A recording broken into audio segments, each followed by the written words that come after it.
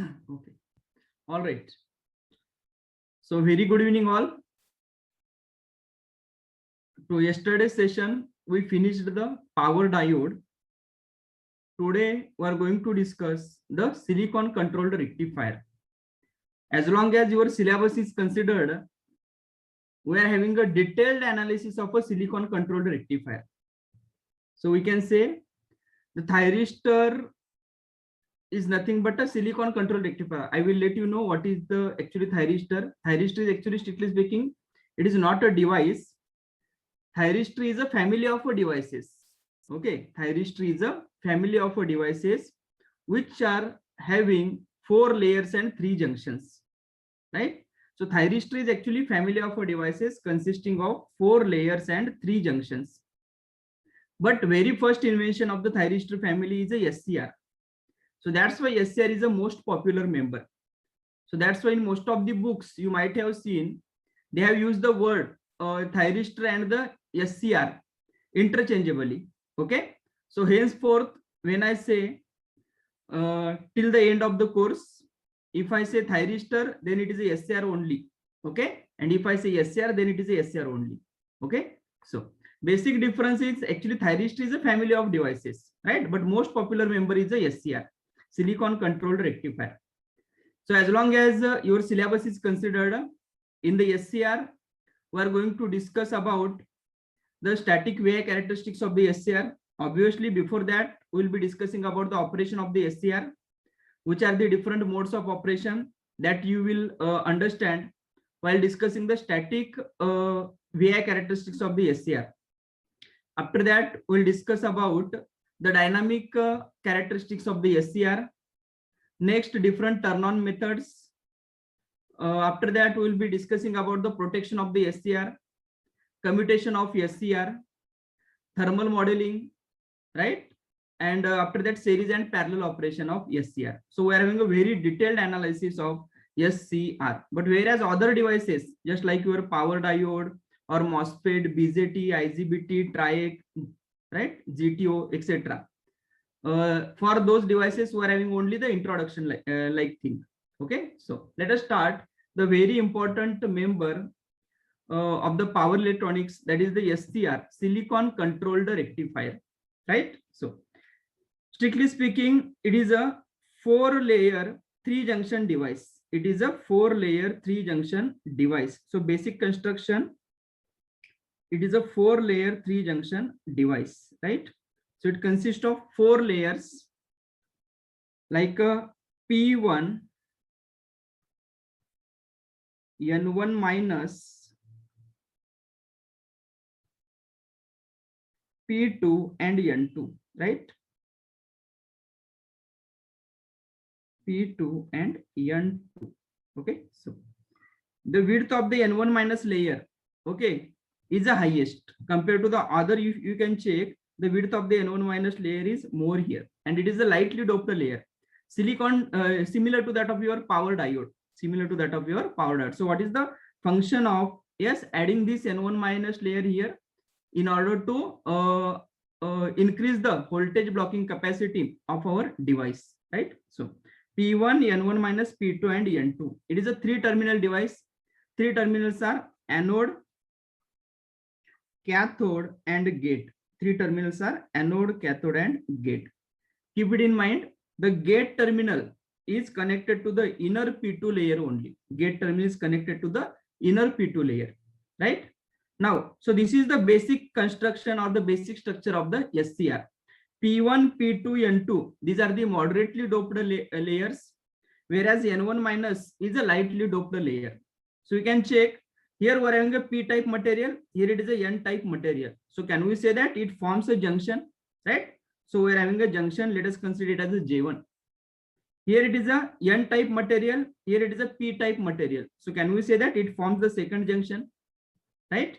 And here it is a P-type material, here it is a N-type material. So it forms the third junction, okay? So we're having 3 junctions, J1, J2, J3, and 4 layers, P1, N1, P2 and N2, okay? Or P1, N1 minus, P2 and N2.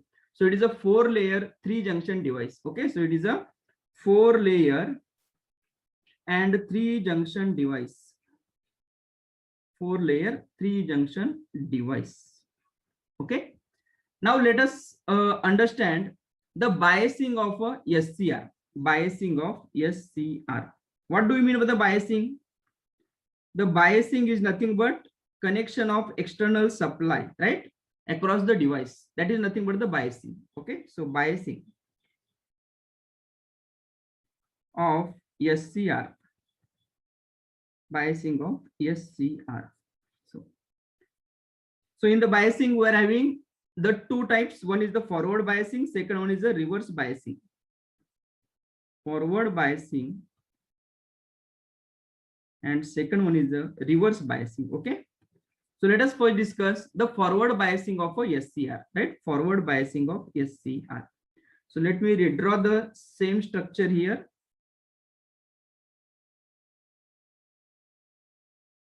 Yes, we're having the layers like P1, N1 minus, P2 and N2. Correct? So 3 terminals are anode, cathode and gate. Correct? Junctions are J1, J2, J3. Okay. So before connecting any external supply, whether across each junction there will be the formation of depletion layer, obviously. Okay. So as soon as we connect the P and N type material, there will be the formation of the depletion layer, right? So here we'll be having the depletion layer that will be present, okay, across each junction. So we'll be having total 3 depletion layers, right? Across each junction, 1 depletion layer. So we're having 3 junctions, so total 3 depletion layers will be there in the device. Okay. So and for the depletion layer, at the P1 side, we're having a layer of negative charges. At the N1 minus side, that is the N side, we're having a layer of positive charges. Similarly, for the second junction, at the N1 side, we are having the layer of positive charges. Similarly, at a P2 side, we'll be having a layer of positive charges, right? Sorry, negative charges. At a P side, we'll be having a layer of negative charges. Next, again here it is a negative charges layer. And at N side, we are having a layer of positive charges, correct? So across 3 junctions, we are having 3 depletion layers. Okay, across 3 junctions, we are having a 3 depletion layers. Now, the forward biasing of a SCR. Let us discuss the forward biasing. The forward biasing means the anode is at, yes, anode is at higher potential than that of the cathode. So anode is positive, let me write, and cathode is negative. Anode is positive and cathode is negative. Means across the anode and cathode, suppose we have connected the external supply. Okay. Suppose this external supply is a variable and through the load we have connected. Suppose the load is purely resistive. Correct? Suppose this is a RL. So forward biasing means anode is at higher potential than that of the cathode, just like your diode. Okay. So SCR is in a forward bias mode. I have kept the gate terminal open. I have kept the gate terminal open circuit. Okay. That is the gate cathode circuit open. Right. Next, now let us discuss what will happen when the device is in a forward bias mode. Okay. So here we are having the supply voltage Vs. What is the function of the this voltage source? The voltage source is like your EMF only. That is the electromotive force. What is the function of the EMF? The function of EMF is to create a potential difference between the 2 points, right? So here the function of this EMF, that is the voltage source Vs, is to create a potential difference of Vs volt between these 2 points. So suppose if I consider this potential is 0 volt, so definitely here potential will be plus Vs. Yes or no? Because this terminal potential minus this terminal potential is equal to Vs. So if we consider negative plate potential is 0 volt, definitely the positive plate potential should be equal to Vs volt, right? So now initially depletion layers are present here. So it is like our device is in a off state only. So that's why whether the current will flow, current will not flow into the circuit. As the current is not flowing into the circuit, what about the current flowing through the load? Current flowing through the load is also zero, right? So according to the Ohm's law, what is the voltage across the load? Voltage across load is also equal to zero. Okay. So initially, yes, it is like a device is in an off state because depletion layers are still there. Okay. And when we connect the supply, initially, yes, depletion layers are present. So it is like device is in an off state, current will not flow into the circuit. So voltage across the load will be 0 volt, right? So voltage across load is 0 means it is like a potential difference across the load is 0. So potential difference across the load 0 means whatever the potential at the upper terminal, at the upper end of the load, the same potential should appear at the lower end. Then and only then the potential difference will be 0. No? It is a difference between the potentials, right? So that's why 0 minus 0 is equal to 0. So that's why this 0 will appear here. This 0 will appear here, right? So here it is a 0 volt, here it is a 0 volt. At a cathode, the potential will be 0 volt. Similarly, this Vs will appear at the anode. Okay, this Vs will appear at the anode, and the same anode is connected to the upper p-type layer, that is the p1 layer. So that's why can we say that the potential at the upper p-type layer is a plus Vs, whereas the potential at the lower n-type layer, it is a 0 volt. Okay, so here when anode, when SCR is in a forward bias mode, it is like a P1 is at higher potential, N2 is at lower potential, and across this, across the device, because P1 is like a upper p-type layer, N2 is like a lower n-type layer, and between P1 and N2 again we are having the two layers now. So can we say that from P1 till N2, from P1 till N2 the potential go on decreasing, because here potential is Vs volt, here potential is 0 volt. So can we say that the potential is decreasing from P1 layer till the N2 layer?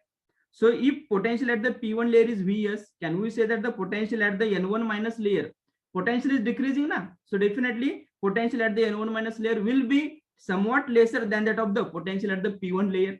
So let us consider that potential is equal to, let me write it as a 0.75 into Vs.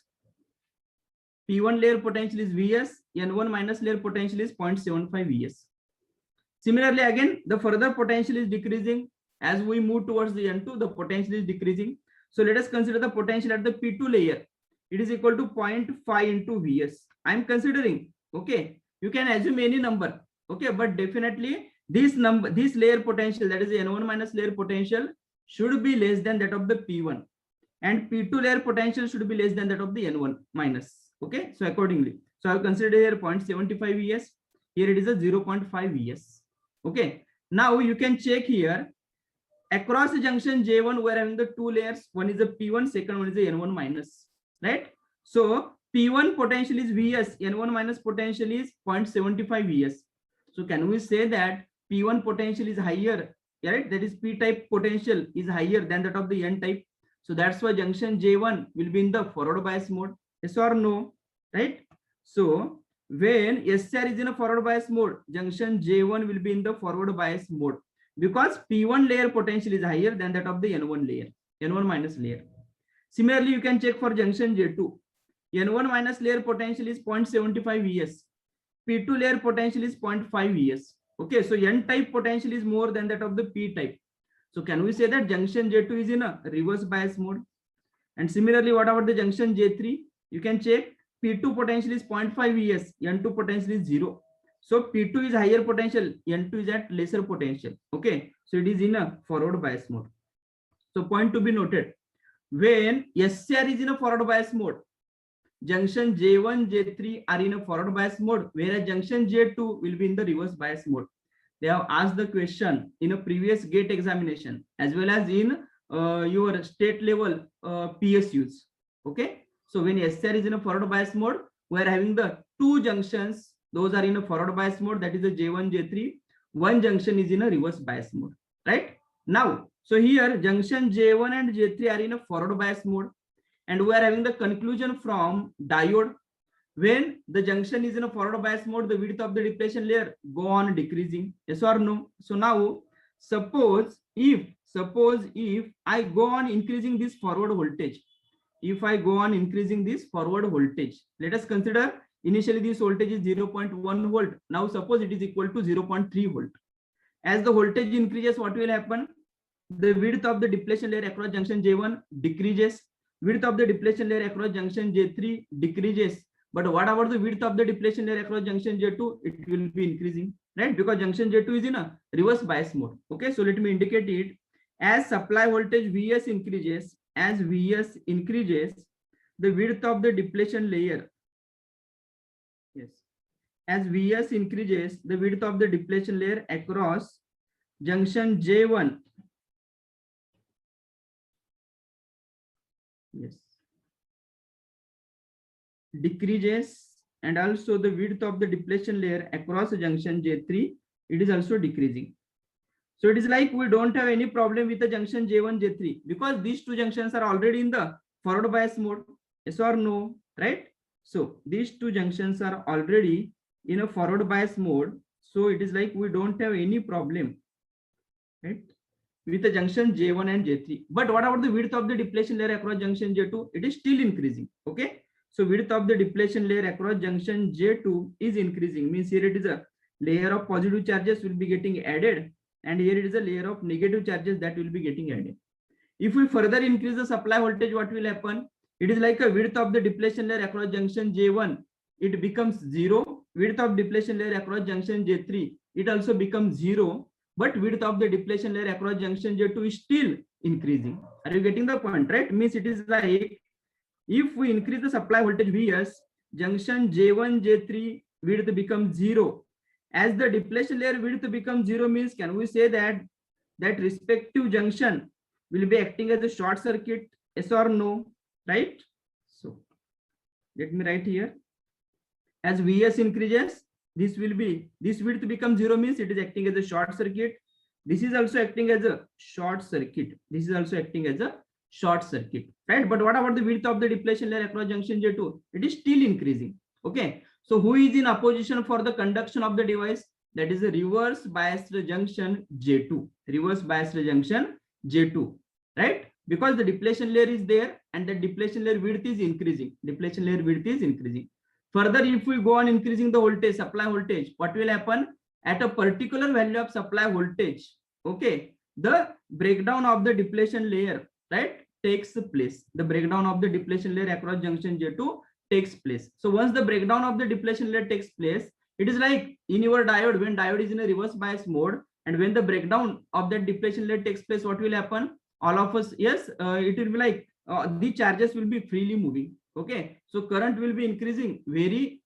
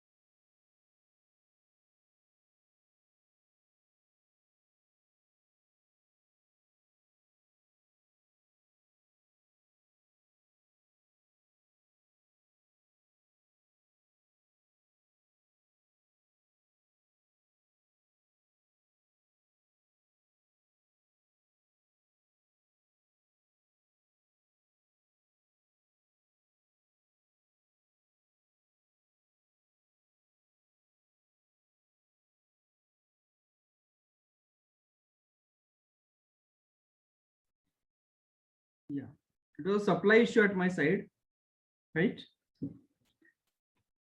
Yes, so we were at am I audible to all?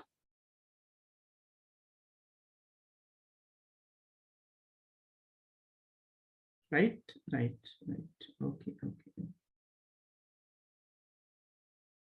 Okay. Yes. Yeah. I'm getting messages from some of the students regarding the sketchbook. So let me tell you, I have checked with the sketchbook, but that is not supporting for my operating system. Okay. So that is the issue. But anyways, I have re-uploaded the first day's notes. Okay. On the OTS portal, you can check. Right. Okay. So we were at, yes, junction J1, J3 are in a forward bias mode. So it is like we don't have any problem with the junction J1, J3.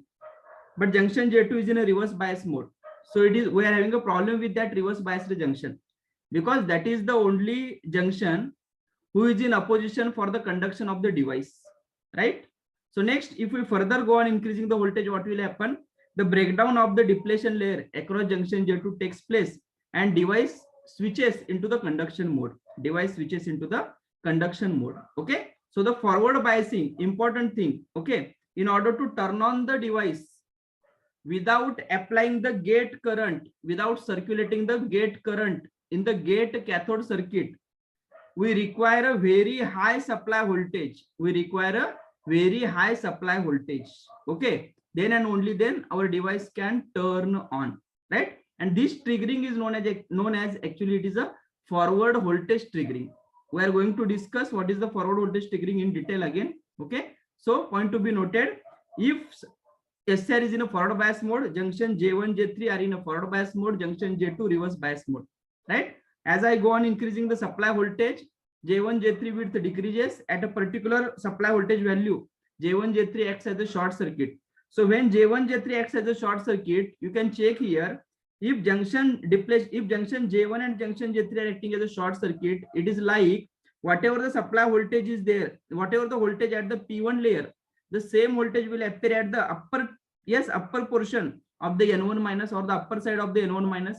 Means if this is Vs, definitely here the Vs will appear at the upper side of the N1 minus, I am saying, because junction J1 is acting as a short circuit. Similarly, you can check when junction J3 acts as a short circuit, whatever the potential at the N2 layer, the same potential will appear at the lower side of the P2 layer, because this junction is acting as a short circuit na J3.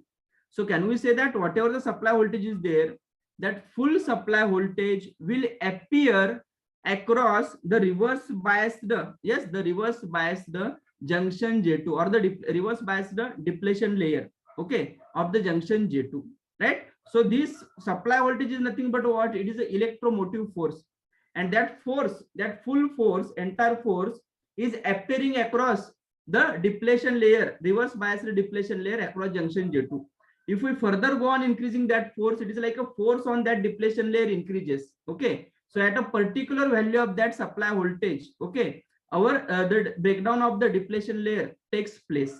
Once the breakdown of the depletion layer takes place, means what? Here we are having the large number of charges, na?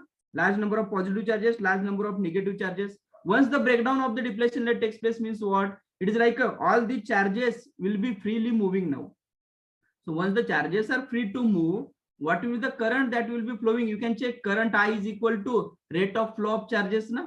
Right? So that's why current will suddenly increase. Current will suddenly increase. Okay, we'll discuss this thing. You will understand it while discussing the static VI characteristic of the SR. Means how the current will increases. How the current will increases. Okay. So when SR is in a forward bias mode, this is the operation.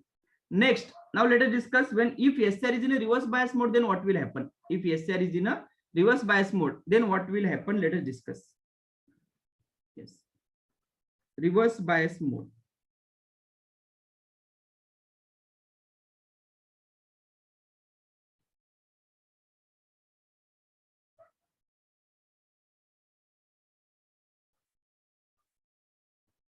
Right. Let me draw the same structure again.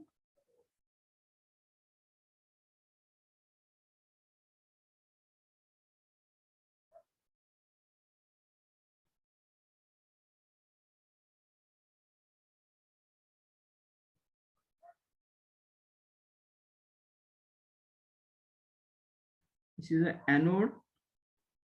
Here it is a cathode. And here it is a gate. Okay. So reverse bias means now anode is at lesser potential than that of the cathode. Okay. So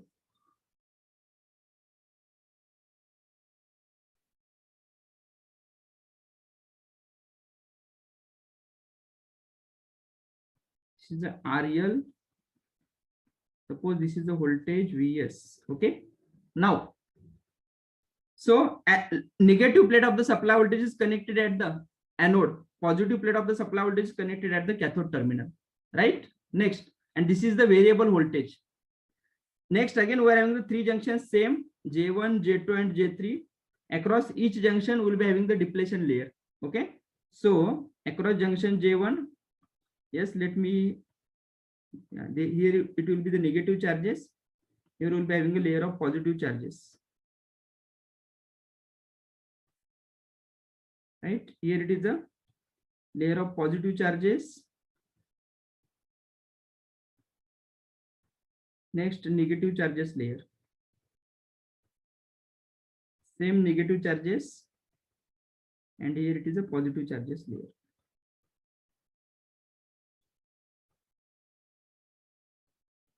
Now, anode is at lesser potential than that of the cathode. Again, the function of the supply voltage is to create a potential difference between these 2 points. Okay. So suppose this negative plate potential is 0 volt. So what about the positive plate potential? Definitely it will be Vs. This 0 volt will appear here. So potential at the P1 layer, it will be 0 volt only, right? Initially, our device will be in the off state. So current will not flow into the circuit. So current flowing through the load is also equal to 0. According to the Ohm's law, voltage across load is also equal to 0, right? Means potential difference across the load terminal is 0. So therefore, potential difference 0 means if it is Vs here, so definitely this is a Vs. Potential difference is 0. So that's why the potentials at the two ends of the load, that should be equal, na? Then and only then the difference will be 0. Okay. So if this is Vs, definitely here it is a Vs. This is Vs means here it is Vs. So what is the potential at N2 layer? It is a Vs. Potential at the N2 layer is a Vs. Okay. So N2 layer potential is Vs, P1 layer potential is 0 volt. So can we say that from N2 and this full potential difference, okay, Vs minus 0, that is the Vs volt potential difference, is appearing across the device structure, and in that structure we are having the 4 layers, okay, P1, N1 minus, P2 and N2. Now here you can check from N2 till P1 minus, from N2 to P1 minus, the potential go on decreasing. I am saying the potential is decreasing. From N2 to P1 minus, the potential is decreasing, okay, because this is Vs, here it is 0 volt. So let us consider the potential at the P2 layer. It is equal to 0.75 into Vs. I am considering it. You can consider any number, but that should be less than that of the Vs. Okay. Now, as this potential is 70.75, let me consider it as a 0.5 Vs. As potential is decreasing, na? And next, P1 layer potential is 0 volt. Now, can you tell me when SR is in a reverse bias mode, what about the junction J1, whether that will be in a forward bias mode or reverse bias mode? When SR is in a reverse bias mode, the junction J1 will be in forward bias mode or a reverse bias mode. Come on.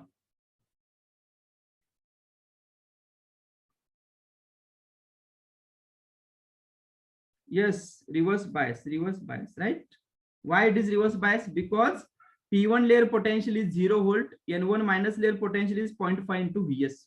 Okay. So it is like P type layer potential is less than that of the N type layer potential. Okay. So can we say that this is the junction will be in the reverse bias mode?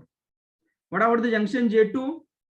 Junction J2 will be in the forward bias mode because P2 layer potential is 0.75, N1 layer potential is 0.5. Na? So it is a, we can write it as a forward bias. It is in the forward bias. Similarly, junction J3, reverse bias. Okay, junction J3 will be in a reverse bias. So keep it in mind. When SR is in a reverse bias mode, we are having the 2 layers. Okay, those will be in the reverse bias mode, and only 1 layer that will be in the forward bias mode. Right? So let me write here. When SCR is in reverse bias mode, reverse biased, J1 and J3 will be in reverse bias mode, but whereas J2 is in forward bias mode. J2 is in forward bias, right? But whereas if you check when SR is in a forward bias mode, then it is totally opposite, right? Completely opposite. Okay. So now, again, now what will happen? As junction J2 is in forward bias mode, we don't have any problem with the junction J2 because as this is in a forward bias mode, as we increase the supply voltage, definitely the width of the depletion layer across junction J2 is decreasing. Okay. But what about the width of the depletion layer across junction J1, J3? It is still increasing. No? It will be increasing only. Okay. So let me write, as supply voltage increases, the width of the depletion layer across J2, the width is decreasing, but J1, J3 width is increasing only. If we further increase the voltage, this width becomes 0. This width becomes 0, but the width of the depletion layer across junction J1 and J3, it will be increasing only, right? So here it is a negative and here it is a positive, right? Now we are having the two layers, right? Now we are having the two layers. Those are in the reverse bias mode. Those are opposing for the conduction of the device. If we further increase the voltage, what will happen? Yes, it is like a breakdown of the depletion layer across junction J1, J3 takes place, and a sudden very high current will be flowing through the device. It is same as that of your when diode is in a reverse bias mode. When diode is in a reverse bias mode. Okay. So now, so this is a simple operation when SR is in a forward bias mode and when SR is in a reverse bias mode. Now, important thing, suppose SR is in a forward bias mode, then we can turn it on. Okay, we can turn it on by applying the by maintaining the high voltage across the SCR, by maintaining the high voltage across the SCR. Okay. Now, suppose if I want to turn on the SCR, if I want to turn on the SCR at a voltage, lesser voltage, then what we need to do? Then we can circulate the gate current into the gate and cathode circuit. We can circulate the gate current in the gate and cathode circuit. Now, suppose again coming towards the forward biasing, right? Now I am going to, yes, add the elements between gate and cathode circuit, and we are going to circulate the gate current. And let us discuss how the circulation of that gate current is helping or will help for the conduction of the device, Okay. So now suppose, yes,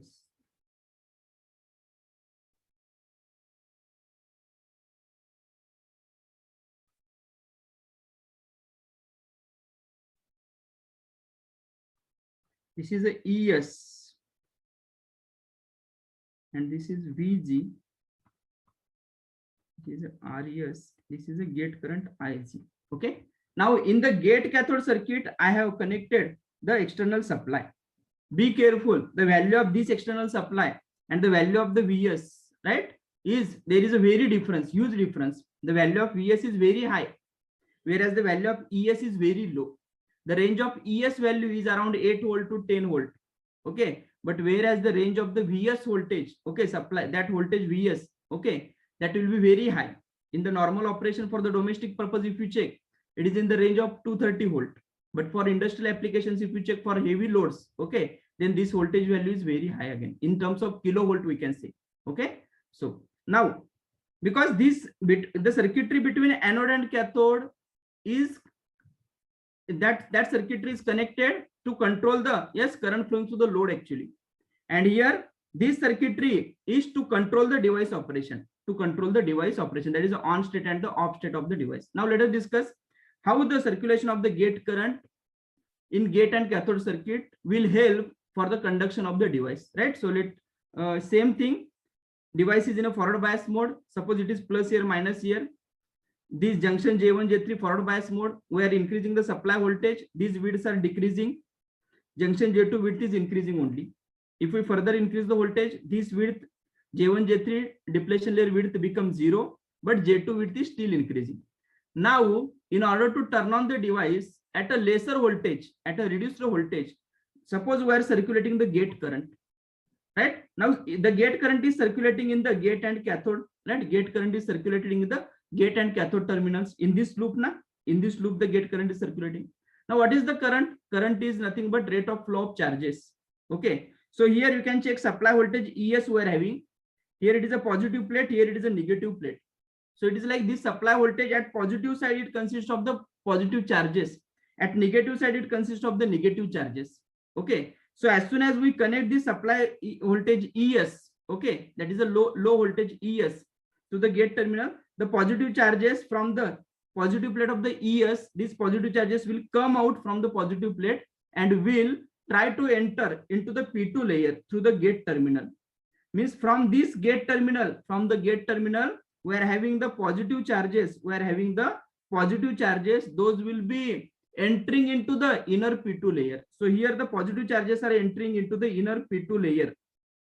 Now my question is whether the injection of these positive charges into the inner P2 layer will help in reducing the width of this depletion layer.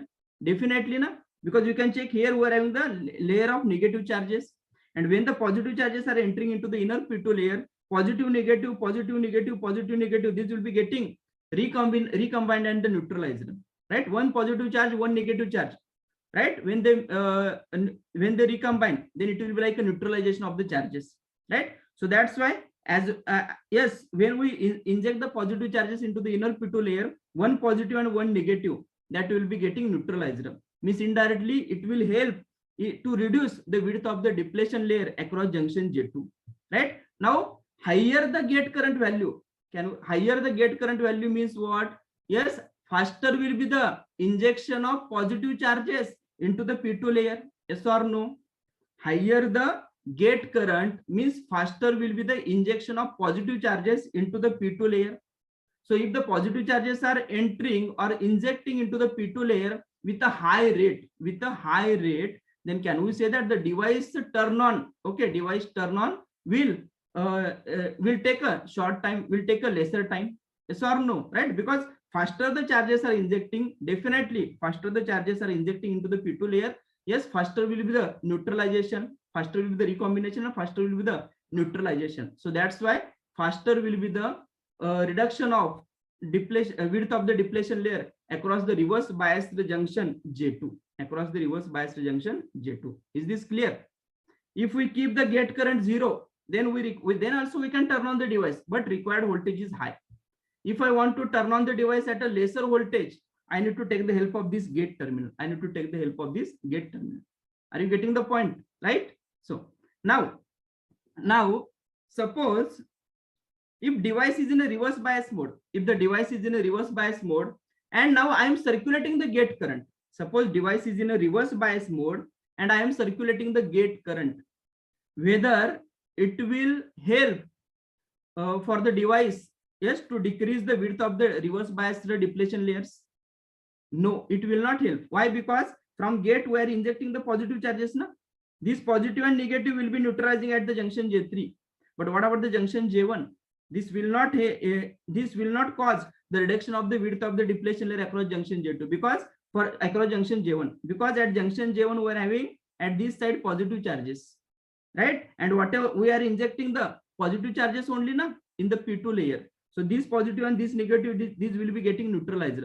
But this positive, suppose after neutralization, whatever additional positive charges those are coming, when these positive charges will be coming here, then it will be like again the width of the depletion layer is increasing only, na, right? So it will not help for the device to conduct when if we circulate the gate current and if the device is in a reverse bias mode. So always keep it in mind, because this requires in rectifier chapter also.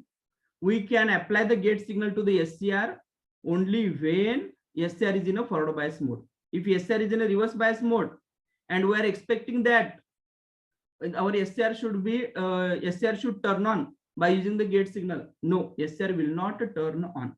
So before applying the gate signal, we need to check whether SCR is in a forward bias mode or whether it is in a reverse bias mode. If it is in a forward bias mode and then if we apply the gate signal, definitely our SCR will turn on, no doubt, right? So this is about the operation of the SCR, silicon controlled rectifier. Now regarding the SCR, let me highlight some points.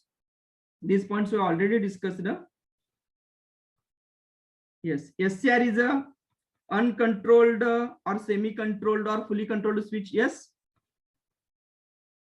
SCR is a uncontrolled, semi-controlled or fully controlled.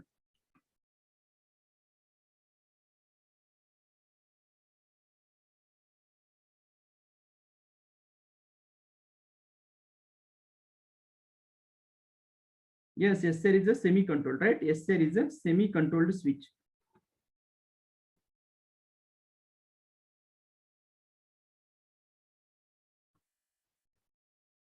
SCR is unipolar or bipolar? SCR is unipolar or bipolar?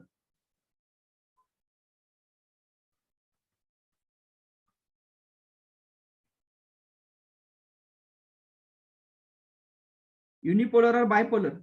Come on.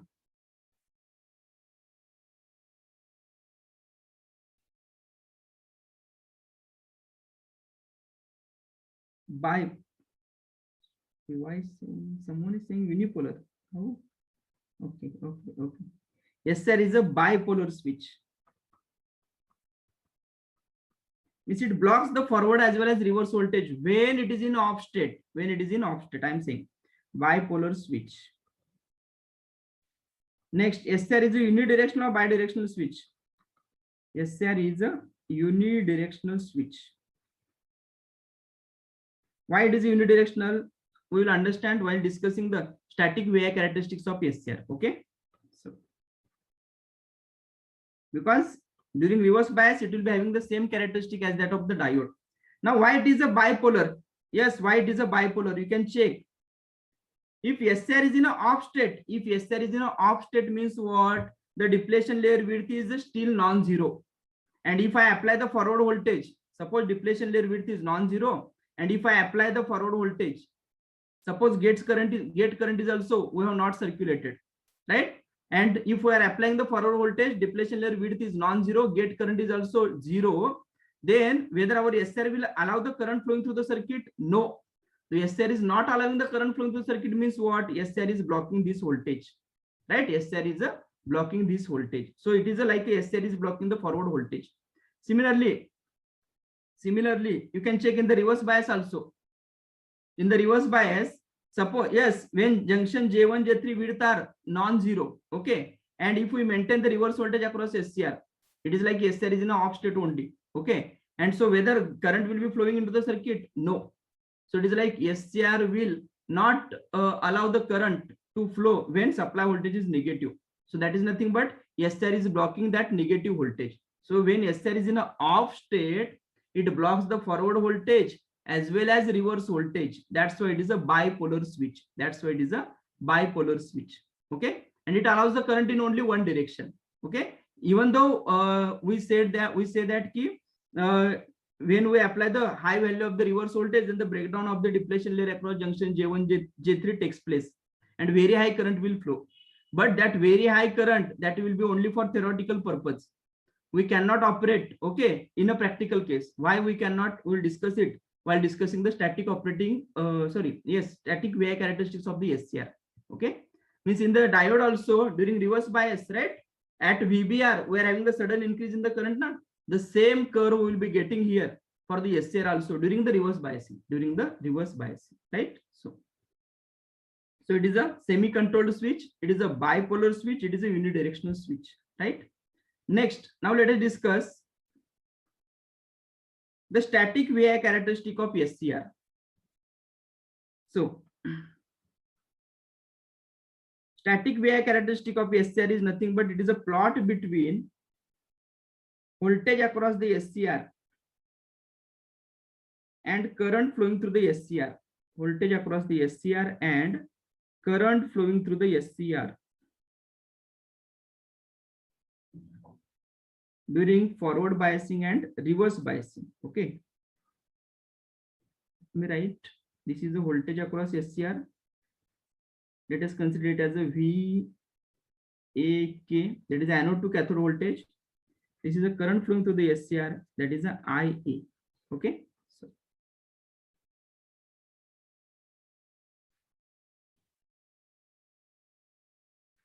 so static VI characteristic. This curve will be like this.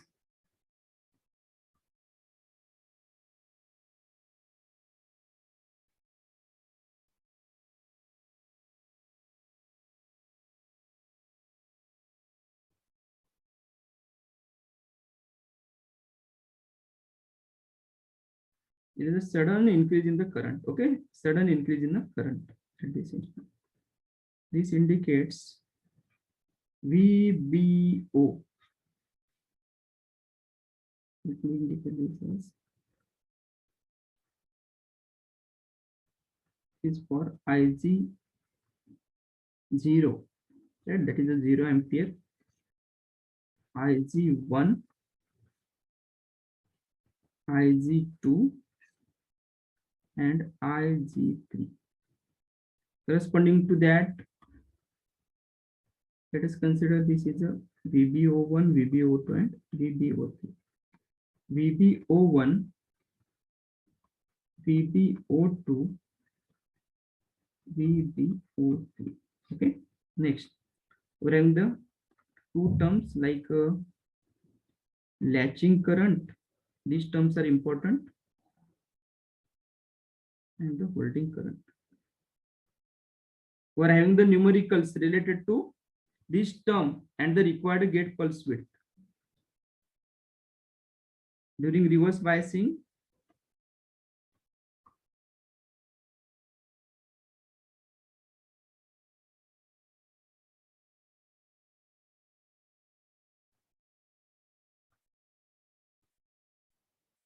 yes, this is a VBR. Let me write. This is a O. Let's say this point is X.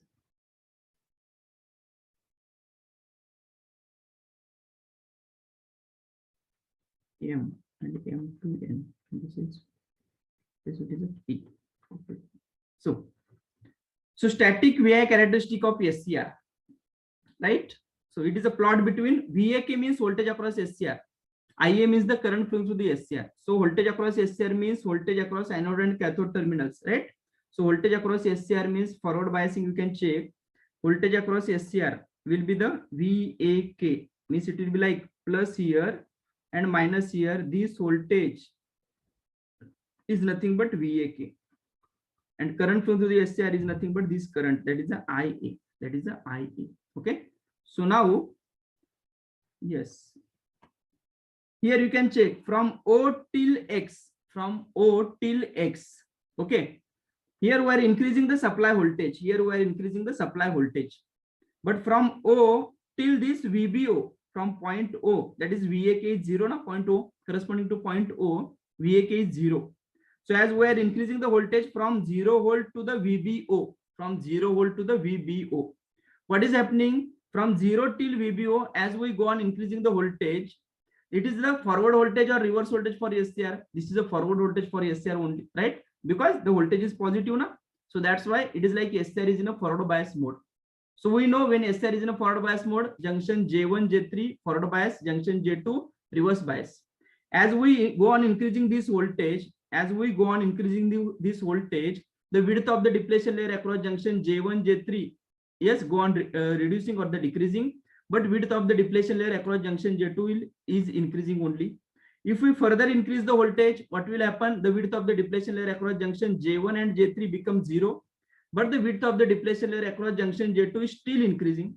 If we further increase the voltage, and if our supply voltage becomes equal to VBO, I'm saying if we increase the voltage such that supply voltage is equal to VBO, then what will happen? The breakdown of the depletion layer across reverse bias junction J2 takes place, and our device starts conduction. So you can check here from O to OB, from point O till this VBO, from O to VBO. Okay, voltage is increasing, but corresponding to this increasing voltage, what is the current? The current value is very less. Ideally speaking, that current should be 0 only, but in a practical case, some very less current will be flowing, and that current is nothing but forward leakage current. This current is nothing but forward leakage current. Forward leakage current. Okay. So we are increasing the voltage and a very small current is flowing. Now at a particular voltage, supply voltage is equal to VBO. That particular voltage means VBO only. Okay. When supply voltage becomes equal to VBO, the breakdown of the depletion layer across junction J2 takes place. Once the breakdown of the depletion layer across junction J2 takes place, suddenly our operating point will change from X till this M. From X till M. M is nothing but this point. So this dotted portion, right? Why this is dotted?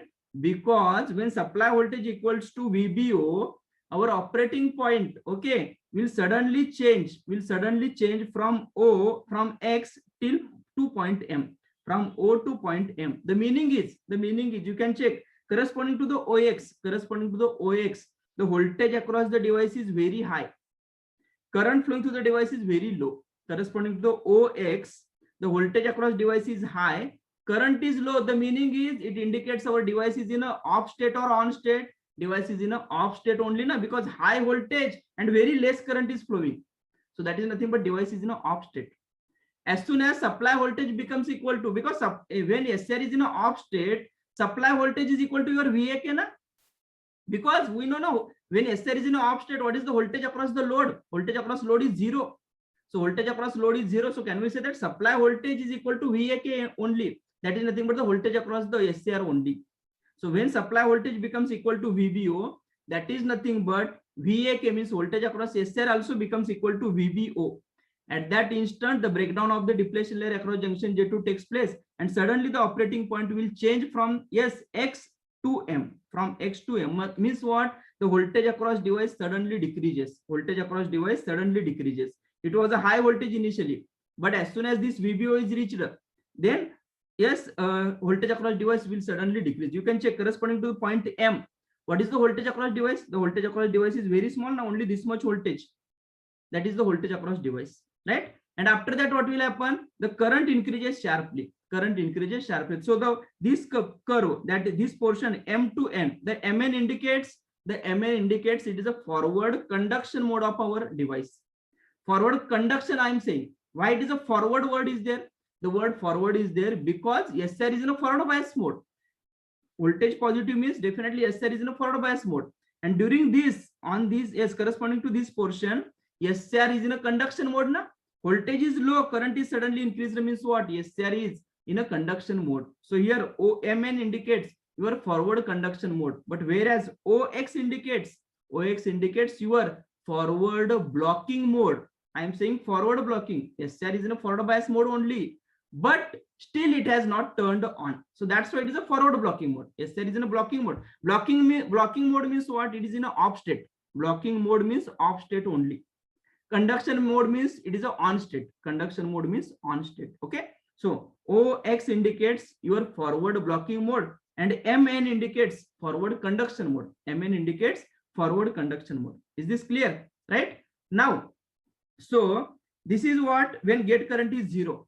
Gate current is 0 and we are applying the very high voltage. We are applying the very high voltage. So that high voltage should be that high voltage value should be such that will cause the breakdown of the depletion layer across junction J2, and so that our device will turn on. Okay, that is the one thing. Now suppose if I want to turn on the SCR, at a lesser voltage, means suppose instead of VBO, I want to turn on the SCR at VBO1 or VBO2 or VBO3. Then how we can turn on? We know by circulating the gate current, because circulation of the gate current is nothing but the injection of the positive charges into the P2 layer. Na? So more the positive charges will be injecting. Yes, it is like a faster will be the reduction of the width of the depletion layer across junction J2, right? So here point to be noted, as the gate current increases, your breakover voltage decreases. As the gate current increases, the breakover voltage decreases. Means more the gate current, lesser will be the breakover voltage. Breakover voltage means what? This is a VBO. This is a breakover voltage, but this is corresponding to gate current 0. When gate current is 0, and if we are interested in turning on the SCR, means only one way we are having, only one possibility we are having. We need to maintain a high voltage across the SCR, right? Second thing, if I want to turn on the SCR at a voltage less than that of the VBO, means I can turn on that VBO1, VBO2, VBO3. But for that, I need to circulate the gate current into the gate cathode circuit.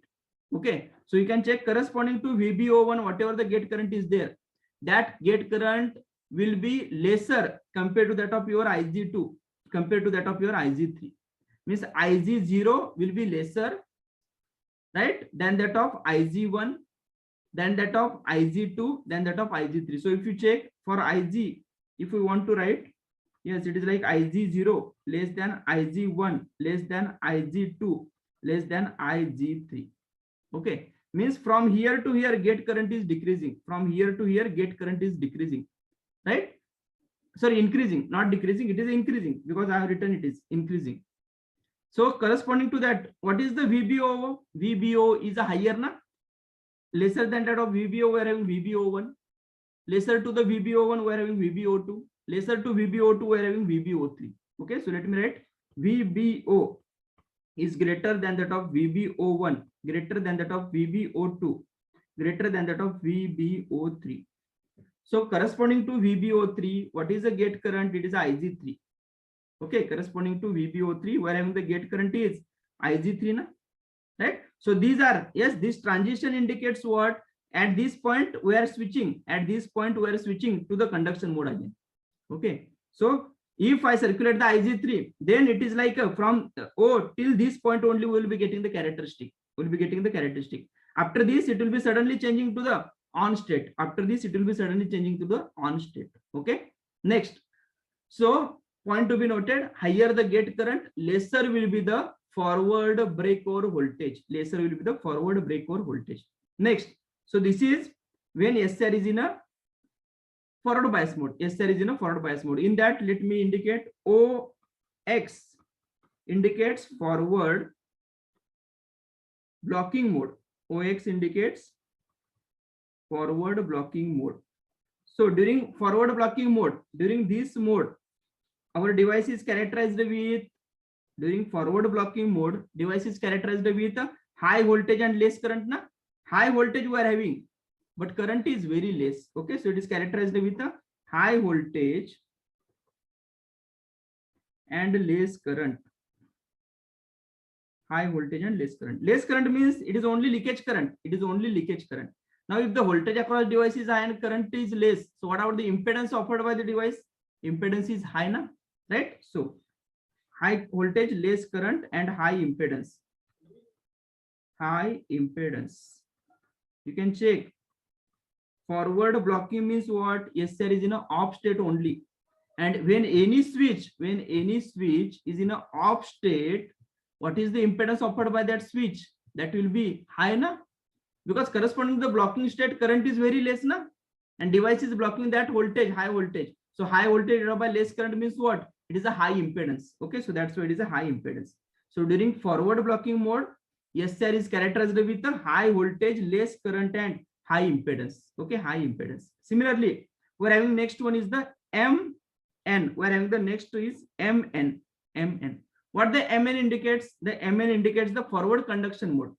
MN indicates the forward conduction mode. MN is a forward conduction mode. Forward conduction mode, right? So forward conduction mode, you can check during MN, how the device is characterized with low voltage, na? Corresponding to the MN, you can check the voltage is very less, only this much voltage we are having. That is, the voltage is very less. Current is high, na? Current is this much current we are having. Current is high. Okay. So high current, low voltage,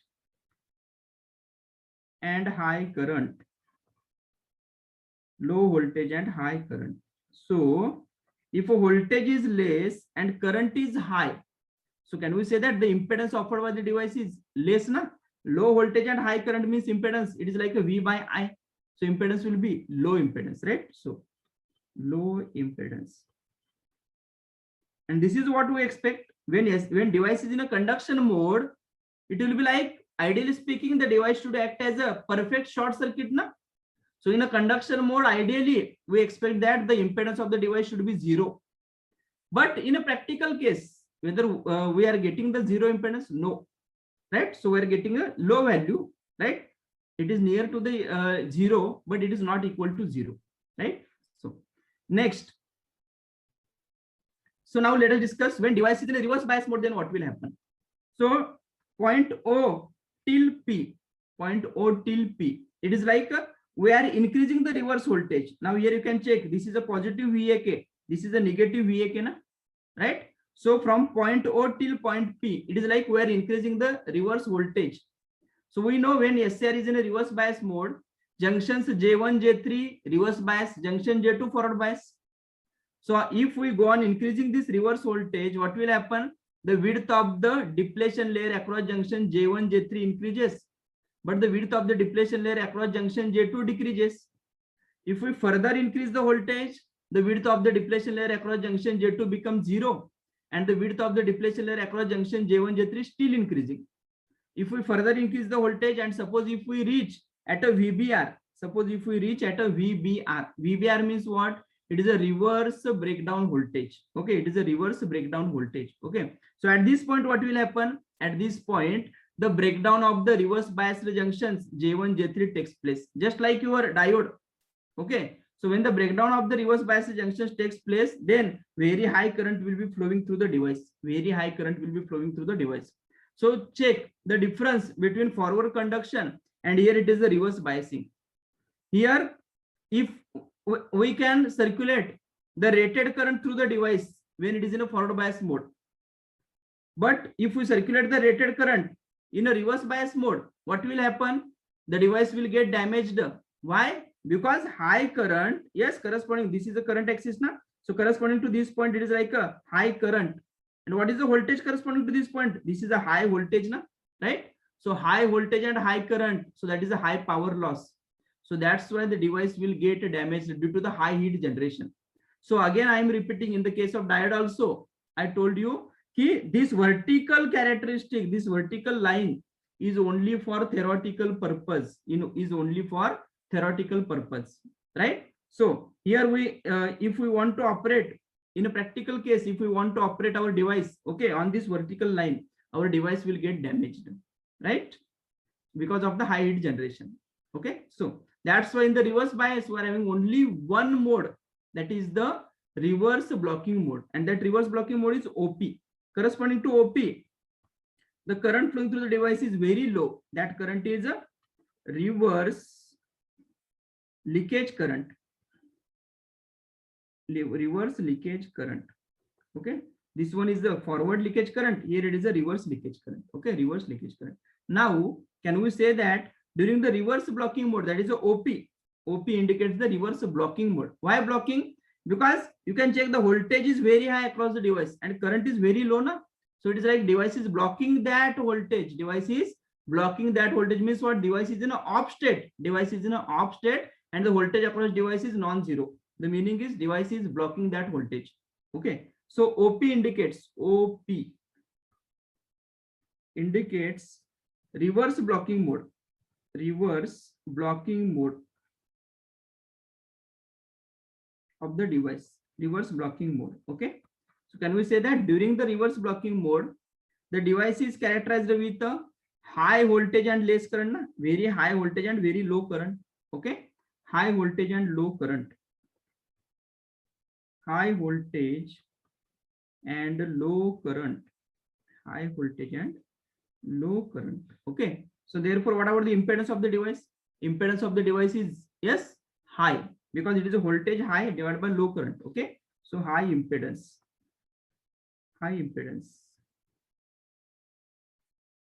right? So as long as the static VI characteristic of the SR are considered, we are having the three modes. One is the forward blocking, second one is the forward conduction, third one is the reverse blocking. During the forward blocking mode, device is characterized with a high voltage, less current, high impedance. During the forward conduction mode, the device is characterized with a less voltage, that is a low voltage, high current, and the low impedance. Similarly, during the reverse blocking mode, the device is characterized with a high voltage, less current, or the low current, and the high impedance. Okay, high impedance. In the SCR, we don't have the reverse conduction mode. Please keep it in mind. In the diode also, we don't have the reverse conduction mode. We are having the reverse blocking mode, but we don't have the reverse conduction mode. Is this clear? Right? Because if we circulate the high current in the reverse direction, our that particular device will get damaged. Okay, and this characteristic you can check in the reverse bias. This characteristic is similar to that of your diode only, right? Similar to that of the diode only. Next, important points: IH and IL. What are the IH indicates? IH and IL. IL is nothing but the latching current. IH is nothing but the holding current. Okay, let me write. IL is the latching current. Latching current. And IH is a holding current. IL is a latching current. IH is a holding current, right? Holding current. So now let us discuss the definitions of these two terms. Okay, please listen it carefully. The definitions are very confusing. If you understand the definition, then and only then you can solve the numericals which we are going to discuss. Okay. So latching current. They have asked the numericals in ESC, GATE, as well as other computer examinations also. Okay. So yes, latching current.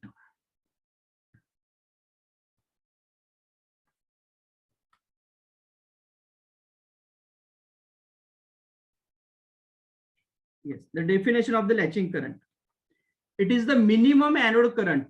It is the minimum anode current required to maintain. Minimum anode current means what? It is a minimum SR current indirectly. IA means your IA is nothing but your anode current. That is nothing but the SR current. Okay. So latching current definition, it is the minimum anode current required to maintain the SR into on state. Required to maintain the SR into on state immediately after SR is turned on by using the gate signal and gate signal is removed. And gate signal is removed. So let me write here. Latching current. It is minimum anode current required. Minimum anode current required to maintain SCR into on state, to maintain SCR into on state. Okay. Immediately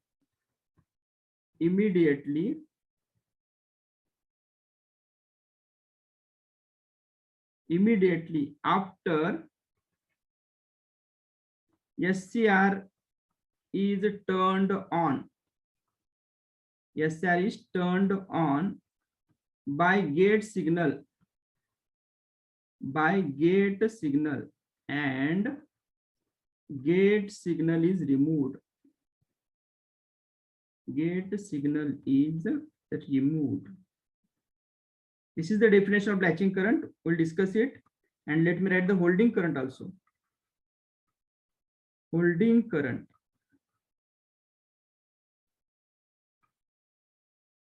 It is the minimum anode current. It is the minimum anode current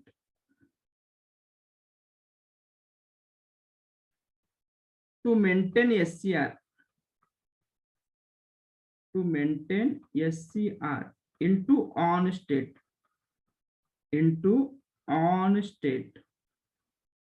Otherwise it will turn off.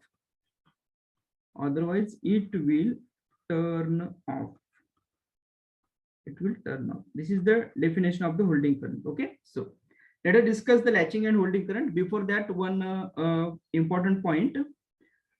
Suppose, yes, coming toward this one here. Suppose SCR is forward biased, and by using the gate signal we have turned on the SCR. Okay, suppose SCR is in a forward bias mode, and by circulating the gate current we have turned on the SCR. We have turned on the SCR means what? Now when SCR is in the on state, when the SCR is in a on state, whether the depletion layers will be present here. When the SCR will be in the on state, whether the depletion layers will be present here? No. When SCR is in on state means what? It is like all the three depletion layers will be acting as a short circuit. All the three depletion layers are acting as a short circuit, because it is like device is acting as a short circuit. Now, if device is acting as a short circuit means what? The inner three depletion layers are also acting as a short circuit. So suppose the scenario is like SCR is in a forward bias mode, and by circulating the gate current we have turned it on. So currently our SCR is in a on state. Right? SCR is conducting. SCR is in a conduction mode. It is carrying some current. Okay, so it is like a depletion layers are not present now. Now suppose when this SCR is in a conduction mode, and if I remove the gate signal, means now I am removing the gate signal. Suppose I kept this as an open circuit. That is, I am removing the gate signal. So what will happen? SCR is in a on state, and now I am removing the gate signal. So whether our SCR will continue into the conduction mode or whether our SCR will switch into the blocking mode again, the SCR will continue into the conduction mode only. Why? The reason is why? Because if you check, yes, if the depletion layers are not present here, if the depletion layers are not present here, that is the current is flowing here. Current is flowing from anode to cathode, right? Current is flowing from anode to cathode. And if the depletion layers are not present in the device structure, whether our device will block that voltage now? No, device will not block the voltage. Why? Because depletion layers are not present. First of all, why the device was blocking that voltage, forward voltage? Because the depletion layers were there na, junction J1 J3 were forward bias, but junction J2 depletion layer was in a reverse bias. So that depletion layer was opposing, okay, for the conduction of the device. But now suppose by circulating the gate current, we have turned on the device and now I am removing the gate signal. So whether if the depletion layers are not present there, the depletion layers are not available there, okay, they are not, the widths are 0. So whether our device will now block this voltage? No. So device will continue into the conduction mode. Device will continue into the conduction mode only. Is this clear? Are you getting the point? Means once SCR turns on, we can remove the gate signal. Once SCR turns on, we can remove the gate signal. So it is like, by using the gate signal, we can turn on the SCR. But once SCR turns on, the gate signal or the gate signal removes, gate signal loses the control over the SCR. Gate signal loses the control over the SCR. Is this clear? Right? Means we require a gate signal for very short time. We require a gate signal for very short time. Once SCR turns on, we can remove the gate signal. Right? And this is the advantage of that gate triggering actually. Okay. What is the gate triggering and those turn on methods? Right? 5 turn on methods we're having. That we will discuss again. Okay. The same thing is there. Okay.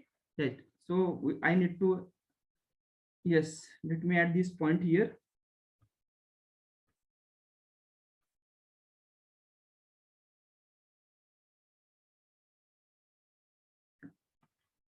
Once SCR turns on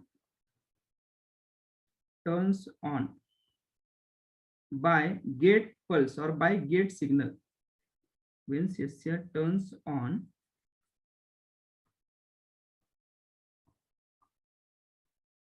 by gate signal, then we can remove gate signal. You can say gate signal or gate pulse. Okay. And if we remove the gate pulse, then also our SCR will continue into the conduction mode. Okay. That's why SCR is known as a semi-controlled switch. Are you getting the point? Means by using the gate signal, I am turning it on. But if I remove the gate signal, SCR is not turning off. Okay. So that's why it is a semi-controlled switch. Okay. It is a semi-controlled switch, right? Next. Now, yes, coming towards the definition, that is the latching current and holding current. Yeah. Latching current. It is the minimum anode current required to maintain the SCR into on state immediately after SCR is turned on by the gate signal and gate signal is removed. Okay. The meaning is, suppose we are having a SCR. Let us consider this as a SCR. Okay. Suppose we are having a SCR, right? Initially, suppose we have maintained the forward voltage across the SCR. We have maintained the forward voltage across the SCR. Okay. Now I am circulating the gate current into the gate cathode circuit. In the gate cathode circuit, I am circulating the gate current. Due to that, what is happening? Yes, our SCR has turned on. Means the reverse bias junction was there, na, junction J2. That was the reverse bias junction. Okay. So its width now becomes 0 due to the injection of the positive charge carriers into the inner P2 layer. Okay. And the width of the depletion layer now becomes 0. And due to that, our SCR is acting as a short circuit. Current is flowing through the SCR. Now, suppose I am removing the gate signal. And the instant at which, yes, we are removing the gate signal, at that particular instant, what is the minimum value of anode current? Because anode current is nothing but it is a current flowing through the device, na, anode to cathode. Okay. So at the removal of the gate signal, what is the minimum anode current required to maintain the SCR into on state? That is nothing but your latching current. That is nothing but the latching current. For example, suppose for a particular SCR, the latching current value is 5 milliampere. Suppose for a particular SCR, the latching current value is 5 milliampere, and I have maintained the forward voltage across that SCR. Okay, and SCR was initially off state, and with the help of gate signal, now SCR has turned on. And suppose the current flowing through the SCR is 4 milliampere. Let us consider current flowing through the SCR is 4 milliampere. And now I am removing the gate signal. Current flowing through the SCR is 4 milliampere. Manufacturer mentioned that the latching current for this SCR is 5 milliampere, but actual current flowing is 4 milliampere only. And suppose at that instant, if I remove the gate signal, what will happen? As the current flowing through the SCR is less than the latching current now. So that's why if I remove the gate signal, our SCR will again switches to the blocking mode. SCR will again come back to the blocking mode. Are you getting the point? Means at the instant of removal of the gate signal, what is the minimum anode current value required to maintain the SCR into on state? That is nothing but the latching current. Is this very clear? Right? Because this is very important. Means important thing here. We need to maintain the gate pulse. Means we need to circulate the gate current in the gate cathode circuit till the current flowing through the SCR reaches the latching current. If current flowing through the SCR is less than the latching current, and if I remove the gate signal, our SCR will again come back to the blocking mode. It will not continue into the conduction mode. Right? That is the latching current. Is this clear? Because in the definition of latching current, if you check, they have mentioned the gate signal. Right? They have mentioned the gate signal. But whereas in the definition of the holding current, they have not mentioned anything about the gate signal. Okay, now, so this is the latching current. Now let us discuss the holding current. Right? So it is the minimum anode current required. It is the minimum anode current here should be required. Right? Required to maintain the SCR into on state. Otherwise, it will turn off. It is a very simple definition, but let us try to understand it. Okay, so holding current means what? Suppose this is a SCR. Okay, I have turned on this SCR at a morning 8 o'clock. Okay, I have turned on this SCR by circulating the gate current. Right? And suppose at 8:05 o'clock, I have removed the gate signal. Okay, means after 5 minutes, I have removed the gate signal because the current flow through the SCR was greater than the latching current. And it is like SCR was continuously in the on state, it was working fine. So that's why I feel that gate current is not required. Now from morning 8 till suppose now it is a 6 p.m. Our SCR is continuing to the on state without the gate signal. Okay. So when the gate signal is removed, after that from morning 8 till now, I am observing the value of current flowing through the SCR. If that value of the SCR is less than the holding current, then our SCR will again come back to the off state. Means in order to maintain the SCR into on state for all the time, the value of current flowing through the SCR, that is the anode current, should be greater than that of the holding current. If greater than or equal to the holding current, if that value becomes less than the holding current, again our SCR will turn off. Please try to understand. Latching current is associated with the instant at the removal of the gate signal. But whereas the holding current, for the holding current, there is no specific instant they have mentioned, right? Because holding current means what? We have removed the gate signal, yes, at a morning 8:05 o'clock, okay, right? But after that, we are continuously monitoring the value of the current flowing through the SCR. Now SCR is working fine. SCR is in on state without the gate signal. And if the current flowing through the SCR now becomes less than the holding current, our SCR will turn off immediately. Is this clear? Right? So this is the actual difference between the latching current and holding current, right? So keep it in mind. If at the instant of removal of the gate signal, if we want to maintain the SCR into on state, then the value of the SCR current, that is the anode current, should be greater than or equal to latching current. Right? Now suppose SCR current is greater than the latching current and we have removed the gate signal. Okay, suppose before 4 hours we have removed the gate signal. After that our SCR is in a on state only. SCR is in a on state only. But after removal of the gate signal, if SCR current becomes less than the holding current, then our SCR will again turn off. Right? Our SCR will again turn off. That is the holding current. Is this clear? Okay. So latching current and holding current. So latching current is associated with the instant of removal of the gate signal. But whereas holding current means what? Continuously we need to monitor the value of the we need to monitor the value of the current flowing through the SCR. Okay, right?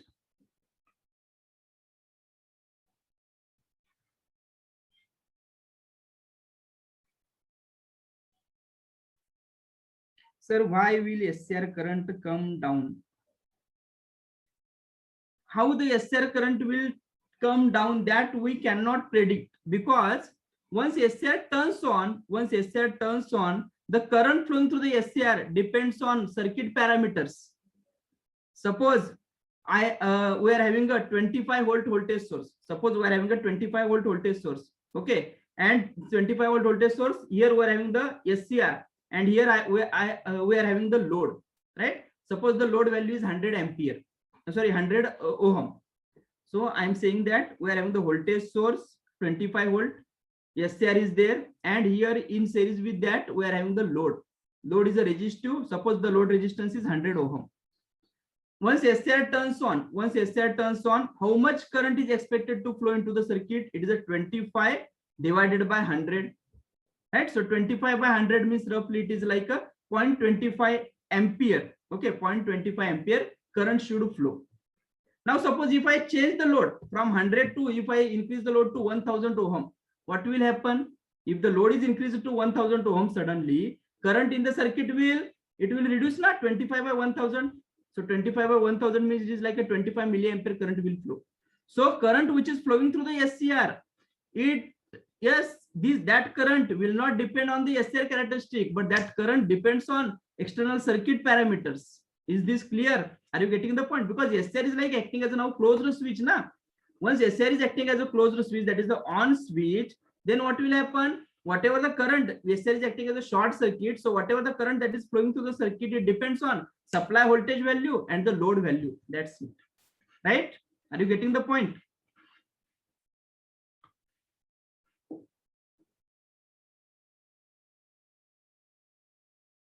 Yeah. Sir, what happens when current is less than the latching current inside the SCR? Okay. If current becomes less than that of the latching current, then it is like we can say that before reducing the width of the depletion layer to the 0, we have removed the gate signal. So before reducing the width of the gates, before reducing the width of the depletion layer, before reducing the width of the depletion layer to the 0, we have removed the gate signal. It is like that condition. Okay. We'll discuss all your questions at the end, right? Okay. Okay. Yes.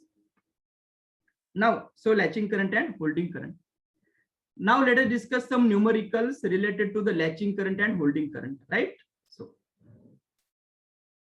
let me add one more point. Once SCR turns on,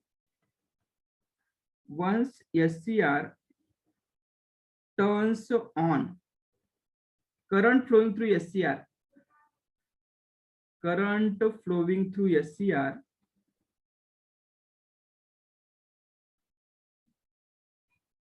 depends on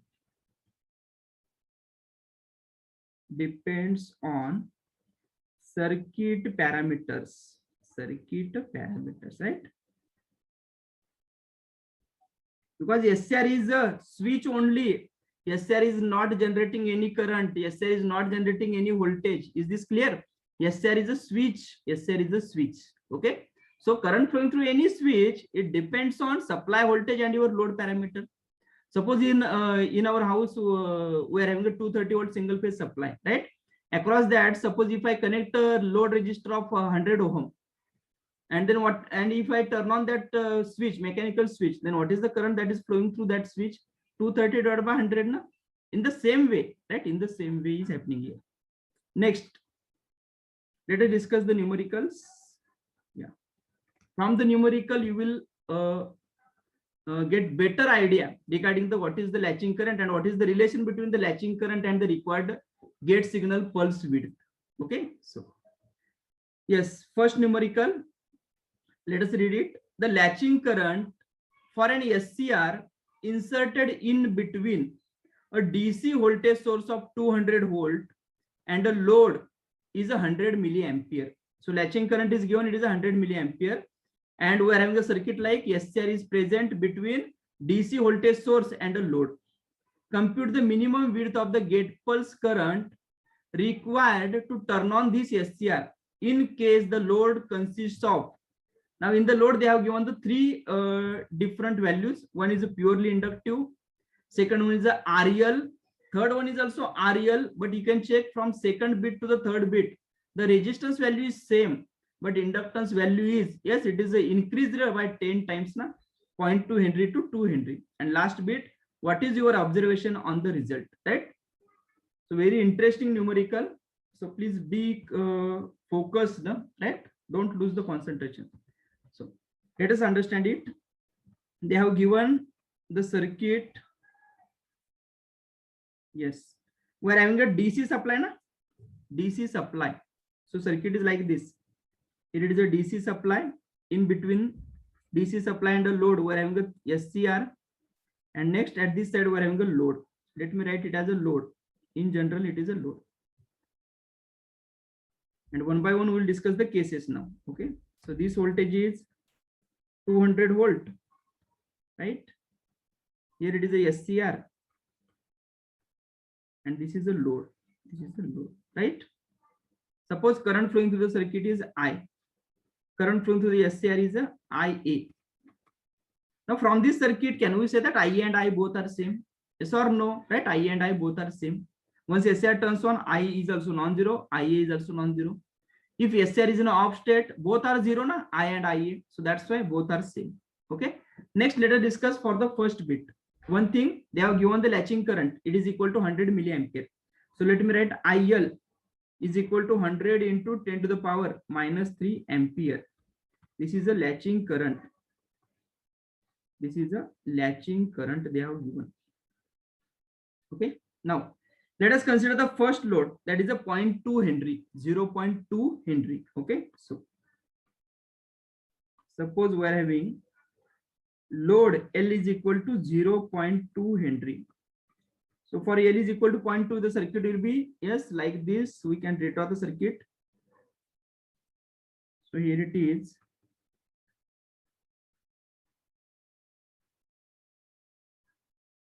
And here we have the inductor. This voltage is 200 volt. Here it is a SCR. This current is I, okay, which is equal to IA. And inductor value is 0.2 Henry. This is a load now, na? Inductor value is 0.2 Henry. This is a load. Now suppose before t is equal to 0, it is like a circuit was at the rest position, right? Before t is equal to 0, it is like a circuit was at a rest position. So let me write before t is equal to 0, means t less than 0. Okay, you can write t less than 0. So before t is equal to 0, circuit was at rest position, at rest. So circuit was at rest means what? Yes, there is an off state. Current will not be flowing through the circuit. Okay. So before t is equal to 0, what is the current flowing through the inductor? Current in the circuit is 0 means what? Current in the inductor is also 0. So at t is equal to 0 minus, at t is equal to 0 minus, 0 minus means near to the 0, but it is a less than 0, right? So at t is equal to 0 minus, what is the inductor current? It is a 0 ampere. Because switch is open, na, circuit was at the rest position means it is like a switch is open. Thyristor, yes, there is, off state. Now, so at t is equal to 0, suppose we apply the gate pulse to the SCR. So before that, please check at t is equal to 0, if we are applying the gate signal to the SCR, please check at t is equal to 0 whether SCR will be in a forward bias mode or whether it will be in a reverse bias mode. So how to check whether it is a forward bias mode or reverse bias mode? You can check the positive plate of the supply is connected to the anode of the SCR. Negative plate of the supply is connected to the cathode of the SCR. And initially for t less than 0, it is like circuit was at the rest position. Na? So SCR was the off state. Current flow through the circuit was 0. Current in the circuit 0 means therefore voltage across this inductor is also 0. Na? Voltage across inductor is L into di by dt. What is the di by dt here? Current is 0 na? From minus infinity till 0 minus current is 0 only. So what is the change in current? Change in current is 0. So that's why voltage across load is also 0. So now can we say that whatever the voltage here, the same voltage will appear across the SCR, and the positive plate potential will appear at the anode, negative plate potential will appear at the cathode of the SCR. Means definitely our SCR is in a forward bias mode only, right? Forward bias mode only. Now at t is equal to 0, suppose at t is equal to 0, the gate pulse is applied to the SCR. At t is equal to 0, yes, gate pulse is applied to the SCR. I am using the word gate pulse. Why the gate pulse I am saying? Because we are circulating the gate current in the gate cathode circuit for a short duration. Na? Once SCR turns on, whether it is required to maintain the gate current into the gate cathode circuit? No. Because once SCR turns on and we can remove the gate signal, our SCR will continue into the on state. Na? Right? So that's why I am using the word it is a gate pulse. Means for very short time interval, we are circulating the gate current. Okay, and what is that short time interval?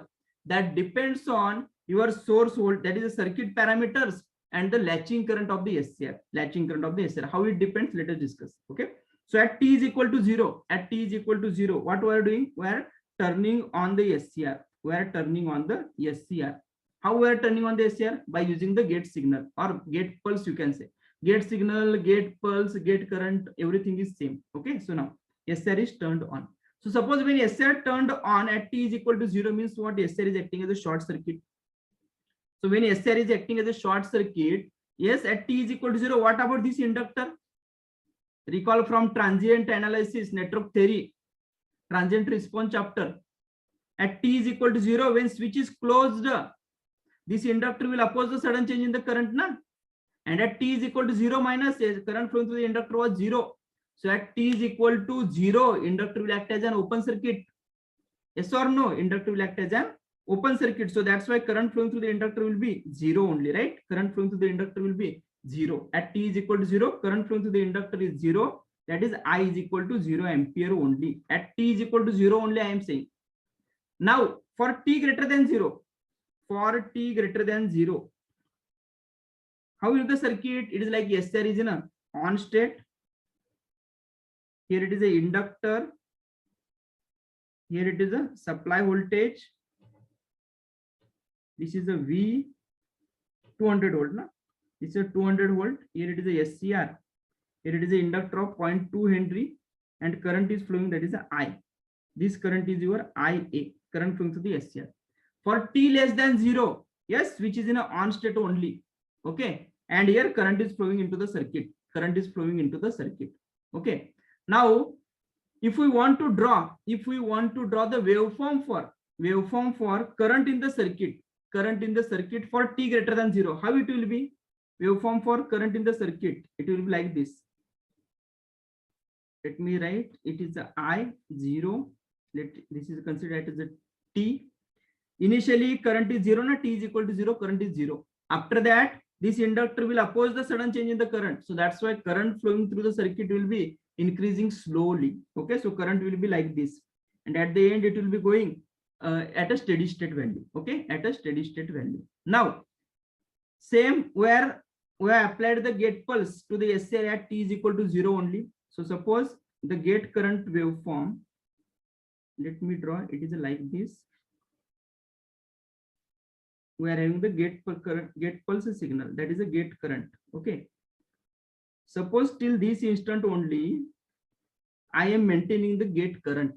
Till TP only I am maintaining the gate current. Till TP I am maintaining the gate current. So what is expected? At the instant of removal of the gate signal, what is the value of circuit current, that is the current flowing through the SCR, it should be equal to latching current na. So corresponding to this instant, the current should be equal to how much? Latching current. So what is the latching current value? It is equal to 100 milliampere, right? So it is 100 milliampere. That is nothing but your latching current, IL. Please try to understand. Means if this is the current in the circuit, at t is equal to 0, current in circuit 0. After t is equal to 0, current go on increasing slowly. Before reaching the steady state, definitely current will reach the latching current value. Yes or no? Right? So we need to maintain the gate current. We need to maintain the gate pulse minimum till the circuit current, that is nothing but the SCR current, reaches the latching current value. Means till this instant we need to maintain the gate pulse. If I remove the gate pulse before this TP, our SCR will not continue into the on state. Are you getting the point? Yes, I can remove the gate pulse even after TP also, doesn't matter. Because once SCR turns on, if you want, you can keep the gate pulse for all the time also, doesn't matter. But what is the drawback of that? Continuous circulation of the gate current in the gate cathode circuit, it will increase your losses, na? Because in the gate cathode circuit, we are having the ES and RES as well. So it will increase, it will cause the additional losses in the RES. So that's why overall again system efficiency will go down. So if it is not required to maintain the gate pulse after TP, then why we should maintain it, right? So that's why we can maintain it till TP only. This is very clear because these two plots are very important. First thing is I'm repeating, please be concentrate. Okay, so at t is equal to 0, we have turned on the SCR. At t is equal to 0, SCR is turned on. So at t is equal to 0, because before t is equal to 0, it is like a circuit was at the rest position. Current flowing through the SCR was 0, because circuit was rest position, means it is like a SCR is in an off state. Okay, current flowing through the circuit is 0, means current flowing through the inductor is 0 for t less than 0. Okay, next, at t is equal to 0, we have applied the gate pulse to the SCR and our SCR has turned on. So SCR has turned on, but inductor opposes the sudden change in the current. At t is equal to 0 also we can draw the equivalent circuit. If you want, we can draw. How is the equivalent circuit at t is equal to 0? It will be like at t is equal to 0, the circuit will be like this. It is like a DC voltage. SCR is like a gate pulse applied, but inductor is acting as an open circuit na. This is at t is equal to 0 and current in the circuit is 0. Same as that of your network theory transient response. Inductor acts as an open circuit at t is equal to 0. So current in the circuit is again 0 at t is equal to 0. Next, for t greater than 0, what will happen? This inductor go on storing the energy na. So that's why current in the circuit will go on increasing slowly, right? Next, before reaching the steady state, it is like current in the circuit reaches the latching current value. So till current reaches the latching current value, we need to maintain the gate pulse to the SCR. So that's why corresponding to IL, I have considered this time is TP. The TP time corresponds to, yes, the pulse width of the gate signal. This is nothing but a pulse width of the gate signal. Okay. So now our task is to find, you can check here, they have given, yes, compute the minimum width, compute the minimum width of the gate pulse current. So minimum width of the gate pulse current means minimum till I reaches the IL, we need to maintain the gate pulse. So we need to find the TP value. So how to find the TP value? Let us discuss now. Okay, how to find the TP value. So you can check for t greater than 0, we are having this circuit. Can we apply KVL to this circuit? Yes, very simple. KVL to loop. It is a plus 200 minus, this is a 0.2 into di by dt is equal to 0 na. Assume voltage across SCR is a 0. They have not mentioned anything about the on-state voltage drop of the SCR. Okay, so if it is not given, simply assume it is a 0. Okay, next. Now from this we can write 200 is equal to 0.2 into di by dt. Is this clear? Voltage across the inductor is di by dt, L di by dt. So L is 0.2 into di by dt. Okay, so therefore it is a 200 is equal to 0.2 di by dt. So therefore I can write di by dt is equal to 200 by 0.2. Okay, so it will be like a 1000, right? It will be a 1000 ampere per second. This is a di by dt. Now from this di by dt, we need to find the TP. We need to find the TP. So you can check here. During TP, how the current is changing? Current I is changing from 0 to IL. Na? So what is the change in current? IL minus 0. So di is nothing but change in current. Na? So it is equal to IL minus 0 divided by, what is the dt? Change in the time. What is the change in time? TP minus 0. So it is a TP only. So I can write it as a IL minus 0 divided by TP minus 0 is equal to 1000, is equal to 1000, right? So further we can simplify it. I am writing here. We can simplify it as TP is equal to what? It is a IL divided by 1000. What is IL? IL they have given. It is a 100 milliampere, right? 100 milliampere. So it is 100 into 10 to the power minus 3 divided by 1000.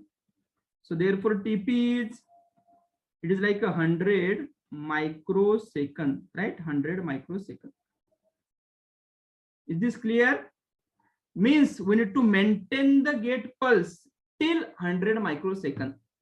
If I remove the gate signal at 90 microsecond, our SCR will not continue into the on state. If I remove the gate signal at 110 microsecond, our SCR will continue into the on state. Doesn't matter, right? So, is this clear? Means latching current is very, very important. Okay, and the value of the latching current is given by the manufacturer of the device. Okay, manufacturer of the device, right? Next, let us discuss for the second case.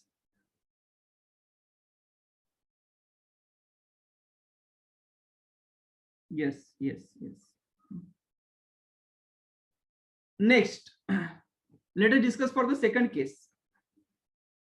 So here we are having the second case. R is 20 ohm in series with L is 0.2 Henry. Now we are having the REL load.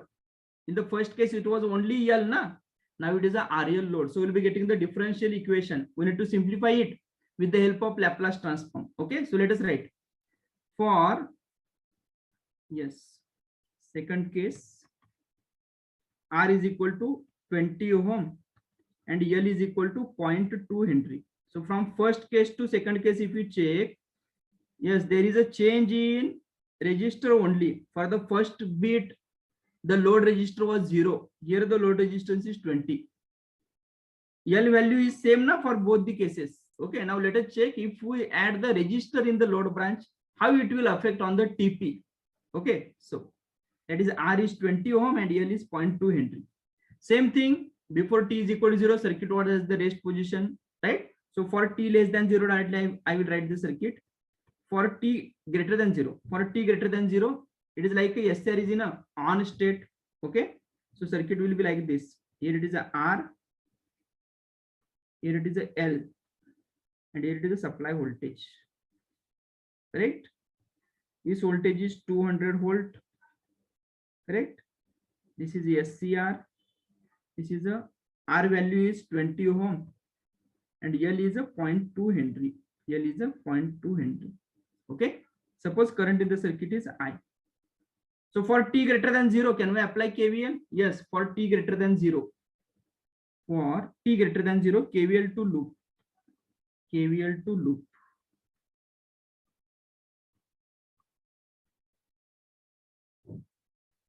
KVL to loop, right? So it will be like a plus 200 minus 20 into I minus 0.2 into di by dt is equal to 0. Okay, so therefore we can write it as a di by dt plus, I'm shifting these two terms to the right hand side. Okay, so 20 divided by 0.2 is equal to 100 into I is equal to 200 by 0.2, that is a 1000. Is this clear? Both the equations are same. I have shifted this di by dt and I term to the right hand side. Okay, so this is the equation. Either you can directly write the expression for the current in the REL branch. Now you might have studied in the control system or the network theory. Okay, or we can simplify it. Okay, so di by dt is equal plus 100I is equal to 1000. Simplify it with the help of Laplace transform. Taking Laplace transform on both sides. On both sides, right? So we can write it as a S into I of S plus 100 into I of s is equal to 1000 divided by s na, 1000 by s. Okay, it is a constant na, so it is a 1000 by s. So therefore we can write it as a s plus 100 into I of s is equal to 1000 divided by s. So we can write further, it is I of s is equal to 1000 divided by s into s plus 100, right? So next, can we simplify it by using the partial fractions? Yes, using partial fractions.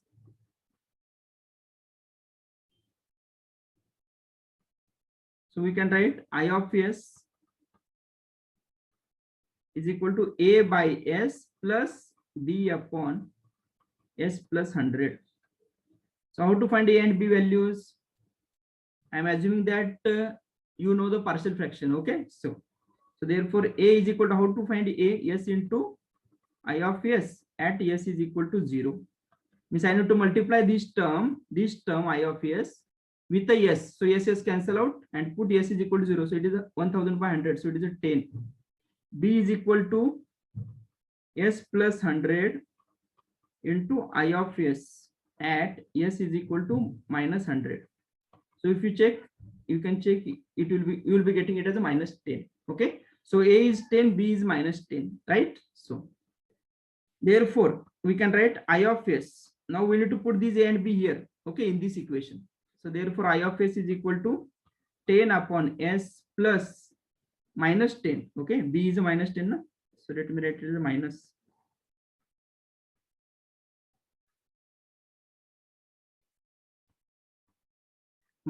10 upon s plus 100. Now can we take the Laplace inverse?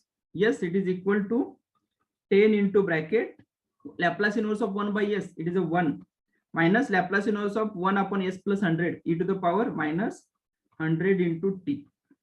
This is a I, right? Inverse Laplace transform I have taken. Let me add the statement. This is a current I. Here we need to add the statement taking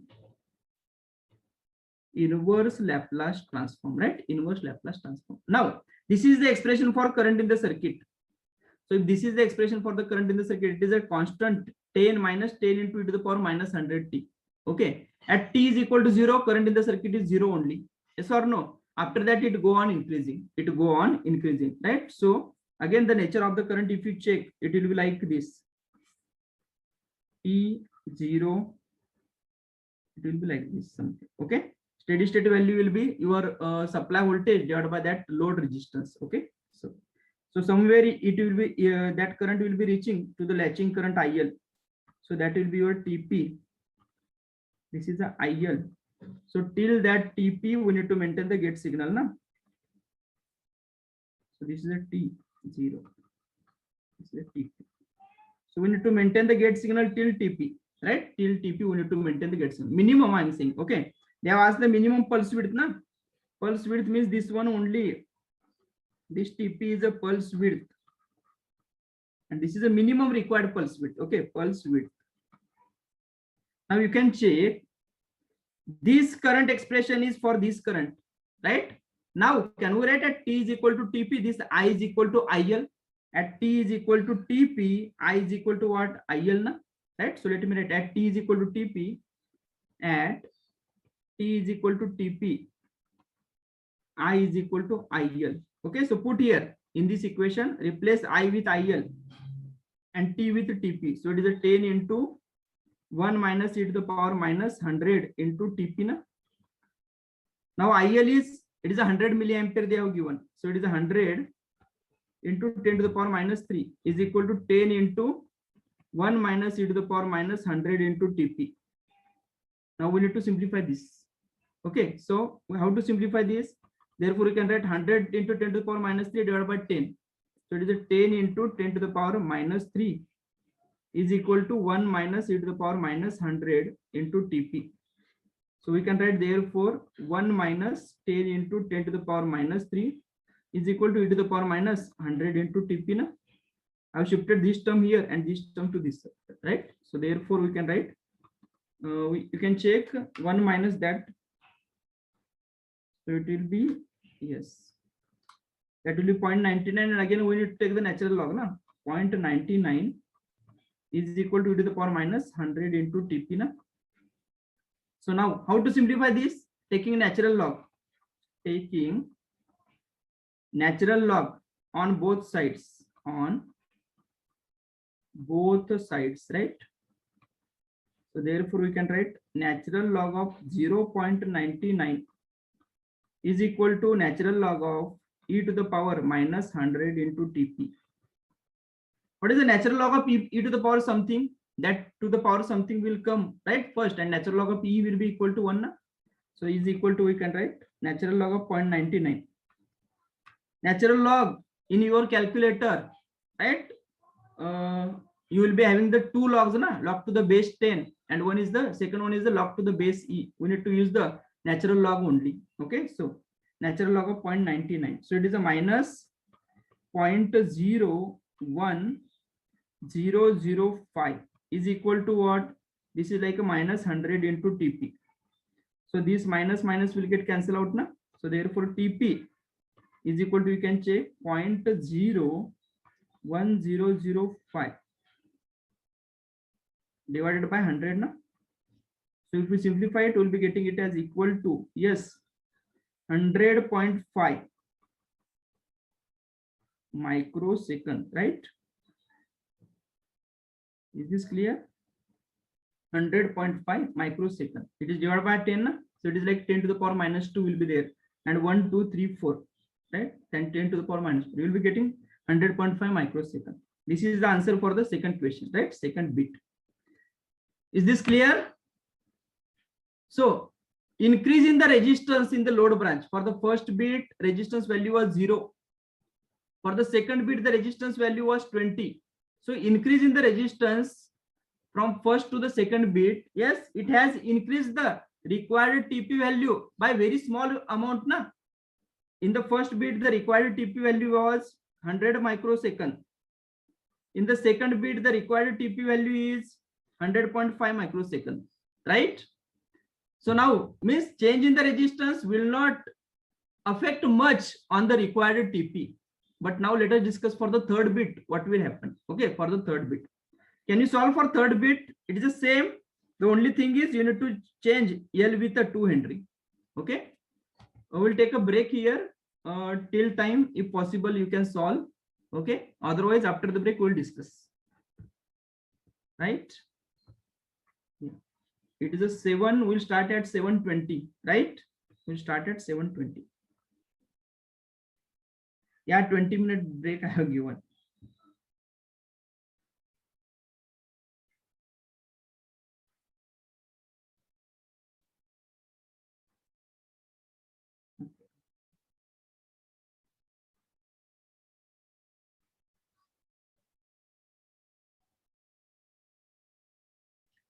Simple steps we have followed. Okay, there is no big deal in understanding these steps, right? So we'll start at 7:20.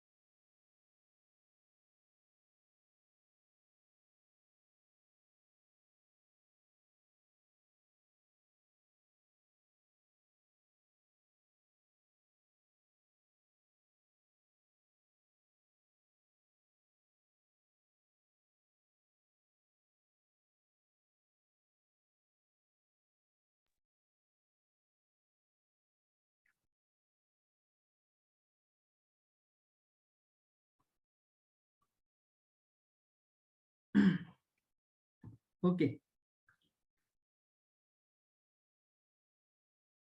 So for the third bit, let us discuss now the same RL branch. The only thing is the inductor value is doubled. Okay. So same steps we need to follow. Some of the students have solved, right?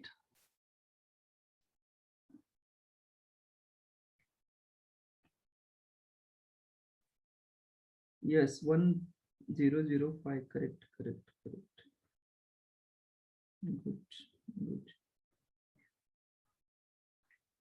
Okay.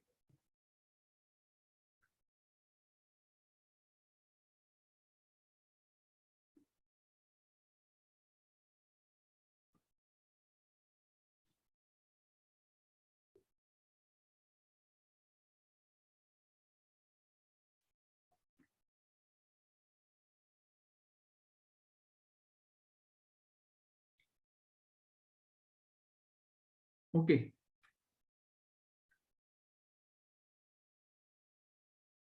The video is not visible.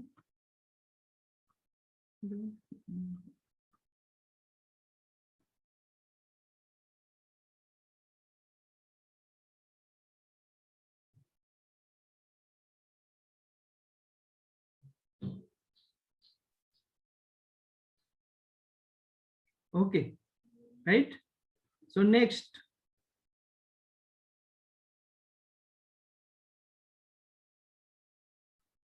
no, I haven't minimized it. Don't know.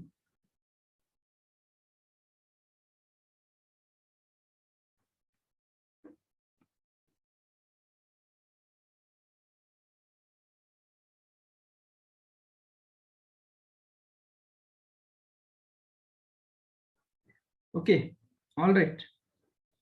I don't know what happened with the video. Okay, okay. Next, let us discuss for the third bit. Register value is 20 ohm in series with L is equal to 2 Henry, right? So let us check for the third bit.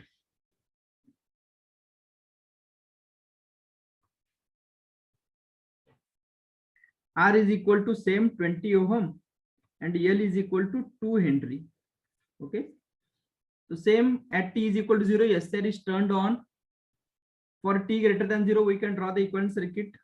For t greater than 0, yes, we can draw the circuit like SR is in a on state, resistor, inductor, and here it is a supply. Correct. This is a 200 volt. This is the SCR. Current in the circuit is I. R is 20 ohm and L is 2 Henry. Same thing apply KVL. KVL to loop. It is a plus 200 minus 20 into I minus 2 into di by dt is equal to 0, right? So further we can write di by dt is equal to 10I, sorry, di by dt plus 10I, correct? Plus 10I is equal to, it is 100, right? Same, we can simplify it with the help of Laplace transform. So here, Laplace transform on both sides. So we'll be getting it as a S into I of S plus 10 into I of S is equal to 100 by S, right? So therefore we can write I of S into S plus 10 is equal to 100 by S. So further we can write it as, therefore I of S is equal to 100 divided by S into S plus 10, right? This is a S plus 10. Using partial fractions,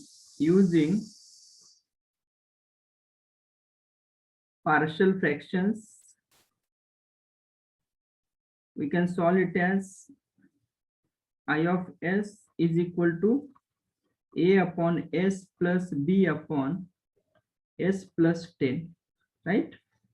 So therefore we can write A is equal to S into I of S, which is equal to 100 by 10. Na? S into I of S at S is equal to 0 actually. Okay. So it is equal to 100 by 10 means 10. Similarly, you can check for B. It is a S plus 10 into I of S at S is equal to minus 10. So we'll be getting it is a minus 10. This is a B. Now we need to put this A and B here. So therefore I of S is equal to 10 upon S minus 10 upon S plus 10. So we're taking inverse Laplace transform. ILT means inverse Laplace transform. We can get it as current I is equal to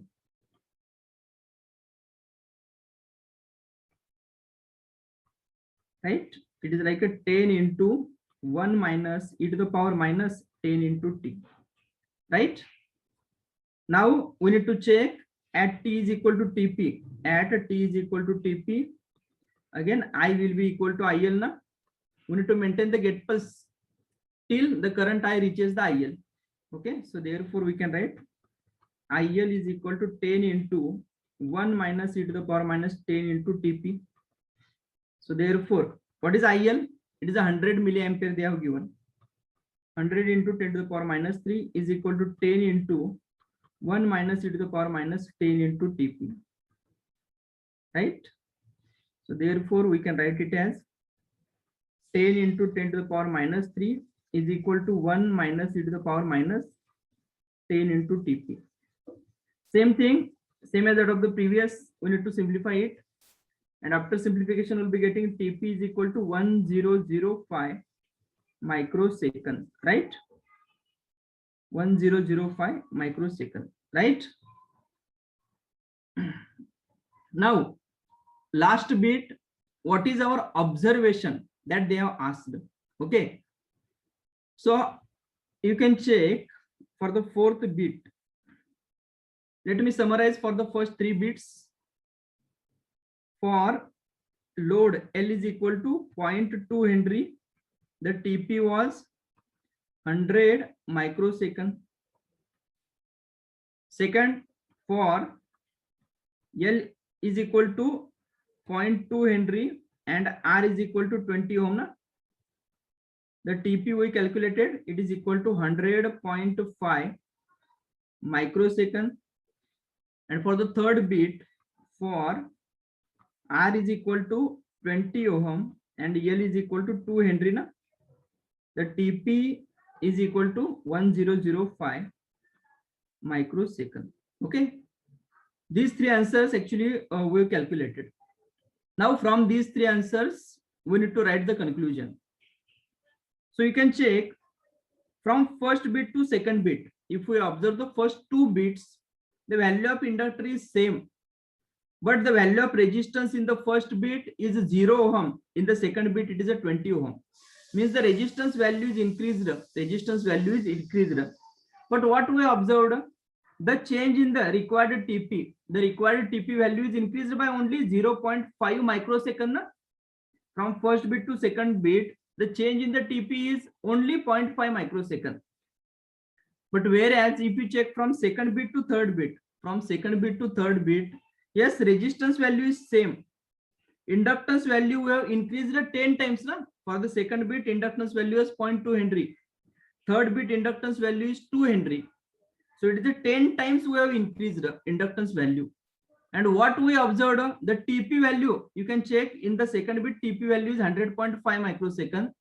Whereas the TP value in the third bit, it is a 1005 microsecond.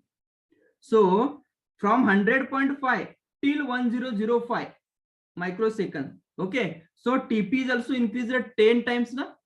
L increased 10 times. So TP also increased 10 times.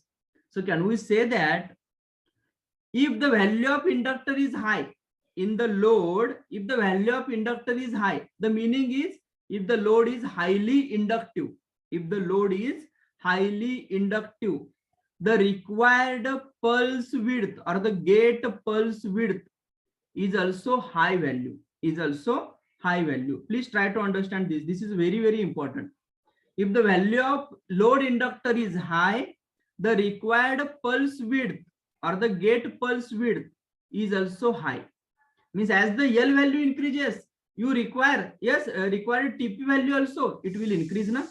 Why? As the value of L increases, the TP value is also increasing. Yes, can there will be any reason? Can anyone? It is having a relation with your basics of inductor. What is the tendency of inductor? Yes, tendency of inductor. Voice is breaking. Oh my.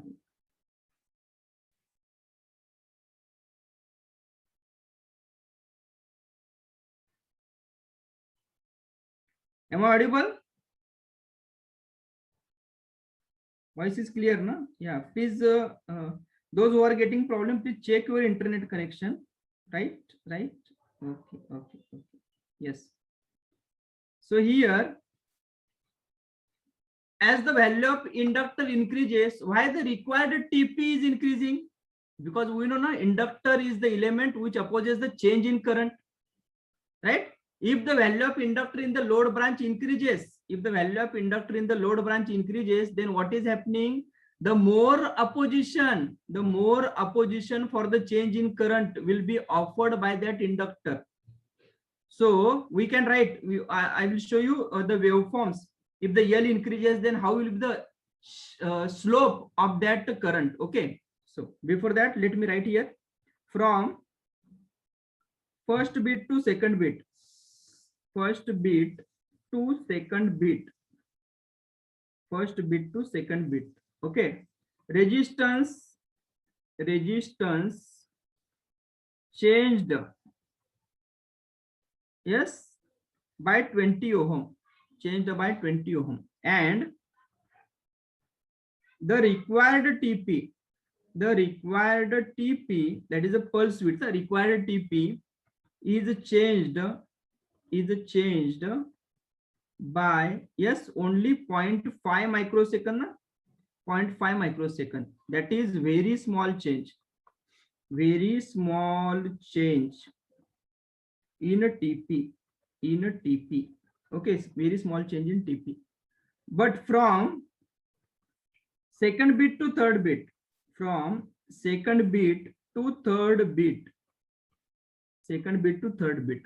the value of inductor is increased. Yes, by 10 times. And what we observed, the value of TP, the required pulse width, that is a TP, pulse width, that is TP, is also increased by 10 times. Na? 10 times. So can we write huge difference or huge increase? Okay, huge increase in TP. So now in general, can we say that in general, for highly inductive load,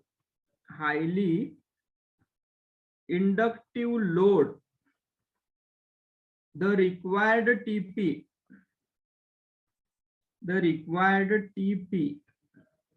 is also high.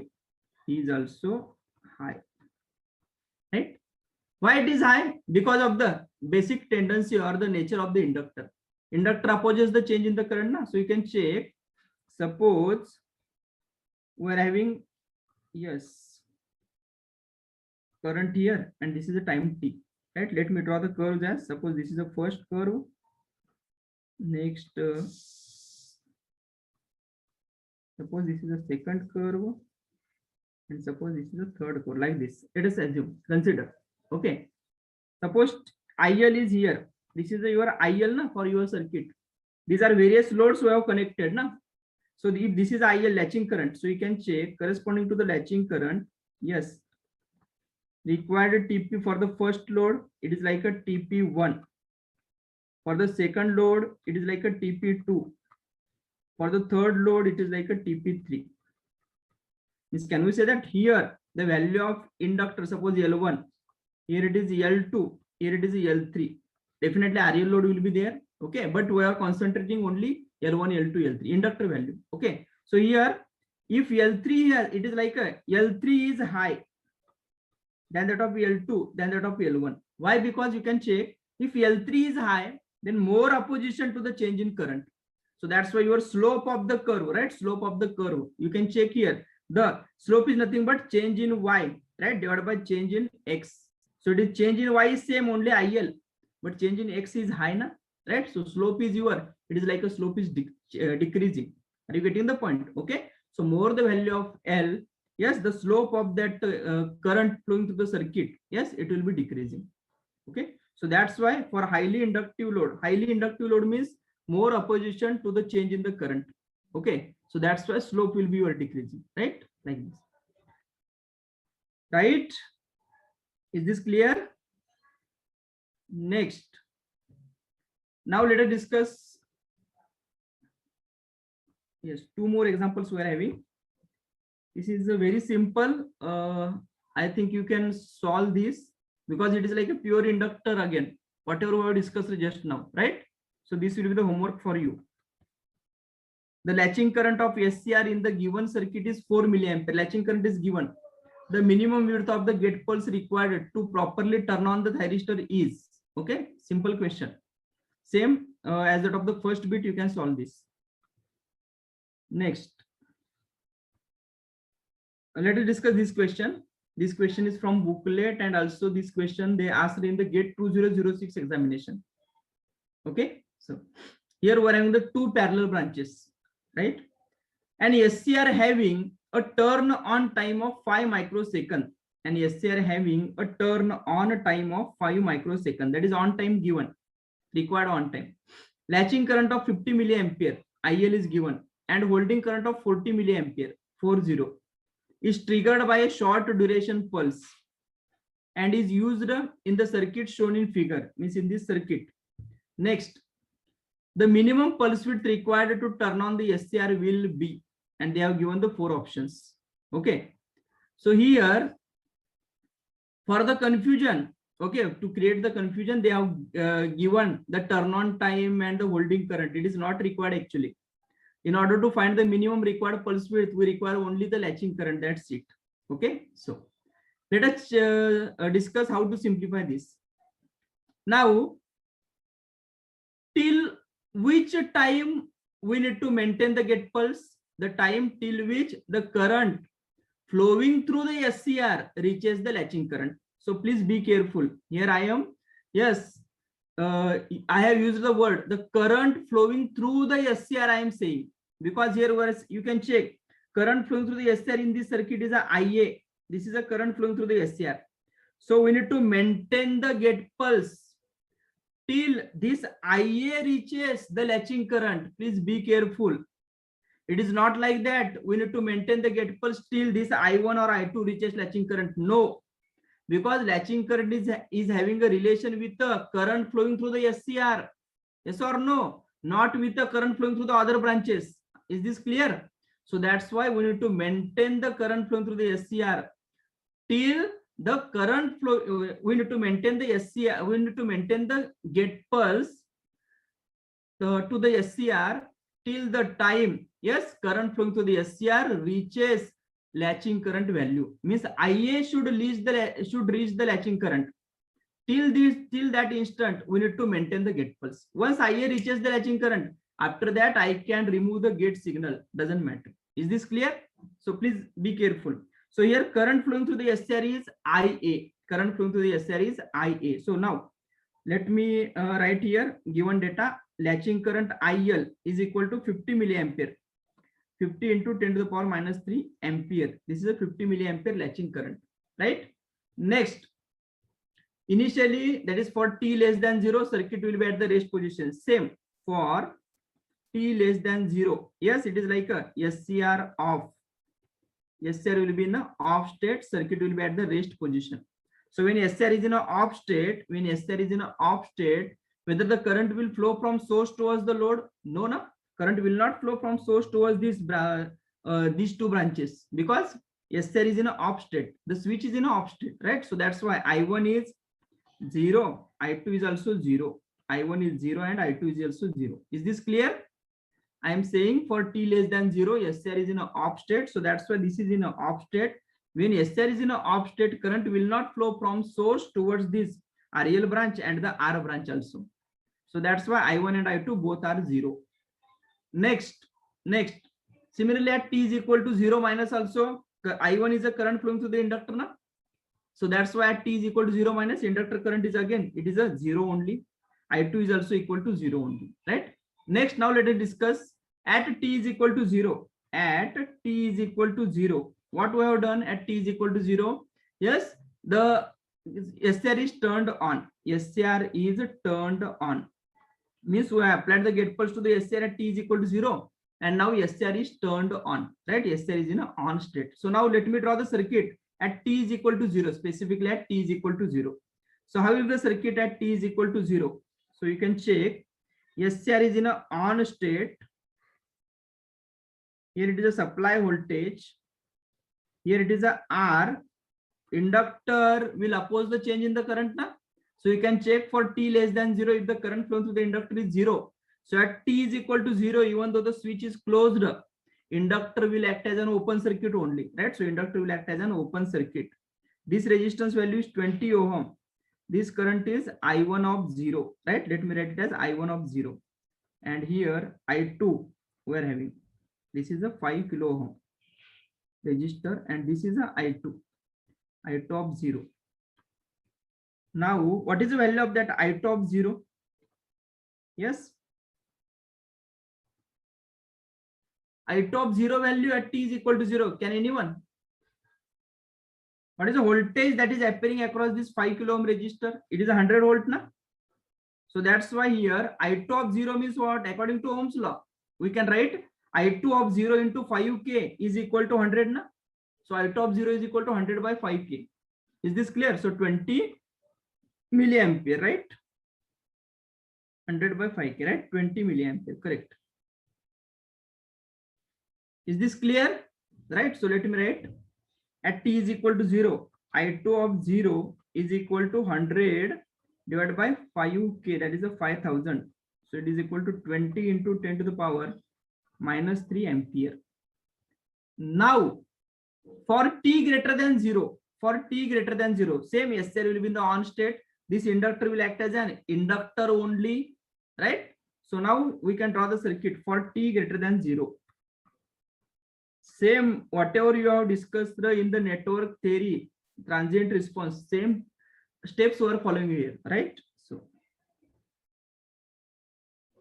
R, L, this is a voltage source, and here it is a resistor. This resistor value is 5 kilo ohm. Suppose this is a I2, this one is a I1.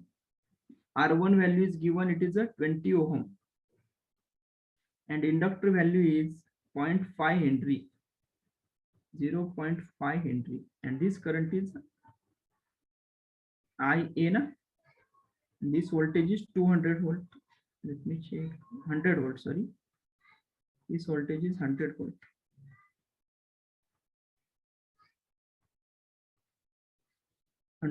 Right? So now this voltage is 100 volt. Here it is I1, here it is I2. Now, whether the value of I2 will change for t greater than 0 or whether it will be same as that of t is equal to 0. Yes, what about the current flowing through the 5 kilo ohm resistor?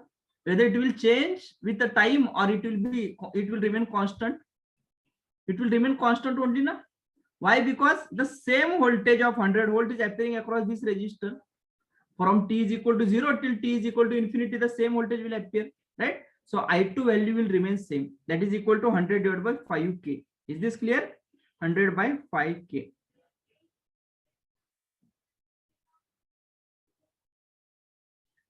I am trying. I don't know actually why the video is not visible to you. Because the video is on here, right?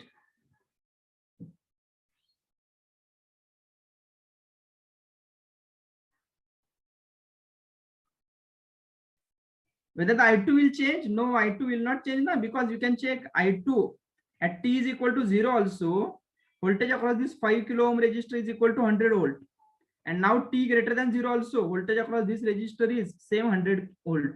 So therefore I2 will remain same, V divided by R, that is a 5000. So it is again 20 into 10 to the power minus 3 ampere, right? So this is I2. Now can we apply KVL to this loop? Can we apply KVL to this loop? I am saying KVL to the loop 1, right? So KVL to loop 1. KVL to loop 1. Yes, we can write KVL to loop 1. Loop 1 means this loop I am saying. Okay. So you can check if we apply KVL to this loop, it is like a plus 100 minus 20 into I1. Current in this branch is I1.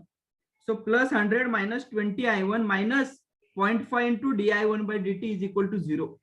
You will be getting the differential equation in terms of I1. In terms of I1. Okay. So let me write plus 100 minus 20 into I1 minus 0.5 into I1 di1 by dt, not I1, di1 by dt is equal to 0, is equal to 0, right? So therefore we can write it as, therefore di1 by dt plus 20 by 0.5 means it is a 40 into I1, which is equal to 200, 100 by 0.5 it is a 200, right?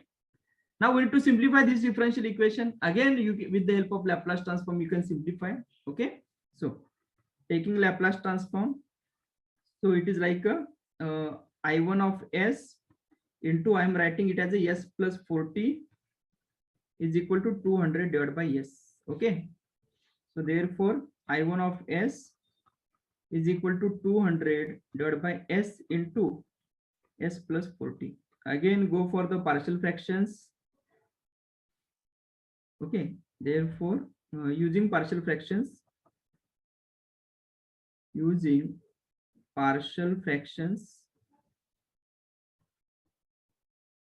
so it is a I1 of S is equal to A by S plus D upon S plus 40. So therefore A is equal to S into I1 of S at S is equal to 0. So if you check here, if you multiply with S, S cancel out, put S is equal to 0. So it is 5, 200 by 40. B is equal to S plus 40, right?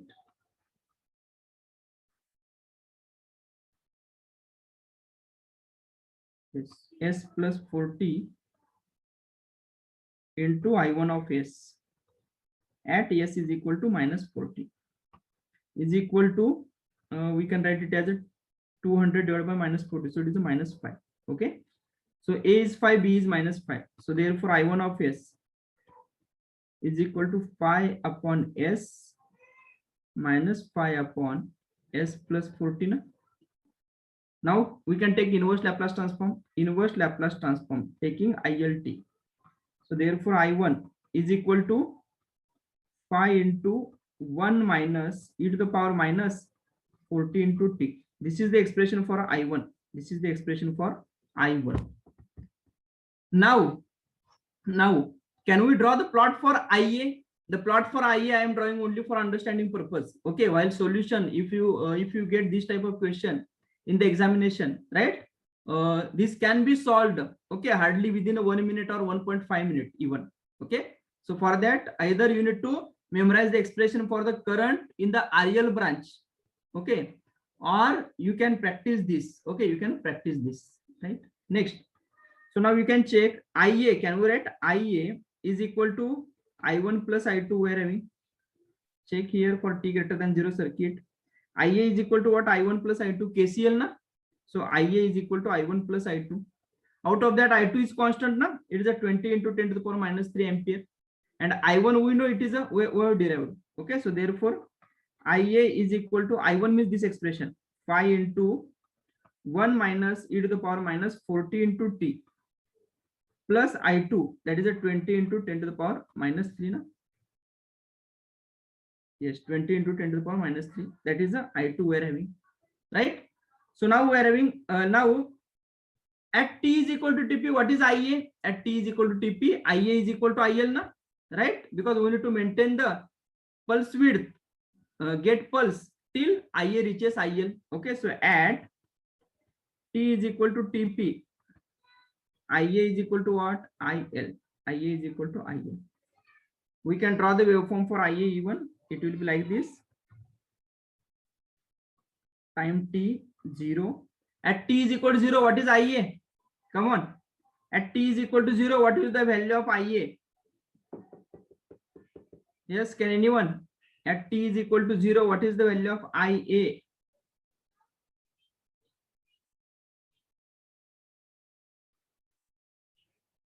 $20 milliampere, right? Good. 20 milliampere. Why? You can check na IA expression we're having. Put here T is equal to 0. It is like e to the power minus 40 into 0. That is the 1. E to the power 0 is the 1. Na? 1 minus 1, 0 means this term will become 0. So it is only this term. 20 milliampere. So at T is equal to 0, IA will be 20 milliampere. So it is like this. Here, let me consider it as a 20 milliampere. Right? After this, as time increases, this term decreases, e to the power term decreases. This difference increases and IA, this I1 value increases, means IA will increase. It will be like this. This type of waveform will be getting. Now we need to maintain the get pulse till IA reaches latching current. Na? What is the latching current they have given? The latching current is 50 milliampere. Na?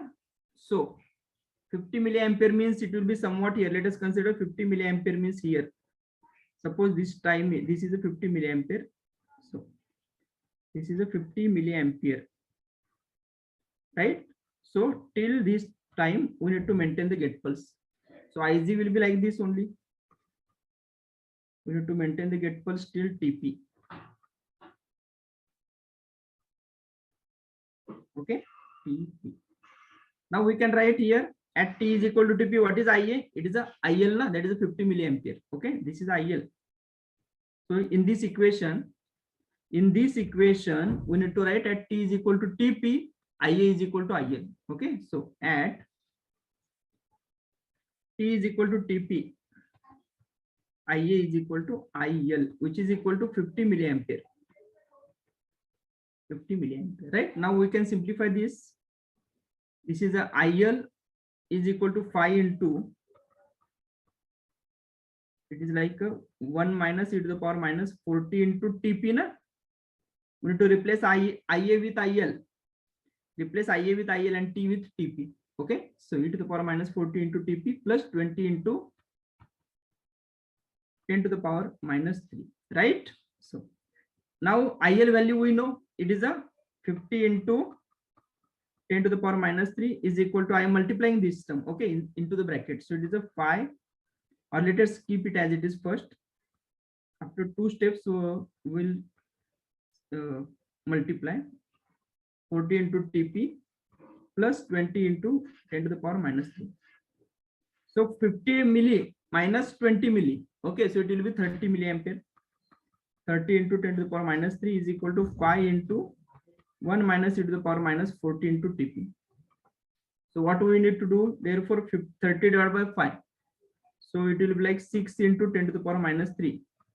1 minus e to the power minus 40 into TP, right? Next, therefore, we can write it as a 1 minus e to the power minus 1 minus 6 into, I am shifting this term to this side, right hand side, and this term to the left hand side. Okay. So it is like 1 minus 6 into 10 to the power minus 3 is equal to e to the power minus 40 into TP. So therefore, if you check, this will be 1 minus 6 into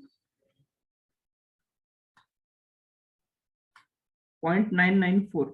0.994 is equal to e to the power minus 40 into TP, right? So therefore, we can write taking natural log on both the sides. Taking natural log on both sides. On both the sides. We can get it as, therefore, natural log of 0.994 is equal to natural log of this term, e to the power minus 40 into TP.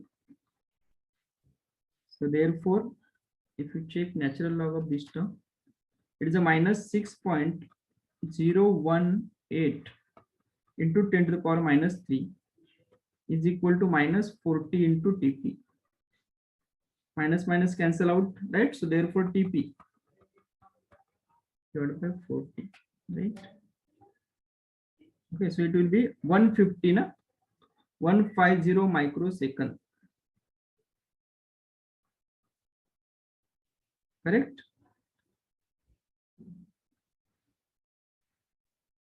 So if you check the options, yes, correct option is option B. Is this clear? Let's check. This is the final solution. Here we are having the two currents. Some of the students asked that, sir, while applying the KVL, you have taken only I1. Why I2 you have not taken? Yes, please listen. While applying the KVL, always keep it in mind. If I consider this current as I1 as a loop current and I2 as a second loop current, then current here is I1 minus I2. But here I1 and I2, these are the branch currents, na? So that's why while applying KVL, I1 is a branch current for this branch. So that's the only thing is I need to write 20 into I1. Yes, minus 0.5 into di1 by dt. Okay. If the currents are like I1 here and I2 here, loop currents, then definitely that will be I1 minus I2. Okay. But here I have taken it as a branch currents, right? So,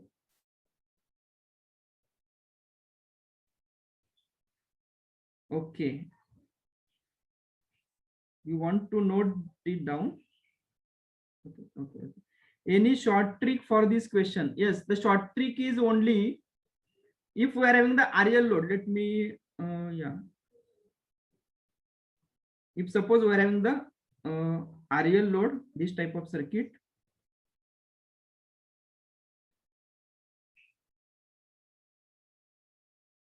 Suppose this is a V, this is a current I, this is R and this is L.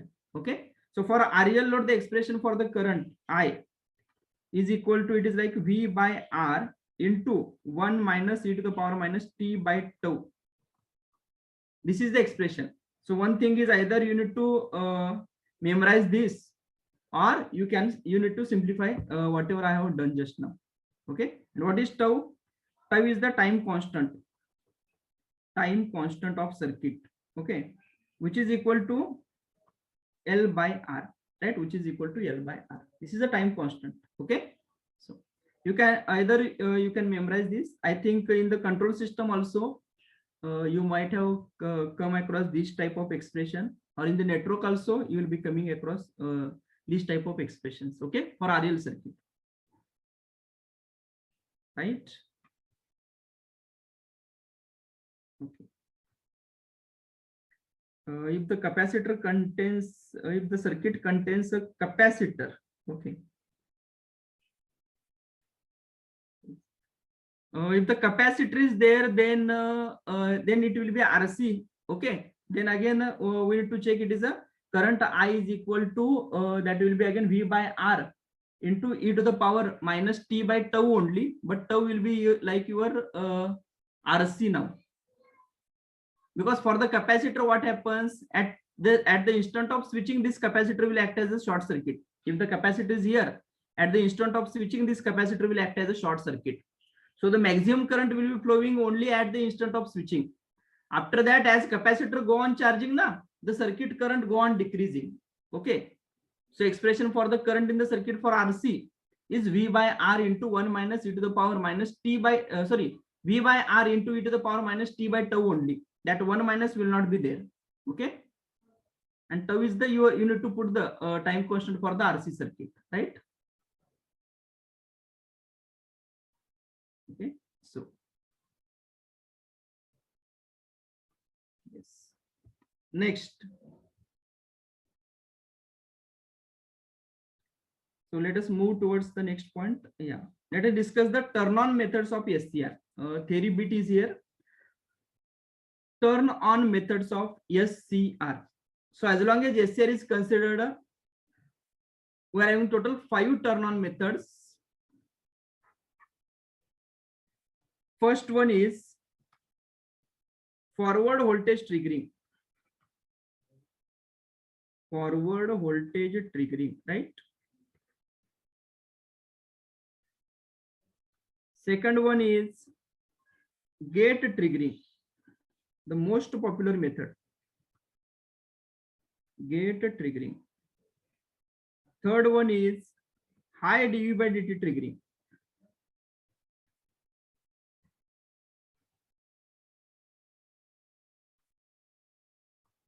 And fourth one is a temperature triggering.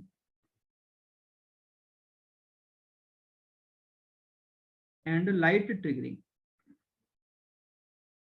Temperature triggering and light triggering.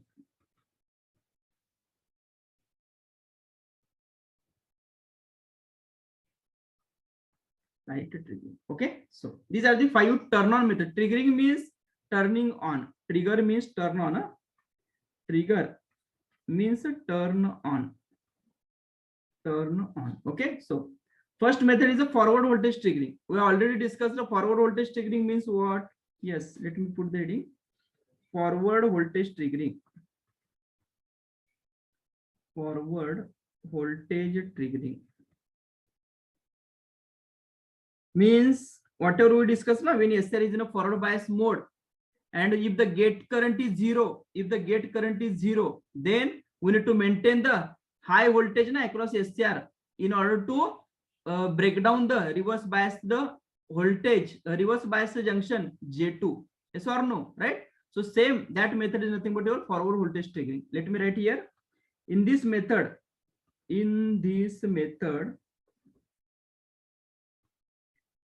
high forward voltage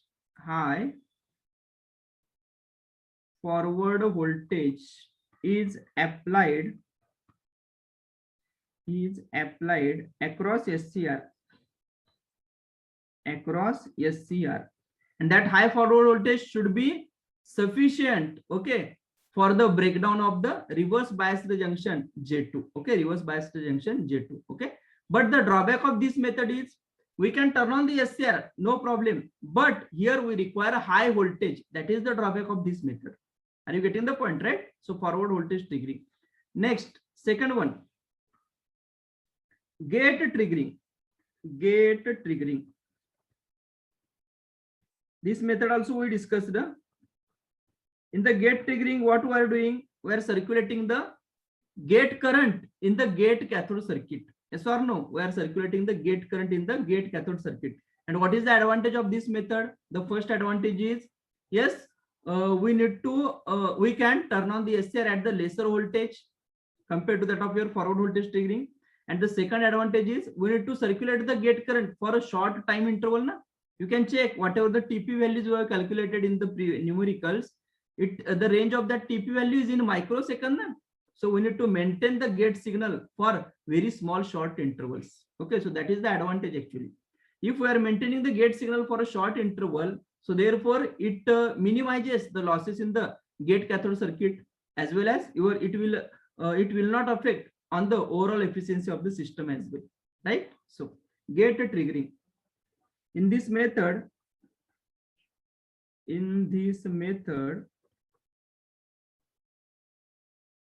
gate current is circulated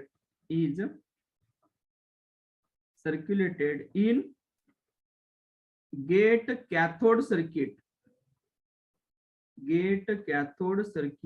of SCR, right? What is the advantage? Yes, by using this method,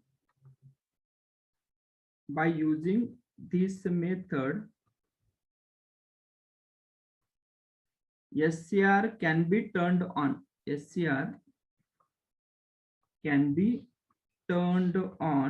At reduced voltage, right? Or lesser voltages, you can say. And second, gate pulse is required to maintain for a short time interval. Gate pulse is required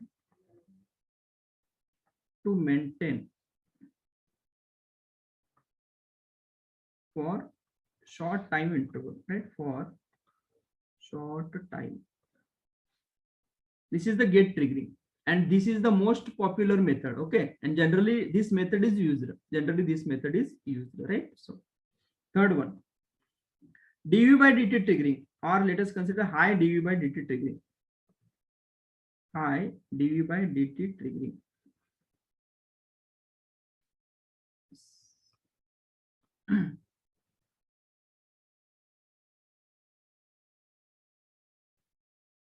So, it's high dv by dt triggering. Let us discuss what is the high dv by dt. So for that, let me redraw that SCR structure. It is a PN device, right? P1 N1 minus P2, and here it is a N2, right? Anode of SCR, cathode of SCR, and here it is a gate of SCR, right? Gate current, yes, we did not to circulate because it is another turn-on method, na? So in this turn-on method, if we circulate the gate current, then what is the use of this method? Okay, so gate current is zero. So high dv by dt triggering, right? So suppose SCR is in a forward bias mode. Suppose the load is connected. So this is a load resistor RL. This voltage is Vs. Suppose this voltage Vs is variable. Okay. So when SCR is in a forward bias mode, we know junctions we are having J1, J2, J3. Out of that, when SCR is in a forward bias mode, junction J1 will be in a forward bias, junction J2 reverse bias, and junction J3 forward bias. Same thing we have discussed. Yes or no? Right? Next. Now, if we go on changing this voltage, it is like a width of the depletion layer across junction J1 decreases because it is forward bias mode. Width of depletion layer across junction J3 decreases because it is in forward bias mode. But junction J2 is in reverse bias mode, so width will be non-zero. It is still increasing. Okay. So suppose here we are having the depletion layer present across the junction J2, right? And the width of that depletion layer is increasing. The width of that depletion layer is increasing. Now, suppose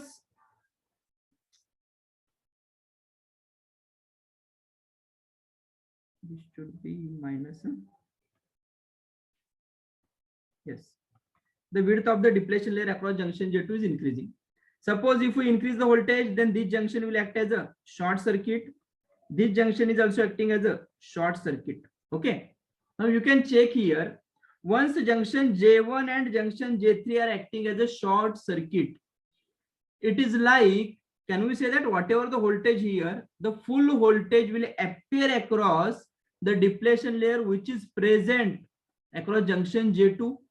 Yes or no? You can check, because initially it is like depletion layer is present means our device is in an off state only. Yes or no? Right? So device is in an off state. Current is not flowing into the circuit. So load voltage is zero. According to Ohm's law, load voltage is zero. So suppose if I consider this as a 0 volt, definitely this will be equal to Vs volt plus Vs. This plus Vs will appear here. Same plus Vs will appear at the P1 layer.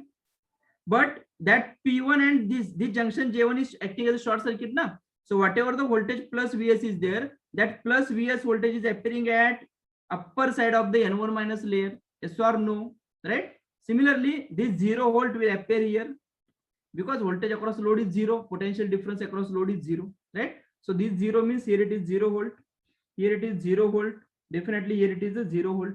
This is 0 means N2 layer potential is 0 volt, and junction J3 is also acting as a short circuit now. Junction J3 is also acting as a short circuit. So that's why if this potential is 0, can we say that potential at the lower side of the P2 is also 0 volt? So you can check here now. Potential at the upper side of N1 minus layer is a plus Vs. Potential at the lower side of the P2 is a 0 volt. So can we say that the potential difference across the depletion layer, okay, across this depletion layer is Vs minus 0. So it is same as that of your supply voltage. Yes or no?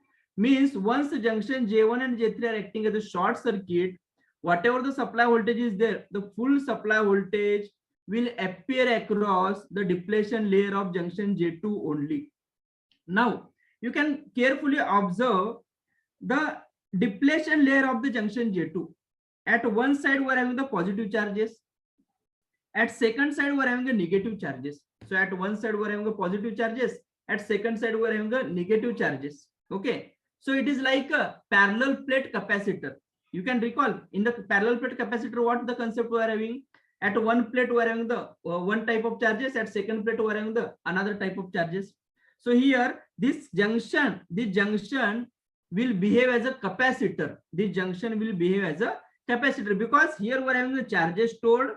Here also we are having the charges stored. Okay. And what is the function of the capacitor? The function of the capacitor is it stores the charges, na? Right? So therefore, the junction J2 will behave as a capacitor. Junction J2 will behave as a capacitor. J2 behaves as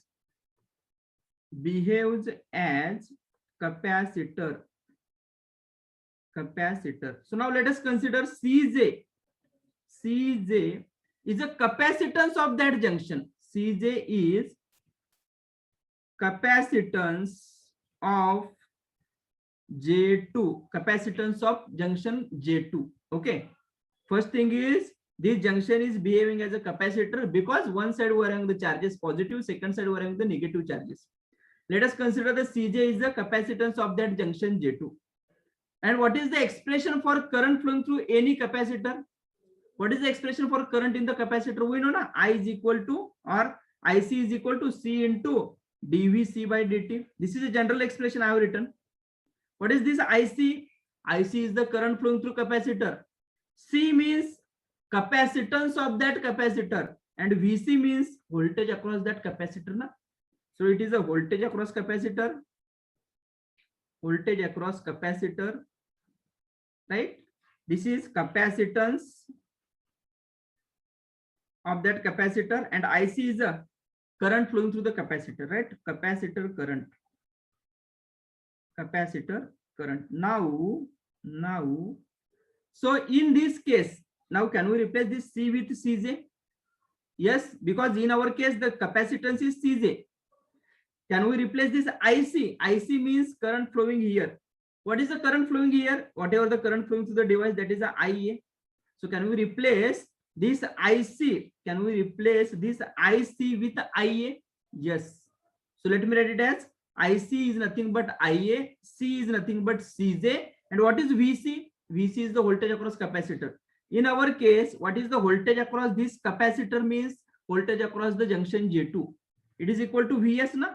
Just now we discussed the Vs minus 0 is the potential difference. So it is a Vs. So let me write for junction J2. For junction J2, we can write it as IA is equal to Cj into dVs by dt. dVs by dt. Now, if I increase dVs by dt, if I increase this dVs by dt, whether the IA will increase? Definitely, because IA is proportional to dVs by dt. dVs by dt means what it indicates? Rate of change of supply voltage with respect to time. Now, here IA is increasing. Initially, when the depletion layer is present, at that time, what is the value of IA? When the depletion layer is present, at that time, what is the value of IA? IA is only leakage current. Leakage current means it is like a device is in an off state. So device is in an off state means current flowing through the device is only leakage current.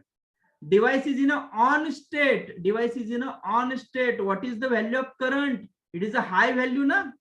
So at one side we are having a leakage current. At second side we are having a high current. So by any means, if we successfully increase the value of IA, then can we say that our device has turned on? Device has turned on or not? How to identify the device has turned or not? Simply by checking the voltage across the device and current flowing through the device. Now, suppose by increasing the dVs by dt, if we increase the value of IA to the high value, then can we say that the device has turned on? Yes. So this is the one way to turn on the device. Are you getting the point? Is this clear? Right? Okay, so dVs by dt means voltage across the dVs by dt is nothing but change in the supply voltage with respect to time. The meaning is how to increase the dVs by dt means within a very short time I need to increase the Vs value to the by a very high amount. Within a very short time I need to increase the value of supply voltage, okay, by a very high amount. That is nothing but your dVs by dt will be high, right? So if we do that, means dVs by dt high, then definitely your IA will be high, and in this way we can turn on the device. In this way we can turn on the device. Is this clear? Right? Next,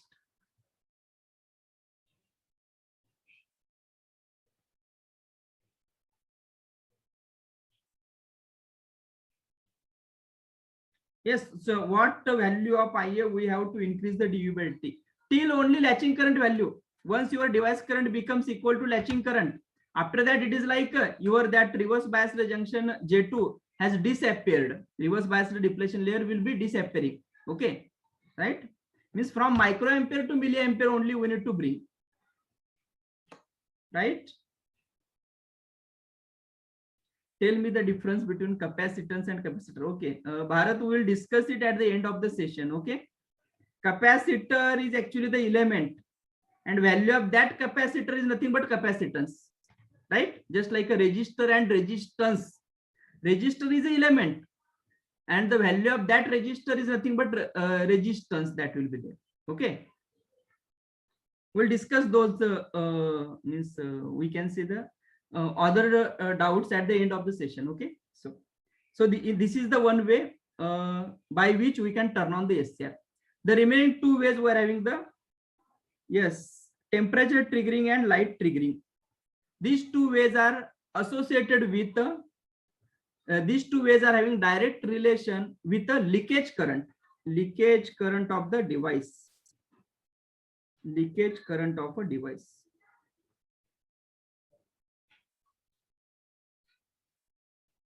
So yes, now let us discuss how the temperature and the light, okay, is having the we can say the relation with the leakage current, right? As we know, the SCR is a device which is having a negative temperature coefficient. Yes or no? Right? So SCR is having a negative temperature coefficient. Means suppose by any means if we increase the device temperature, by any means if we increase the device temperature, whether its resistance will decrease, definitely, because it is a NTC, na, negative temperature coefficient. So device resistance will decrease. As the device resistance decreases, so leakage current will increase. Leakage current will increase. Okay, so we can turn on the SCR by increasing the temperature. How is the relation? Increase in the temperature will cause the decrease in the device resistance, because the device is having a negative temperature coefficient. Resistance decreases, so leakage current will increase. Leakage current will increase. Okay, so if we increase the device temperature by a high amount, definitely our device current will increase, and this is the way we can turn on the SCR. But this method is having a drawback or the limitation. What is the limitation? If we want to turn on the device by increasing the temperature, then our device will be having the thermal stability issue. So that's why generally this method is not preferred. This method is not advisable. Are you getting the point, right? So let me write temperature and leakage current. Okay, so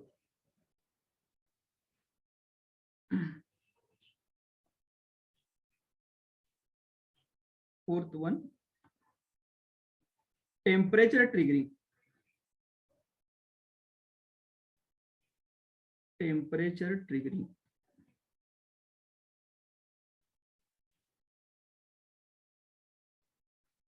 Okay, so as device temperature increases, as device temperature increases, yes, its resistance decreases, right? Why? Due to NTC, negative temperature coefficient, right? NTC, that is a negative temperature coefficient. Resistance decreases, so therefore leakage current leakage current increases. Leakage current increases. If we change the device temperature by a high value, therefore the leakage current will increase by the high value, no? So that's why we can say that the device current will be increasing from, yes, microampere to the milliampere, and the device will be in the conduction mode, no? Right? Once device current reaches a satisfactory level, we can say that the device has turned on, right? So this is the one way. Okay. Fifth, we are having light triggering. Light triggering. This is a method. Actually, it is an application-oriented method. This is used only in one SCR, that is the LASCR, light activated silicon controlled rectifier. Okay, this method is used only in LASCR. So let me tell you. Yes, what is this method? Let us discuss.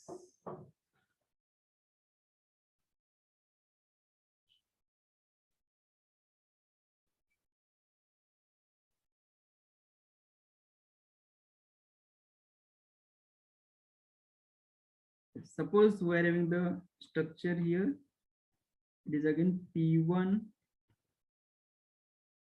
N1 minus, P2, and N2. Okay.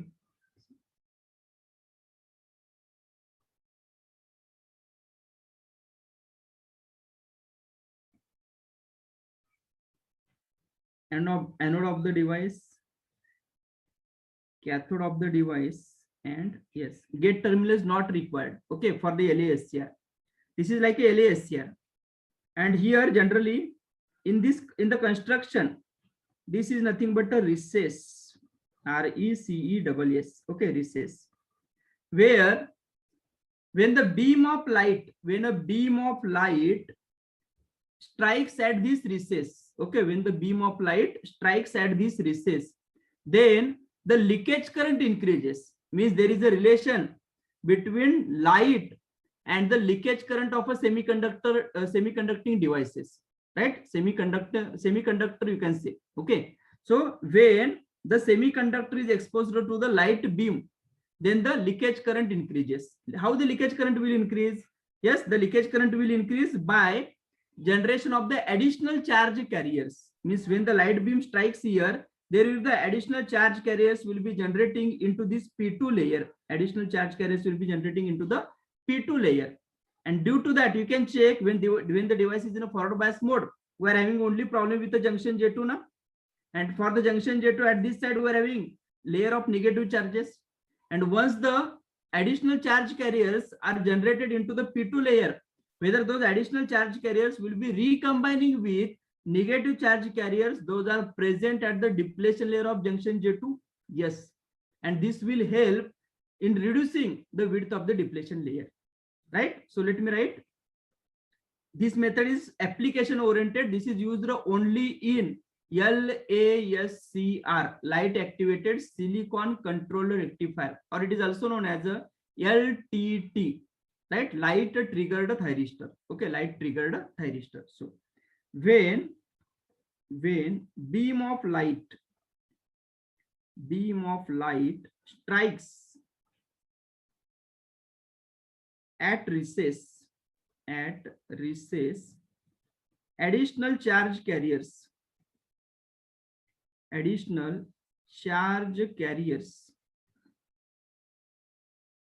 will be generated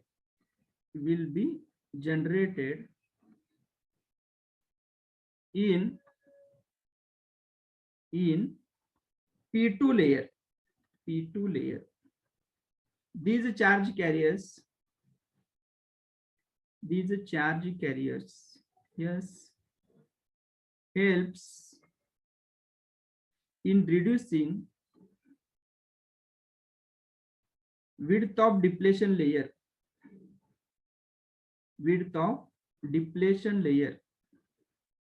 across junction J2. Okay, next, this method is used in LASCR. Okay, that is a light activated light activated silicon controlled rectifier. Okay, or it is a LTT, you can say LTT. LTT means LASR or LTT. LTT means yes, light triggered thyristor. Okay, light triggered thyristor. Light triggered thyristor.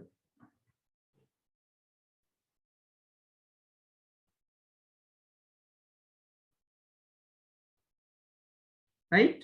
So these are the turn on methods of the SCR. Right? But the most popular method is gate triggering. Most popular method. Most popular method. Okay. Next. Now let us discuss the dynamic characteristics of SCR. Right? Dynamic characteristics of SCR. Yes, dynamic characteristics of SCR. So here we are having the plot for dynamic characteristics of SCR. In the dynamic characteristics of SCR, we are having dynamic characteristics during turn on and dynamic characteristics during turn off. Okay, so first one is the voltage VG, that is the gate voltage. Okay, voltage VG, that is the gate voltage. Next, VA, this one is a VA. VA is the voltage across SCR, that is the anode voltage, right? VA is the voltage across SCR, that is the anode voltage. Next, we are having the IG. This is the IG, gate pulse or the gate current, that is the gate current we are having.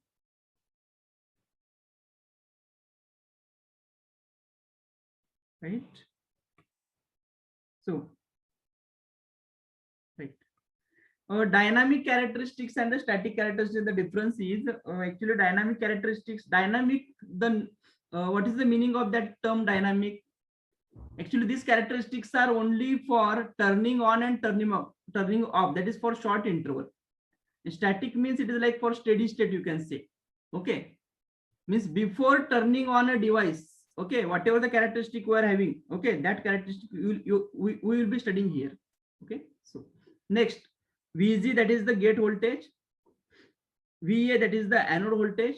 IG, that is the gate current. Next, IA. IA means the SCR current, that is the anode current. And next we are having, this is the power, or you can say the power loss. Okay. Now let us discuss one by one what this characteristic indicates. Let me highlight. Yes. So from this point till this point, okay, it indicates dynamic characteristic during turn on. Dynamic characteristic during turn on. During turn on. Next. Now, from this point, is the different color.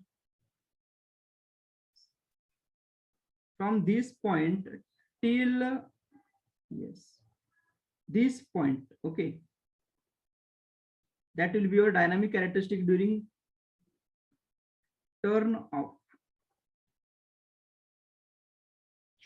Strictly speaking, for device, that will be only yes.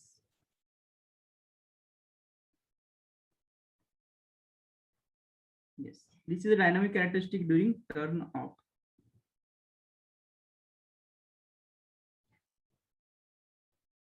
During turn off.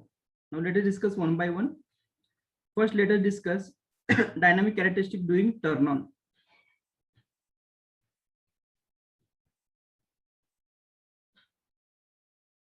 Dynamic characteristic during turn on.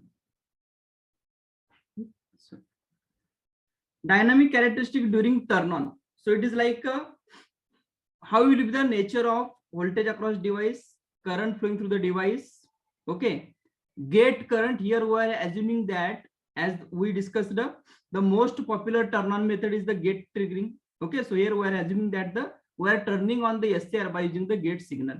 Okay, so now we are going to discuss how will be the nature of that power loss during that turn on instant, how will be the nature of the voltage across the device, how will be the nature of current flowing through the device during that turn on time. Okay, very short time we are having. Okay, so during that time, what is the nature, that we are going to discuss. Now, my question is, before turn on, it is like a device is in an off state.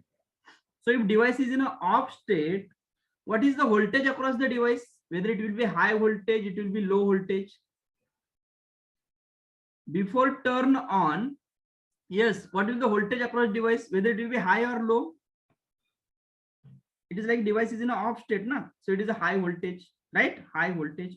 What about the current flowing through the device during the off state? Current flowing through the device during off state, ideally speaking, it should be zero, but practically some leakage current, right? Practically some leakage current, right? So very good. Now, so suppose, yes, you can check here, before t is equal to 0, before t is equal to 0, you can check, this is t is equal to 0 now. Before this instant, the voltage across device is this much, voltage across device is this value now, right? This is a VA we are having, this is a VA.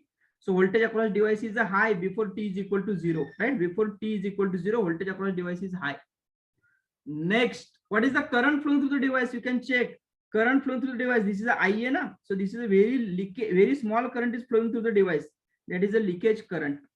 0.1 IA is not this point. 0.1 IA means from here I have taken, this is a 0.1 IA. So if you check this current, we can denote it. If we want to, yes, indicate this current, let me show 0.1 IA somewhere else so that, yes, 0.1 IA means here, this instant is 0.1 IA, 0.1 IA. And what about this current? This current is a leakage current. Okay, leakage current. Leakage current. Now, before t is equal to 0, device is in an off state. Okay, so before t is equal to 0, it is like a SCR is in an off state. SCR is in an off state. Now, in order to initiate the turn on of the SCR, we have started circulating the gate current. Okay, so at t is equal to 0 or after t is equal to 0, we have started circulating gate current. We have started circulating gate current. Gate current, that is a IG. So you can check here IG waveform. After t is equal to 0, we have started increasing the gate current IG. Actually, in theoretical case, because before this, whatever the numericals we discussed now, in that case, we considered that at t is equal to 0, the IG suddenly increases from 0 to the non-zero value. But that is for theoretical. But in practical case, if you check, the IG will not increase suddenly. IG will increase like this only. IG will increase slowly, right? Now, so here IG is increasing slowly and the final value of IG is like this IG. Okay, this IG indicates the final value of the IG. So after t is equal to 0, the IG is increasing slowly. Now you can check when IG is equal to 0 till this point. When IG is equal to 0 till this point, IG is equal to 0 till this point. You can check corresponding to this interval.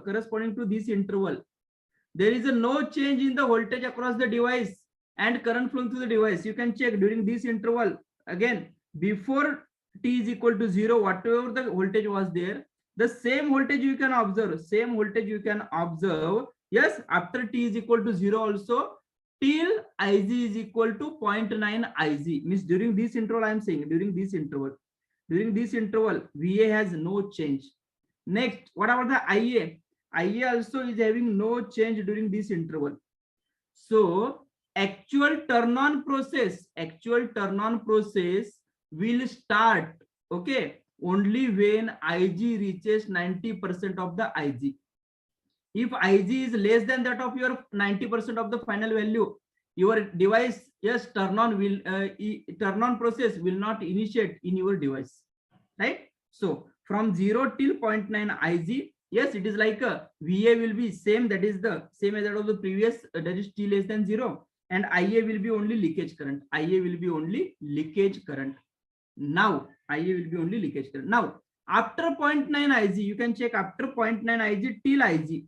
After 0.9 Ig, actually the voltage across device starts decreasing. Voltage across device start, because we are circulating the gate current in the gate cathode circuit. Okay, so that's why it is like a charges we are injecting into the inner P2 layer, right? So as the Ig increases towards the final value, then the voltage across device starts decreasing, right? Next, what about the current? Current flowing through the device also starts increasing slowly. Current flowing through the device starts increasing slowly. Next, as Ig further increases till final Ig value, the Va, that is voltage across device, decreases from Va to the 0.9 Va, that is the 90% of the Va. Let me tell you, Va means this voltage. Okay, and 0.9 Va means 90% of this voltage, means that's why this voltage is lesser than that of this Va. Okay, so Va decreases. After that, Va will reach from 0.9 Va to 0.1 Va. This is a 0.1 Va. This is a 0.1 Va. Okay, and after that, it will be having the on state voltage drop. This is the on state voltage drop. On state voltage drop of the device. So you can check. Actually, the turn on process started, we have initiated the process at t is equal to 0 only. But actual turn on process in the device started once Ig reaches 90% of the Ig. After that, you can check the voltage decreases and it reaches to the on state voltage drop. How the current changes? First of all, initially current will be like a leakage current only. Leakage current only. After that, once Ig reaches 90% of the Ig, current Ia go on increasing. First of all, it reaches to the 0.1, 10% of the Ia. After that, it reaches to the 90% of Ia. This current is like 90% of Ia. This is a 90% of Ia. And after that, again, it will be reaching the steady value. It will be reaching the final value. Okay. Final value is nothing but your load current. Final value is nothing but your load current. This is the Ia. This is the final value, right? Ia. So now, in this, we are having three intervals. Okay, we are having the three intervals. One is a TD, second one is TR, and third one is a TS. Let me indicate here. TD, TR, and TS. So this is a TD. This one is a TR, right? And this instant is a TS. This one is a TS. So now we can write total turn on time of the device. Total turn on time, T on, is the turn on time. Turn on time of device, or the SCR, who gives the value of turn on time of the device? That is the manufacturer of the device. Okay, so total turn on time of the device is equal to TD plus TR plus TS. Let us define TD. TD is nothing but delay time. TD is the delay time. It is the time interval between, yes, current changes, time interval between current changes from forward leakage current, that is Ia changes from leakage current to the 10% of Ia. Leakage current to the 10% of Ia. So let me write. TD means what? It is a time interval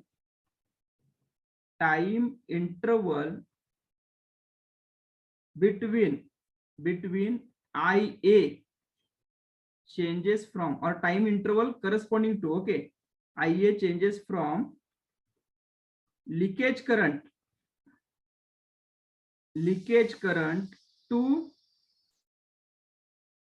10% of the Ia, 0.1 into Ia. So Ia changes from leakage current to the 10% of the Ia, right? This is the delay time. Again, we can define the delay time in other way also. How we can define? This is the time during which, yes, during which Va changes from VA to 90% of VA, or I am writing or we can also define as time interval between 0.9 Ig, okay, to 0.1 IA. Here it is 0.9 Ig, here it is 0.1 IA. You can check. TD means delay time. This is the delay time, na? So how the leakage current is changing IA? Leakage current to the 10% of IA. During this time interval, how the voltage is changing? VA to the 0.9 VA. During this interval, yes, gate current is 90% Ig and IA is 10% of IA. Okay, so like this we can define TD, delay time. Next, we are having the rise time. Rise time. Yes, rise time.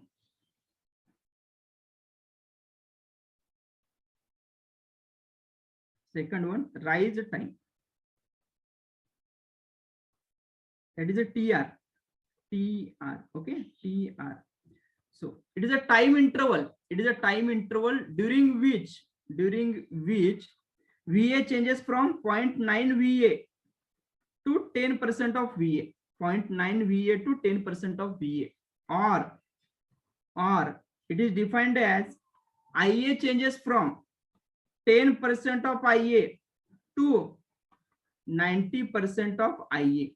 IA changes from 10% of IA to 90% of IA, or VA changes from 90% of VA to the 10% of VA. So you can check here. Here we are having VA is changing during TR. VA is changing from 0.9 VA to the 0.1 VA. Okay, and IA is increasing from 0.1 IA to the 0.9. This is a 0.9 IA, na? So this is a 0.9 IA. Final IA is this one. Final IA is this one. Okay, so this is the TR, rise time. Okay, next, means current is increasing sharply, voltage is decreasing sharply. Okay, next we're having the spread time. Third one is the spread time, TS. Spread time, that is a TS. So it is the interval, time interval during which VA is changing from 0.1 VA to on state voltage drop, or it can be defined as IA is changing from 0.9 IA to final value of IA, 0.9 IA to final value of IA. So you can check during TS. Yes, it is like a current changes from 0.9 IA to final IA, and VA changes from 0.1 VA. This is a 0.1 VA till on state voltage drop. Okay, so we're having TD plus TR plus TS is nothing but your total turn on time of the device. Okay, you can expect the theoretical questions in this, like the maximum power loss will be taking place during which interval. So you can check power loss curve here we're having. Okay, so power loss means what? It is a VA into IA.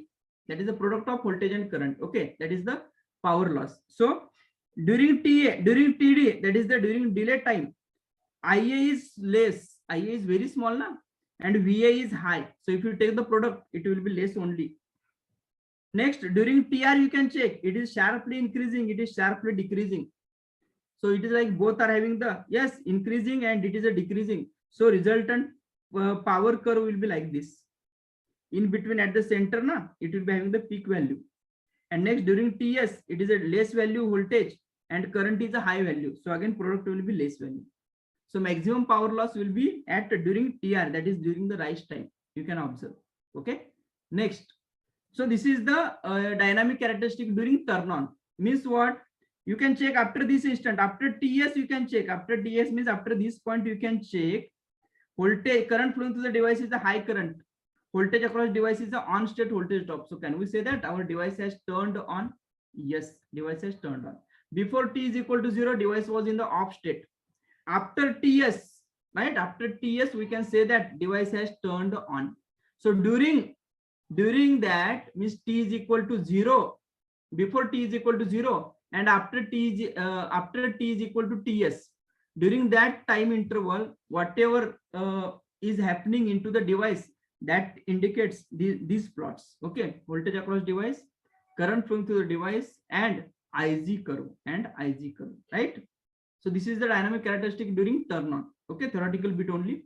Next, now let us discuss the dynamic characteristic during turn off. Dynamic characteristic during turn off. So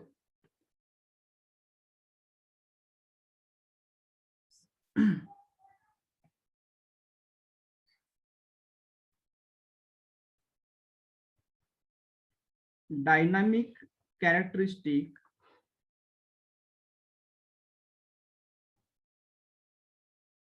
during turn off, right? During turn off.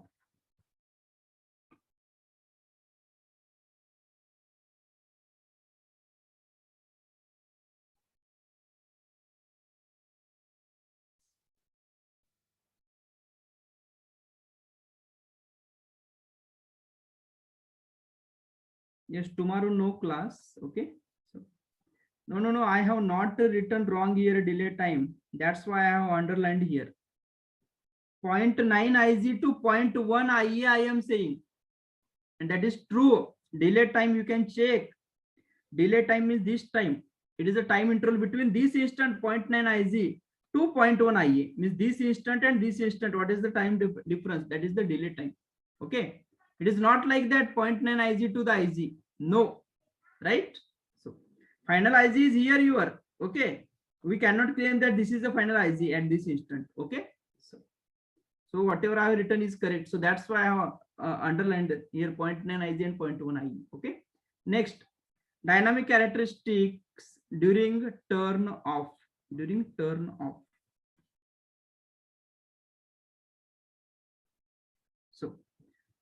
So dynamic characteristic during turn off. It gives the turn off time of a device. Okay, T off, turn off time of a device, or it is indicated with a TQ also. It is indicated with a TQ.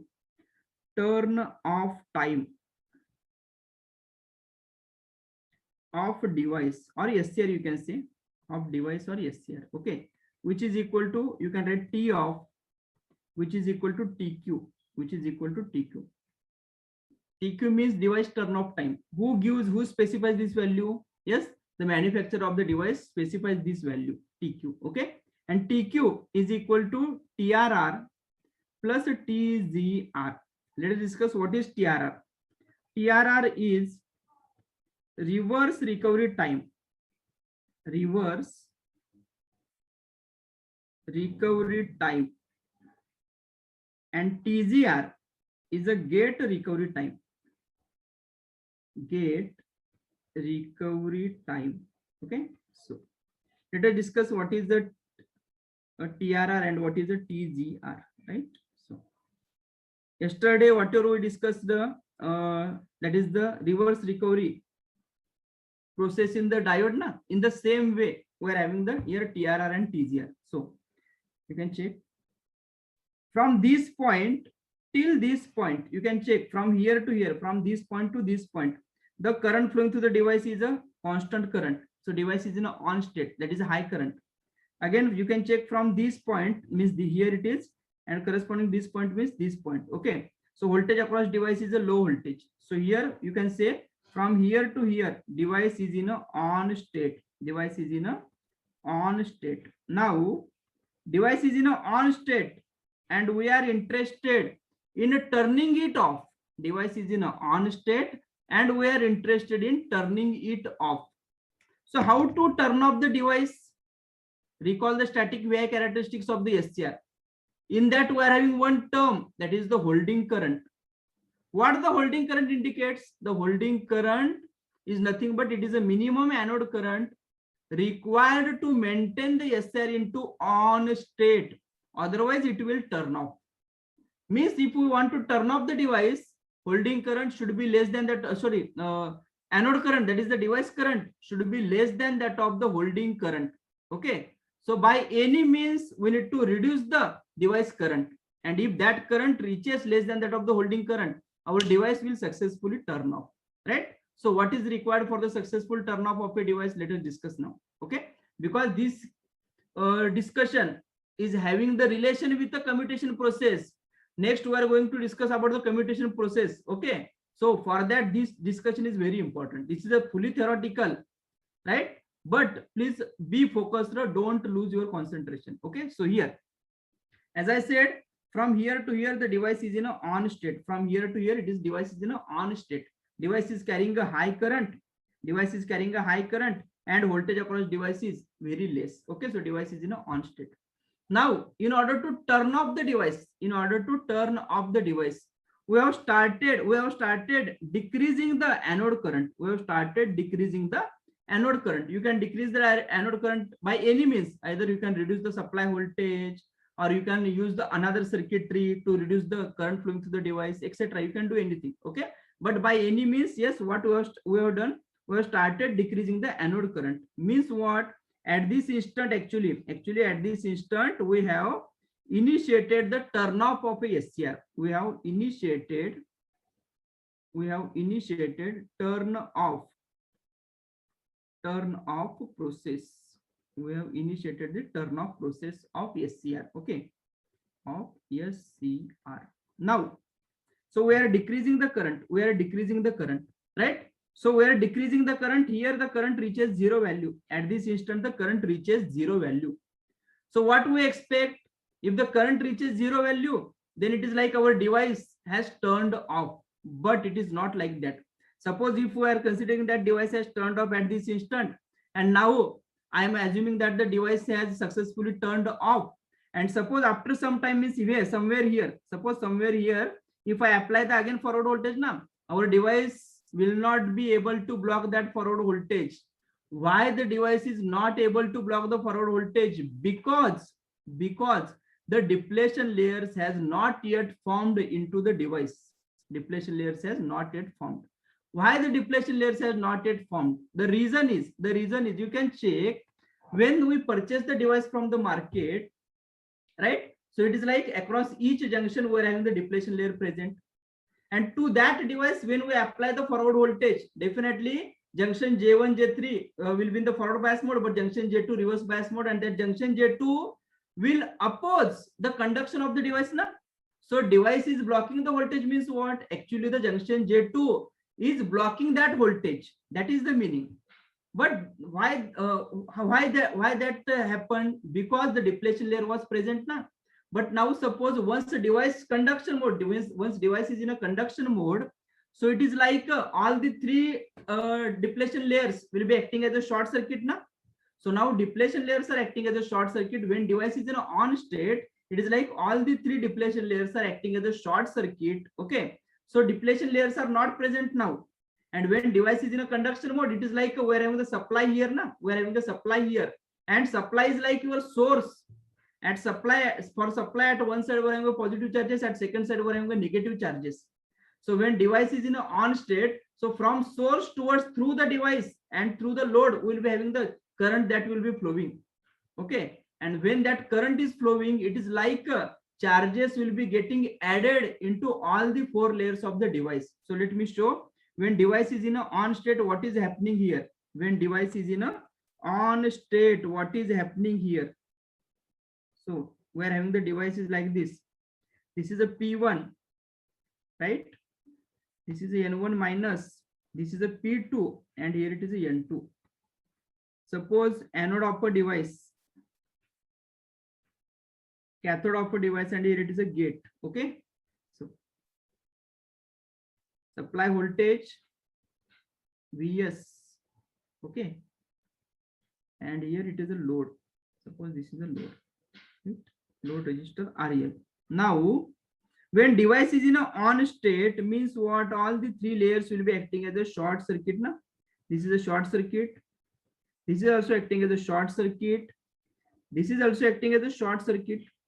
So when all the three layers are acting as a short circuit, so current will be flowing into the device like this. Current will be flowing. Okay. So this current is your IA. And what is current? Rate of flow of charges is nothing but a current. And this structure, that is this element we are having now, supply voltage Vs. What that element indicates? At one side positive charges, at second side negative charges. So when the current flows, yes, positive charges from the positive plate, negative charges from the negative plate. will be getting added into all the 4 layers of the device. Means when we purchase the device from the market and when the device is in a on state, now when the device is in a on state, definitely the number of charge carriers present in the device will be more than that of when you purchase from the market. So here what is happening, the charge carriers will be getting added into all the 4 layers of the device. So let me write, when SCR is in a on state, SCR is in on state, charge carriers will be getting added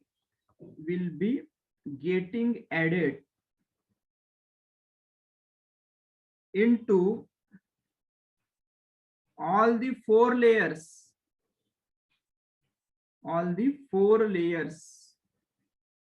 of SCR. All the 4 layers of SCR means what? Here we are having the charge carriers positive. Suppose, let me show, we are having the charge carriers, that is the positive charge carriers are added here, additional charge carriers. Negative charge carriers are added here, additional charge carriers. Here additional charge carriers are getting added, positive charge carriers are added. Next, here it is a negative charge carriers are added. Now, so when device is in a conduction mode, it is like a charge carriers are getting added. And our task is to now turn off the device. But in order to successfully turn off the device means what? Successfully, we need to create the depletion layers here. Na? So how to create the depletion layer? So for that, we need to remove these additional charge carriers. Then and only then it is possible. Otherwise, our device will not block that whatever voltage we are going to apply.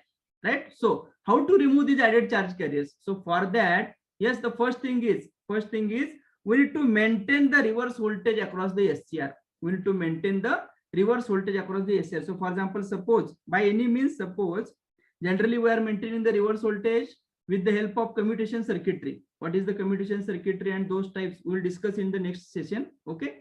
The only please try to understand here, I am here applying the external supply here, and that supply I am connecting as a reverse voltage here. Okay. So suppose we are applying the reverse voltage here. So right, now suppose this is not present here. Okay, and I am maintaining the reverse voltage across the device. So when we maintain the reverse voltage across the device, what will happen? Yes, it is like a minus here and plus here. Na? Very low voltage we are maintaining, that is minus here and plus here. Okay, this voltage is the reverse voltage.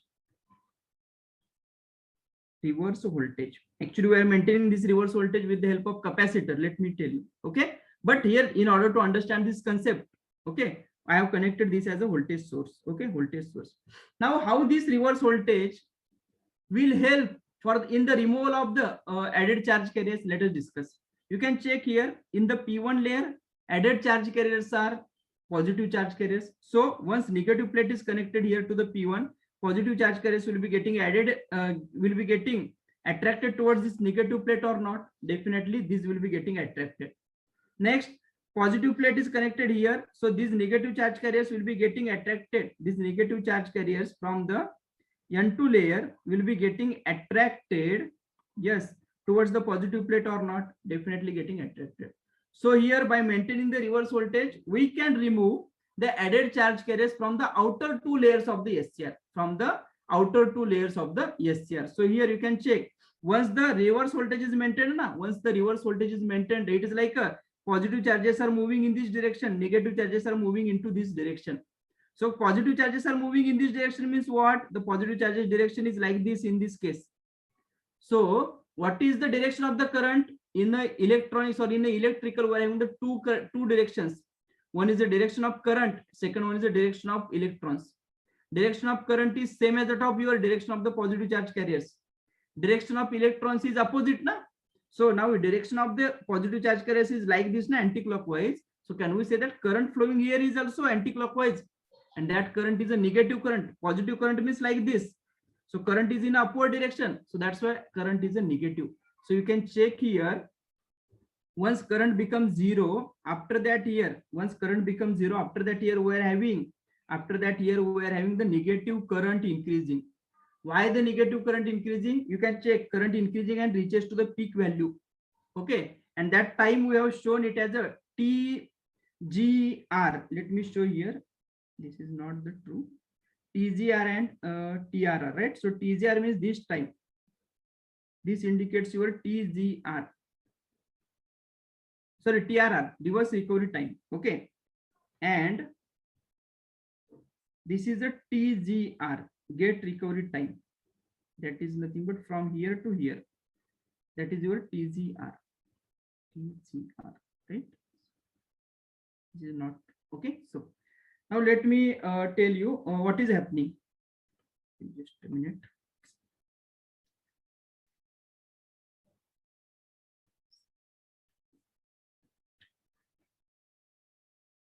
They have written here. This is a TRR. Let me write right here. This is a TGR. Okay, TGR. So TRR means what? First of all, current decreases. First of all, current increases. It reaches the peak value, and after that it decreases. The meaning is why the current decreases, increases, and again decreases? Because suppose in all the four layers, let us consider it is like a 1000 number of charge carriers are getting added. 1000, 1000, 1000, 1000. As soon as I maintain the reverse voltage, it is like all the charge carriers will try to move towards the respective plates.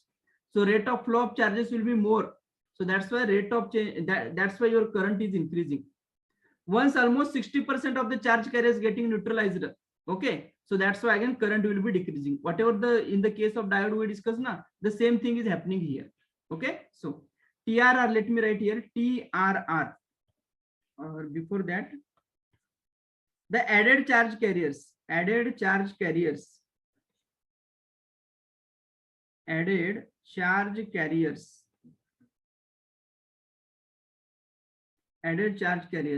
yes, can be removed,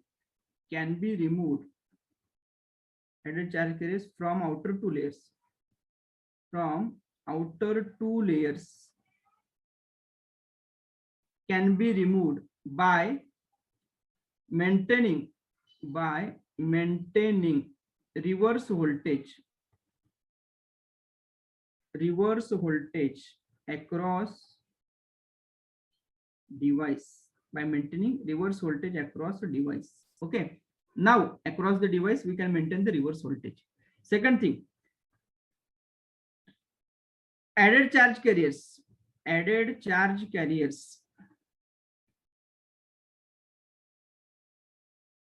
from inner two layers,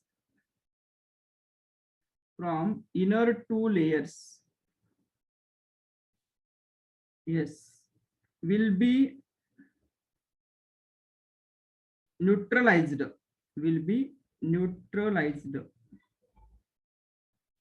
by recombination. Means what is happening? Yes, we can remove the added charge carriers from the outer two layers by maintaining the reverse voltage. But whatever the added charge carriers are there in the inner two layers, these will be neutralized by, yes, recombination. By the recombination means in the same way as that of your diode. In the diode we are having only recombination, but here we are having the four layers. Now we are having, so that's why yes, we need to maintain the reverse voltage, right? So next, TRR and TGR, what it indicates? TRR, it is a reverse recovery time.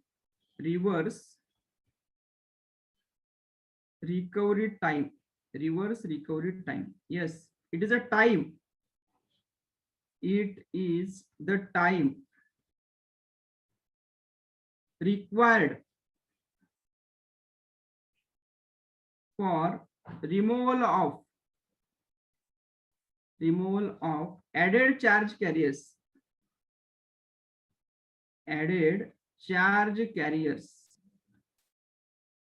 from outer two layers,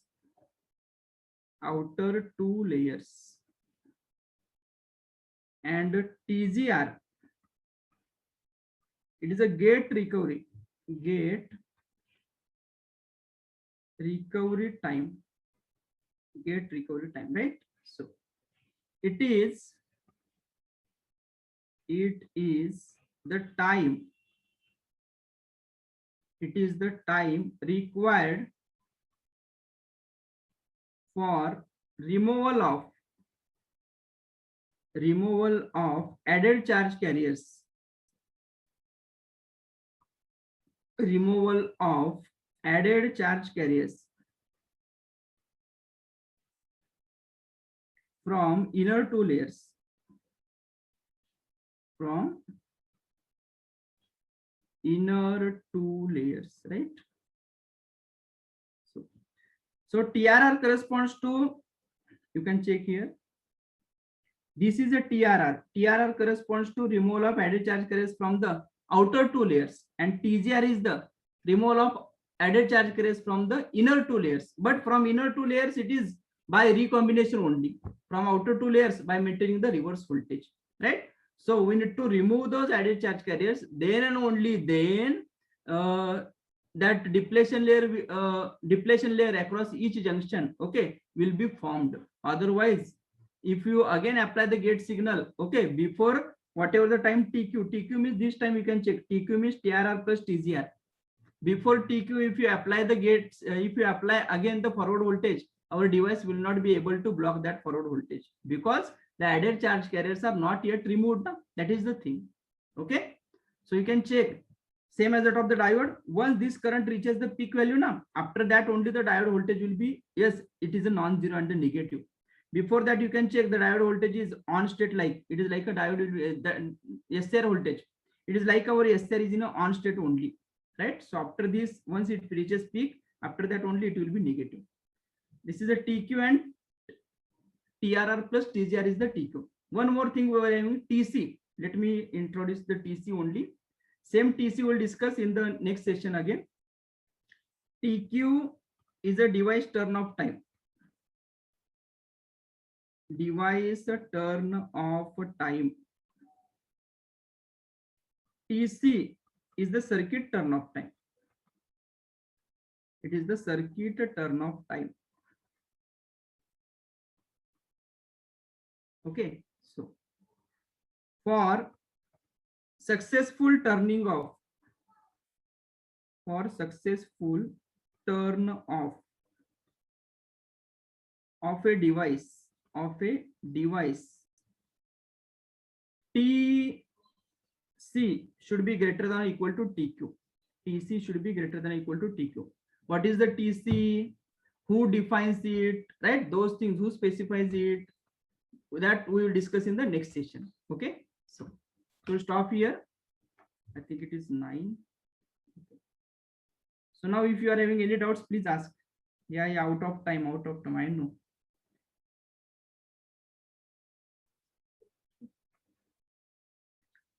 Yes. Ramakrishna. Yeah, hello, good evening, sir.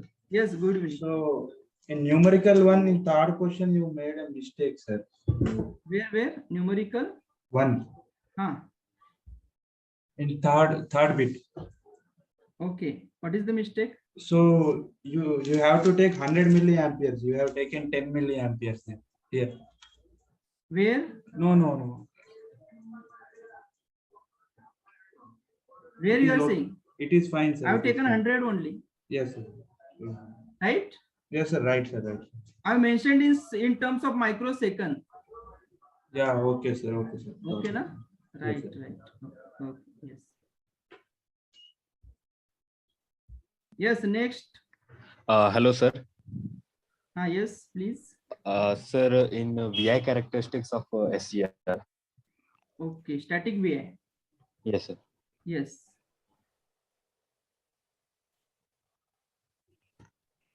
Sir, here we talked about the charge, the extraction of charge from the junction J2.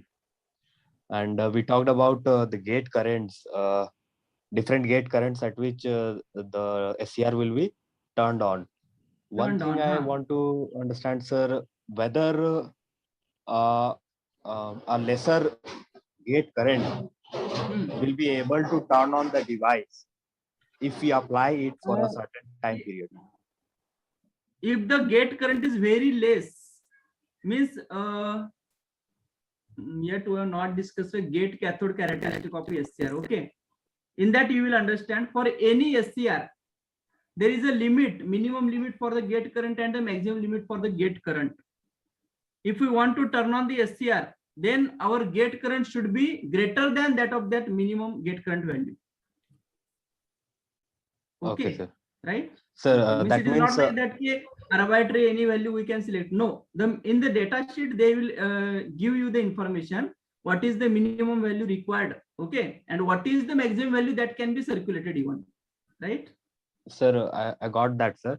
Yes. So the question was, if the gate current is greater than the minimum current, and for a greater forward voltage, suppose VB01, and we are applying lesser gate current, means greater than the minimum current. However, that is not enough to turn on the device. However, we are supplying the gate current for a certain time period, so that the charge could be extracted from the junction. In that case, whether that the SCR will be going to be on or not.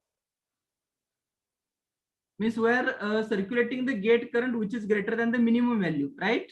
Yes, sir. And you are saying that we are interested in turning on the we are maintaining the gate voltage across the device which is less than the VBO, na? Sir, the doubt was, Please, sir. Huh. Sir, the doubt was, suppose at VBO1, we need to apply IG1 so that the ICR could get on. Okay. But if we are applying IG1 lesser than if we are applying gate current lesser than IG1, okay. However, we are applying gate current for sufficient time so that the charge could be extracted from the junction. Okay. So the question was that, sir, whether in this condition the SCR is going to be on or not. Okay. Means you are saying that voltage is VBO1 only, but we are circulating the gate current less than that of the IG1. Yes, sir. Okay. And if we are maintaining the for more time, high time. Yeah. Yes, sir. Yes. Then it will help for the conduction of the device. Yes, sir. The doubt was this only. Right. No, but then it will turn on the SCR. Okay, sir. Okay, so that means we are not concerned about the gate current. We are concerned about the extraction of charges by supplying gate current at sufficient time. Yes. Okay, yes. sir. Right? Okay, sir. Thank you. Okay. Thank you. Yeah. Hello, Yes. Next. Hello. Yes, please. Hello. Good evening, sir. Good evening. Sir, which current is more, sir? The latching current or holding current? Latching current is more. Reason? Can you please tell me reasons? Why Yes. that?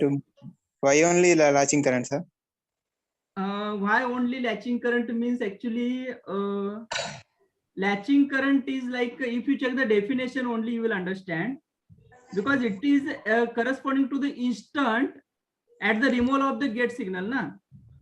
Yes, sir.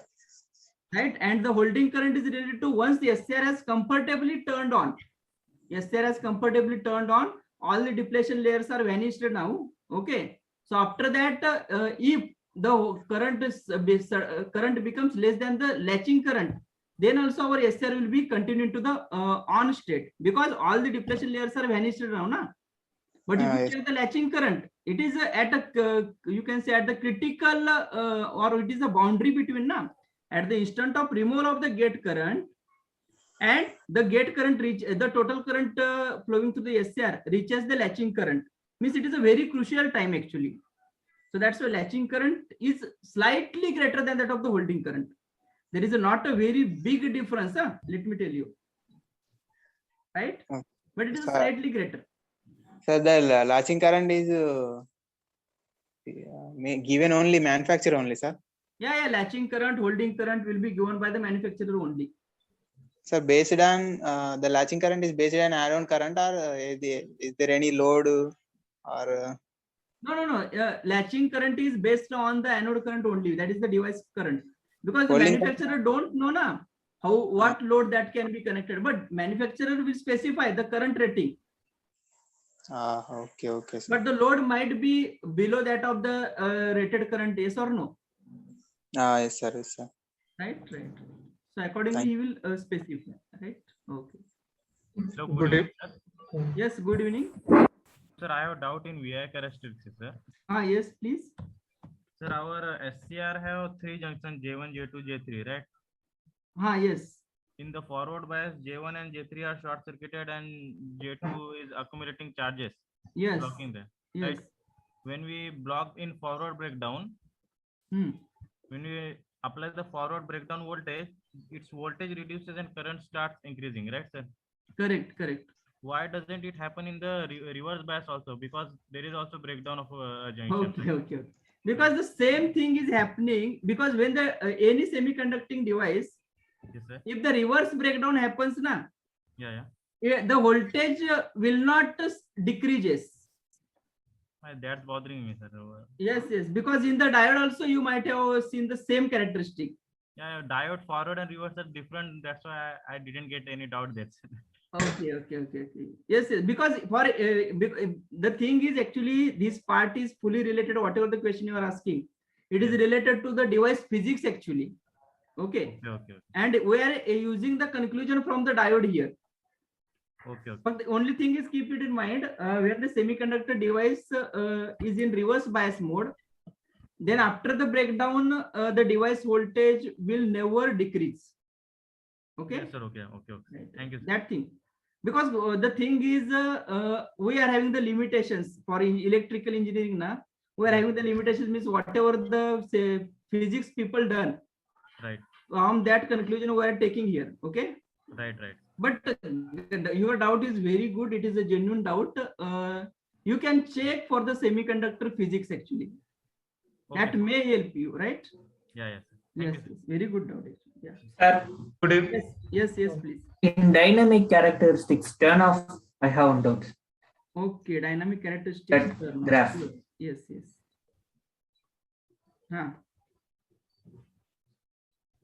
Graphs. Yes. Sir, here during turn off, you said it will be going in negative current, it will reach the peak. Why there is a negative current? So it said there will be two currents, conventional currents. Can you please explain that, sir? Okay, negative current. Why the negative current is going? Yes, sir. Yes.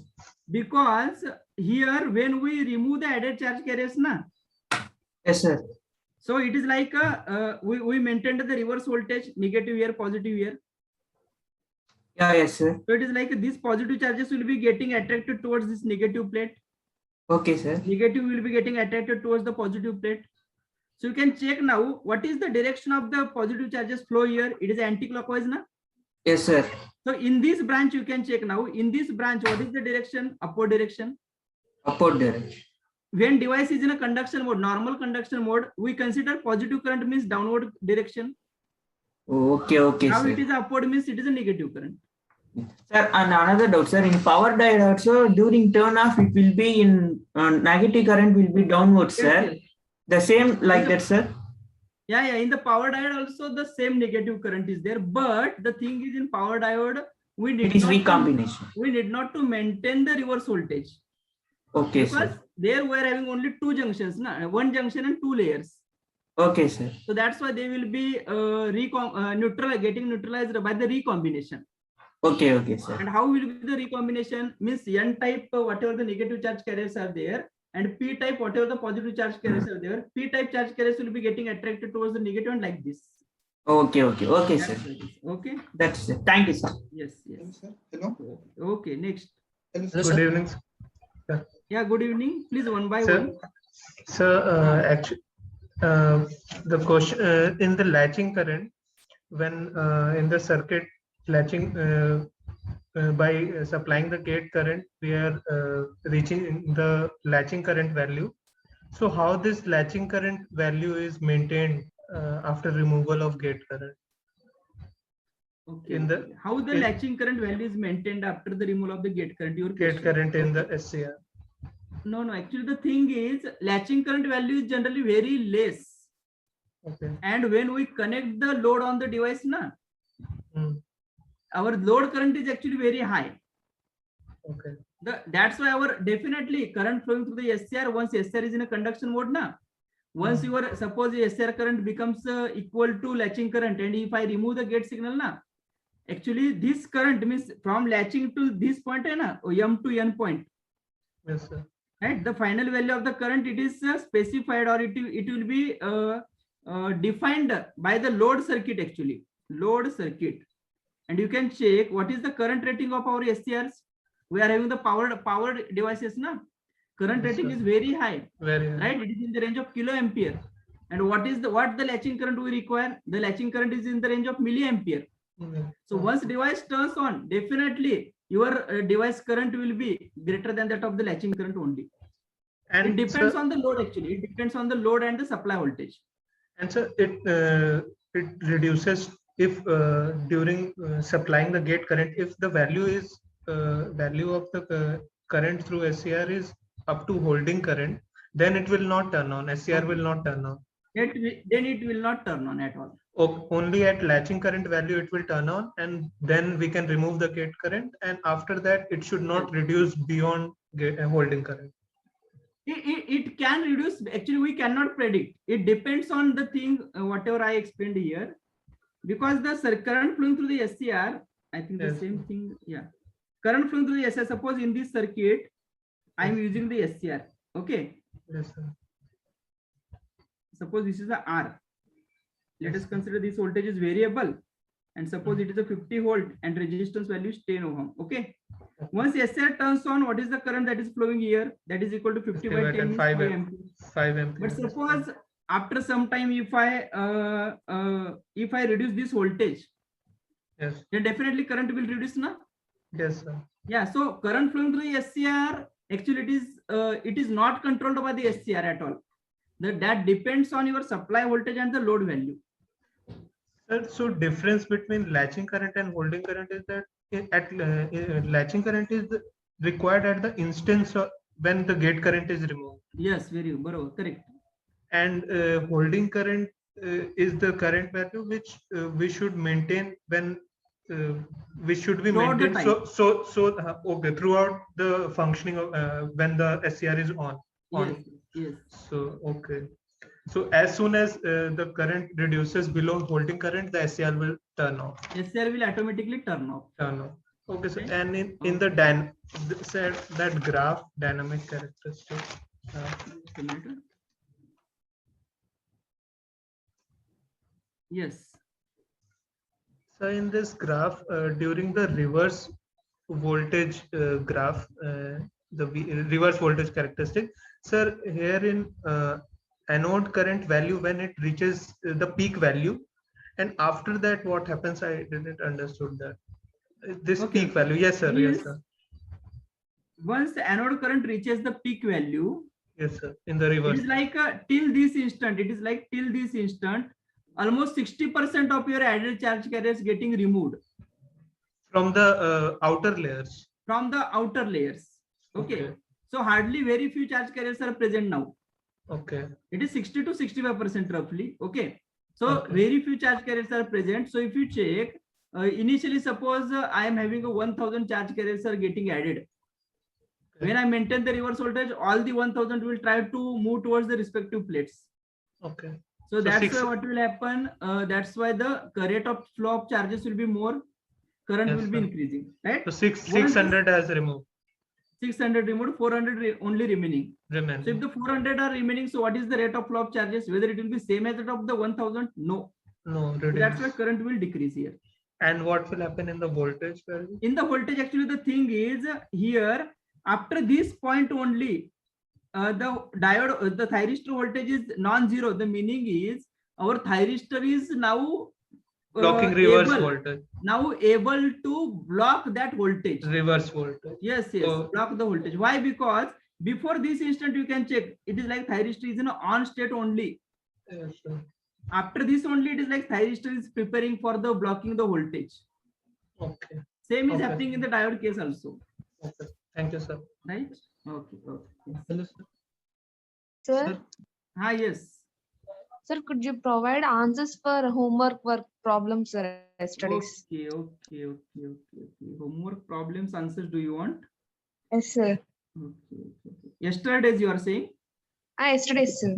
Just a minute. Yesterday's. Which question was that?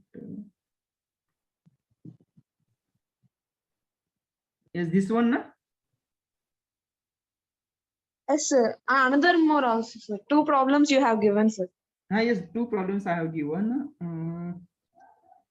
Let me check. Actually, I need to check. Just a minute. Okay, sir.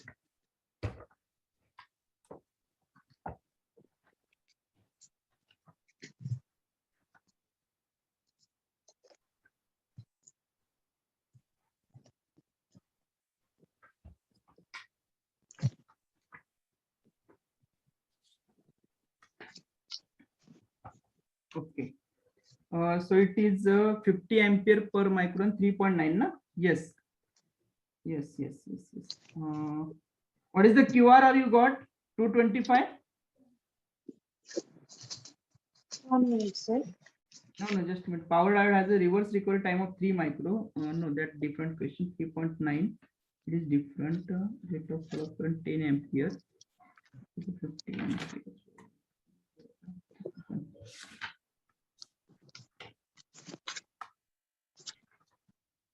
Okay.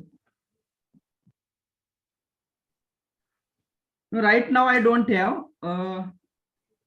Just a minute. I think I will be having here. Switching devices.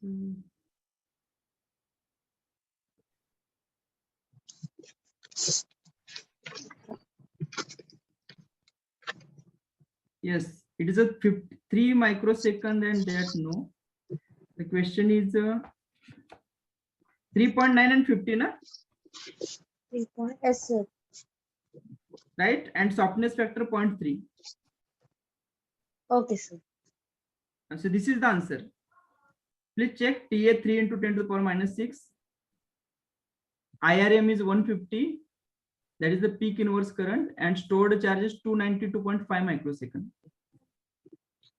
Okay, sir.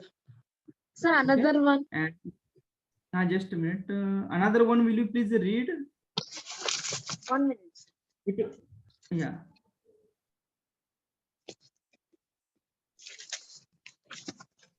Figure shows 4 electronic switches, sir. Okay, 4 electronic switches. Okay.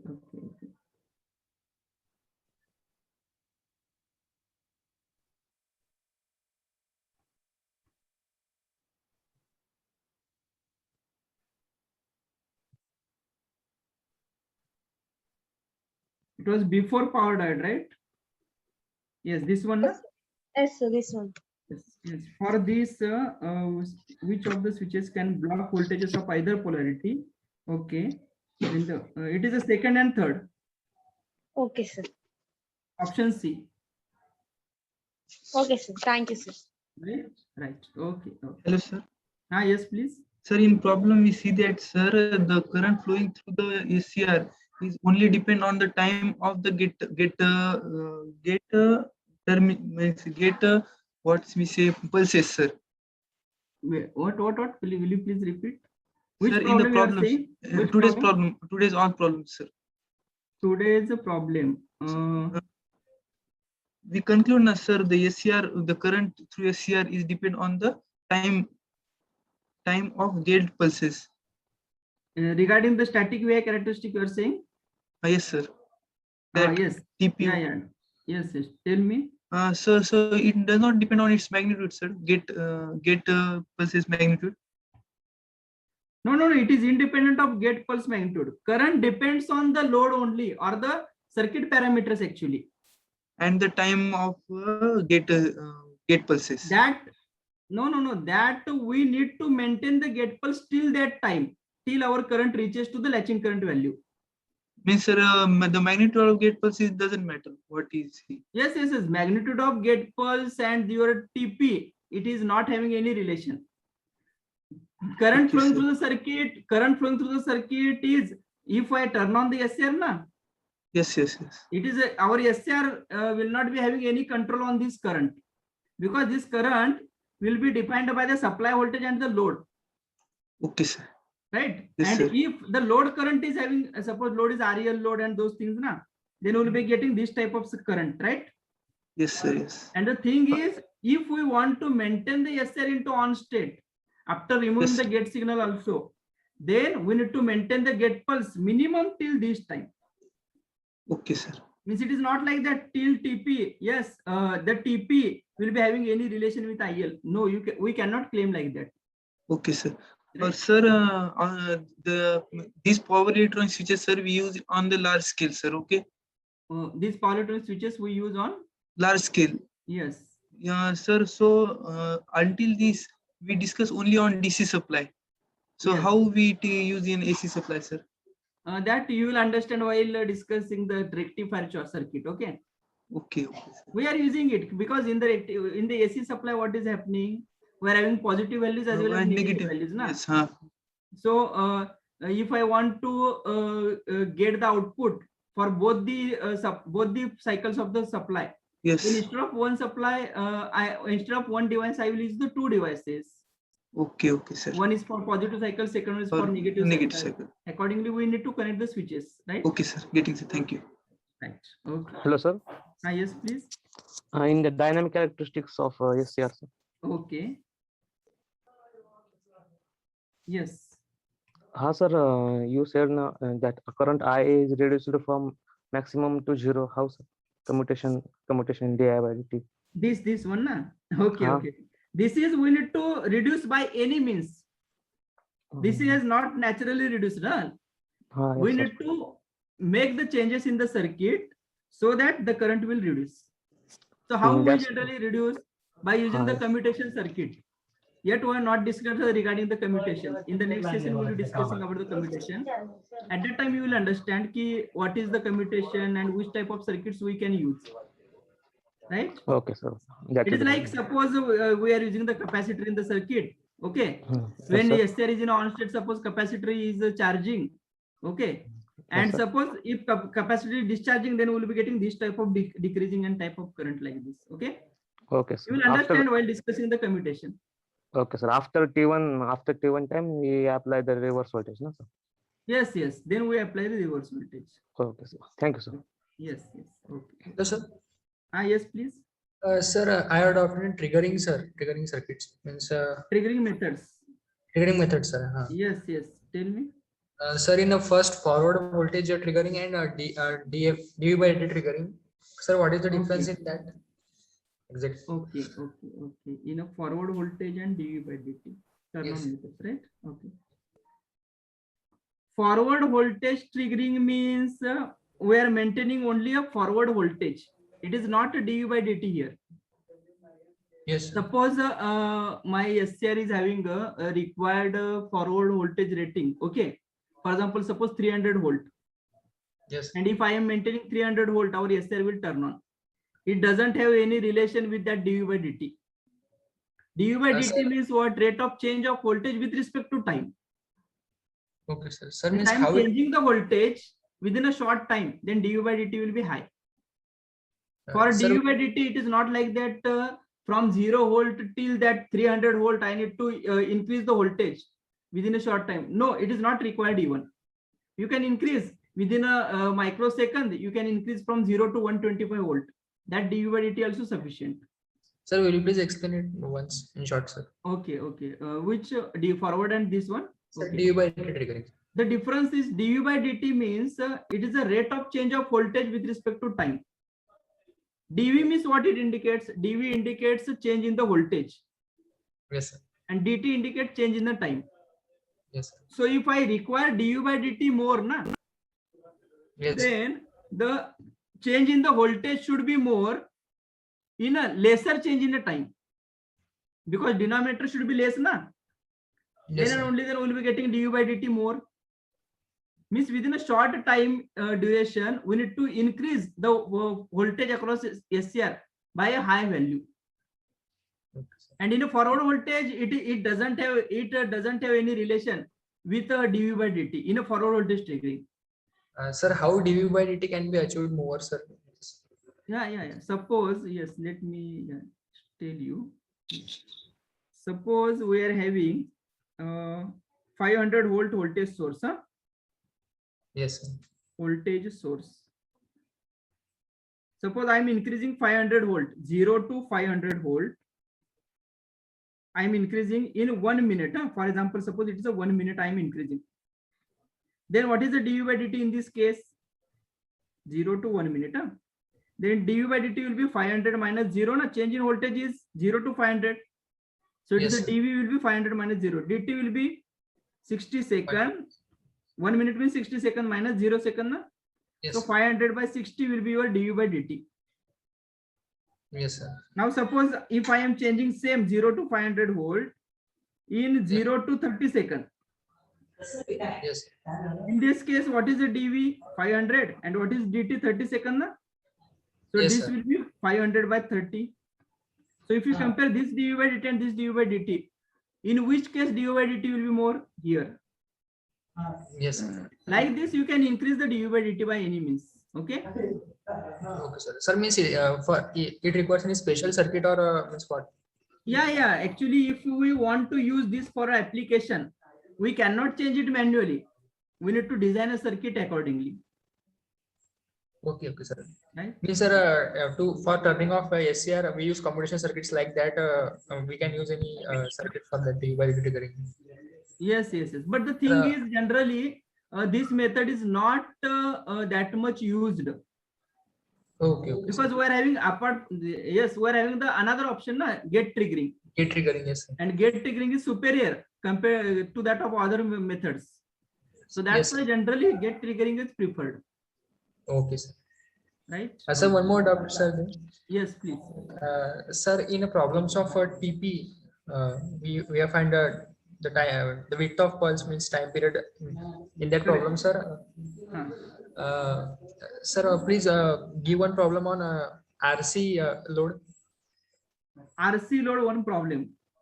Yes, sir. For Because RC load, actually the thing is, just a minute, we need to suppose this is a voltage source. Okay. Yes, sir. Here it is a SCR. And here we have R and capacitor C. Okay. Yes, sir. Suppose this voltage is considered as a 200 volt. Here it is a SCR. Okay. Yes. And suppose this is a 2 ohm and capacitor value, let us consider as a 1 farad. Right. This is a current Yes. in the circuit. Initially capacitor is uncharged. Yes. At t is equal to 0, it is charged. Right. We need to apply the KVL. Okay. Yes, sir. So from this we can write current in the circuit is equal to 200 divided by 2 into e to the power minus t by tau. Na? Right. Yes, sir. So it is like tau is equal to RC. Na? RC. So this is a tau. So from this you can find the current expression. But the thing here is, yes, capacity, we can maintain the gate signal for some time. We can find the TP, no issue. But the thing is, here we are having the capacitor. Na? Yes, sir. Once SCR turns on, this capacitor starts charging. Right, sir. And in this circuit, if you check, this capacitor will be charged to the voltage of plus minus 200 volt here. Yes, So sir. we can find TP. We can say that thyristor will be turning on, no problem. But that thyristor will not be turned on for a long time interval. After Okay, some sir. time, it will turn off because the capacitor charges to this voltage. Okay, sir. Right? We can find TP also, no problem. You can check here T by tau we are having. Okay. And suppose latching current is equal to 100 milliampere. Na? So Yes, same sir. thing you need to write at T is equal to TP. At T is equal to TP, I is equal to IL. Na? Yes. So like this, you can simplify here. Put T is equal to TP and I is equal to IL. You can simplify it. Okay. Sir, means after charging of capacitor, the SCR will be in the reverse bias means. Yes, definitely. It is like here it is 200, here it is 200. Na? Yes, sir. Equal and opposite forces. Yes, sir. So that's why resultant voltage in the circuit becomes 0. Means initially SCR will turn on and then after charging of capacitor it will get turned off, sir. Yes. SCR will be in the on state for some time interval. Okay, sir. Right? Okay. Hello, sir. Hello, sir. Sir, last doubt. Sir, you have told about the IGBT means it's turn off and sir means it's a IGBT. voltage and current, sir, means you have told about SCR yesterday that in a forward bias it will block voltage and when it starts conducting it carries current. Yes. So like in IGBT, what is the nature of that means IGBT in that case? How it will work in forward bias? IGBT is like your unipolar and unidirectional, na? Yes, sir. It blocks the forward voltage and Yes, it allows the forward current only, means positive current only. okay, sir. Why it is Blocks not forward voltage. blocking the reverse voltage? That you will understand while discussing the IGBT. Actually, in IGBT also we are having the two forms. One Yes. is one layer is additional there, N plus layer, and Yes. that two forms are there. One is like a punch and second one is a non-punch through. Punch through and non-punch through. You will understand that while discussing the IGBT. Okay. Okay, okay, sir. Means, sir, in reverse bias it will not operate. In short terms. Yeah, in reverse bias it will not block actually. It will That not is block. what I am saying. We are having the two types. One is a punch through and second one is a non-punch through. Out of that, Okay. one will block and the other one is not block. But Okay. generally, as a power switch, Mhm. the one which is not blocking the reverse voltage, that is we are using. Okay, Means and why unidirectional and that unipolar we will use, sir.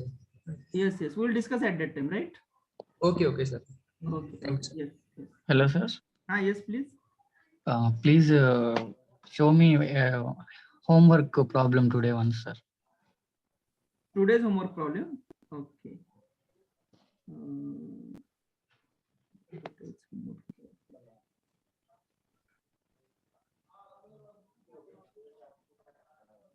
Yes, I think here it is, right? Okay, 1 minute, sir. Okay, thank you, sir. And in dynamic characteristics of SCR, Okay. please open the characteristics once. Yes.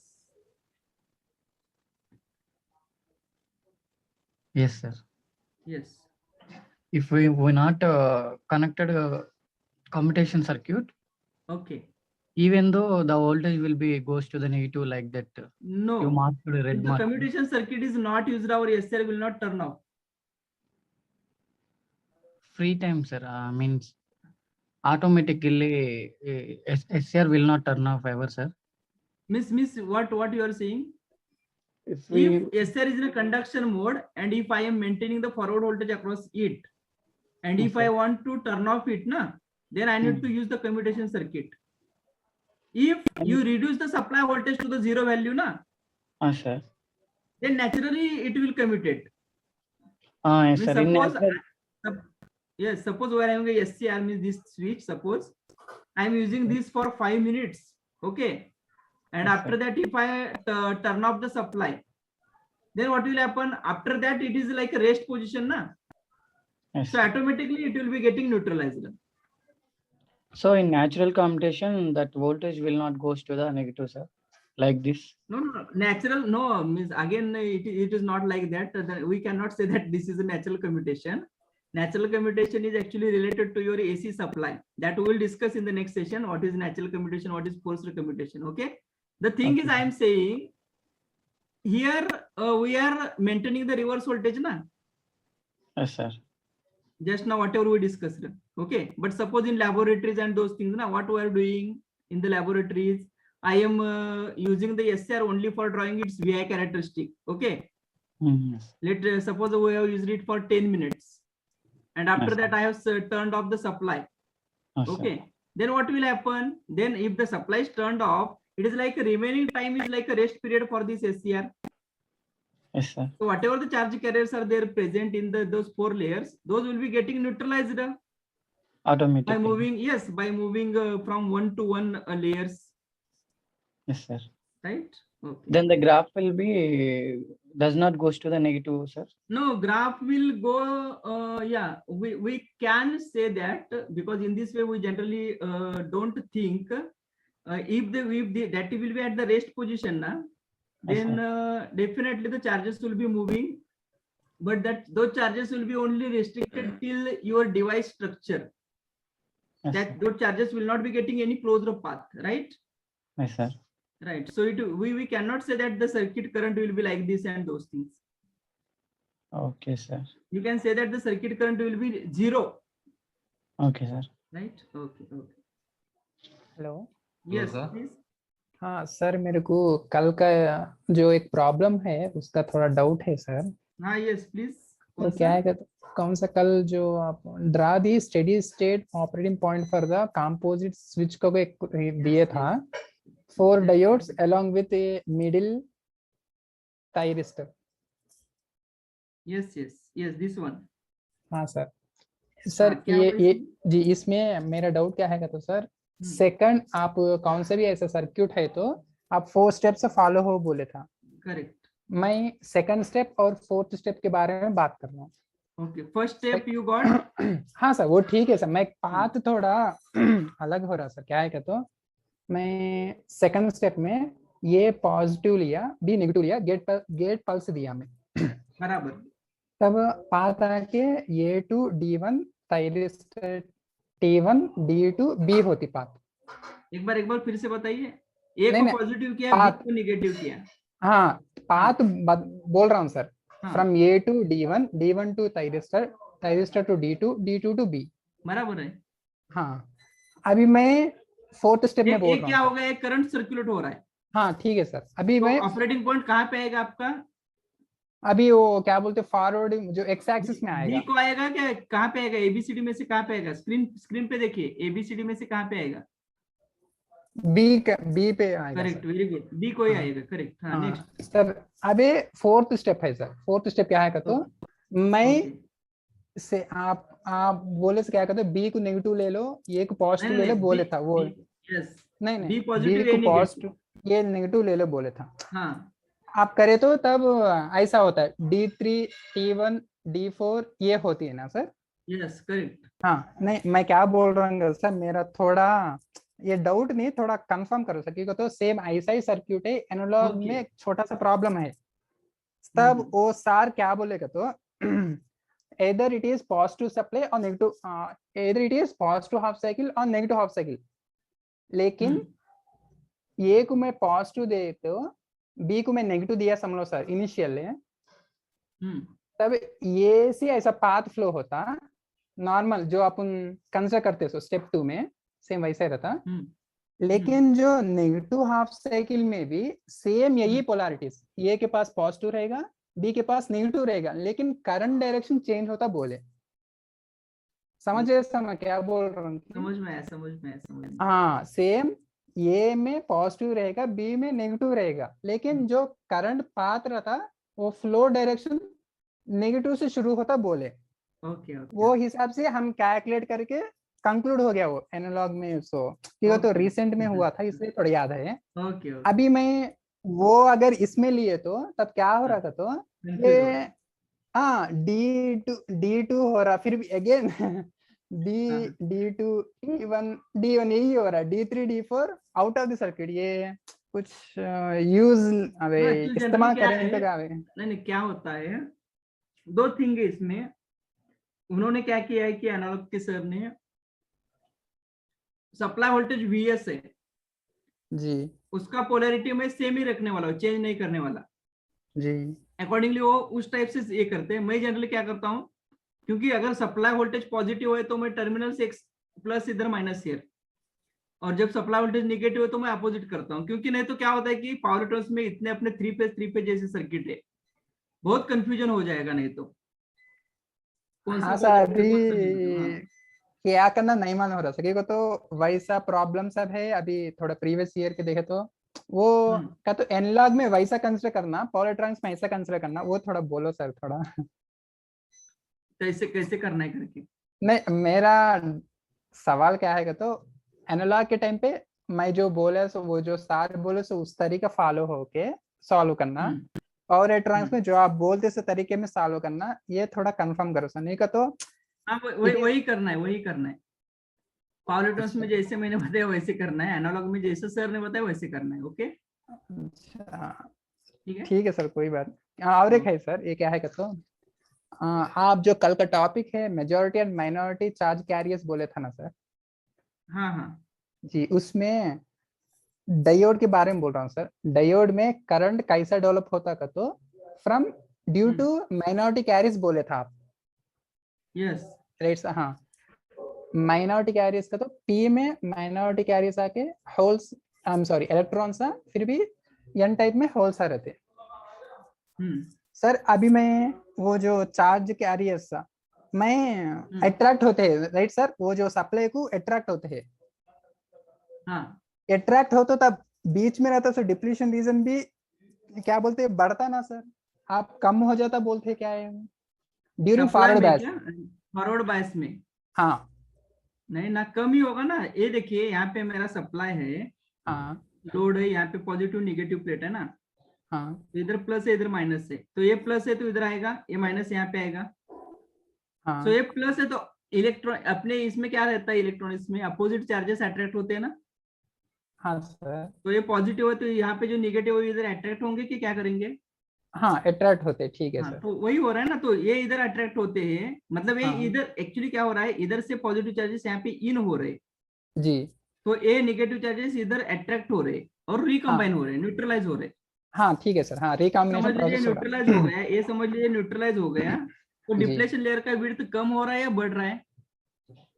Sir ये क्योंकि तो इसमें बहुत कम minority रहते हैं, minority carriers रहते हैं, इसके लिए डिप्लीशन रीजन बढ़ता होगा मैं सोच रहा हूँ सर। नहीं ना, डिप्लेशन नहीं, चार्जेस न्यूट्रलाइज होंगे तो डिप्लेशन लेयर आपका कम होगा ना। डिप्लेशन लेयर कौन डिफाइन करता है? वहां पे जो चार्जेस प्रेजेंट है ना, वो डिफाइन करता है कि डिप्लेशन लेयर का विड्थ कितना है। कौन सा चार्जेस सर, मेजॉरिटी या माइनॉरिटी? नहीं नहीं, यहाँ पे जो माइनॉरिटी चार्जेस है ना, जी जी पी टाइप में जो निगेटिव है, एक्चुअली यहाँ पे निगेटिव चार्जेस कैसे आ गए पी टाइप में डिप्लेशन लेयर की साइड में? यहाँ पे इट इज लाइक इस साइड में जो पॉजिटिव मेजॉरिटी चार्ज करे थे ना एंड में, हाँ वो इधर मूव हो गए, इधर के जो मेजॉरिटी थे इधर मूव हो गए, और जो Okay. इधर से इधर मूव हो गए वो यहीं पे सेटल हो गए ना, नियर द बाउंड्री। हाँ वही उधर से रिकॉम्बिनेशन हो गया ना सर। हाँ वही तो हो रहा है। अच्छा इसलिए डिप्लीशन रीजन गायब हो जाती, कम होता है। हाँ अच्छा अच्छा अच्छा हाँ अच्छा ठीक है सर, ओके ठीक है sir, thank you. Hello, sir. हाँ Sir, today's a numerical problem, third one. Static भी है। That gate problem, no? Today is the numerical, just a minute.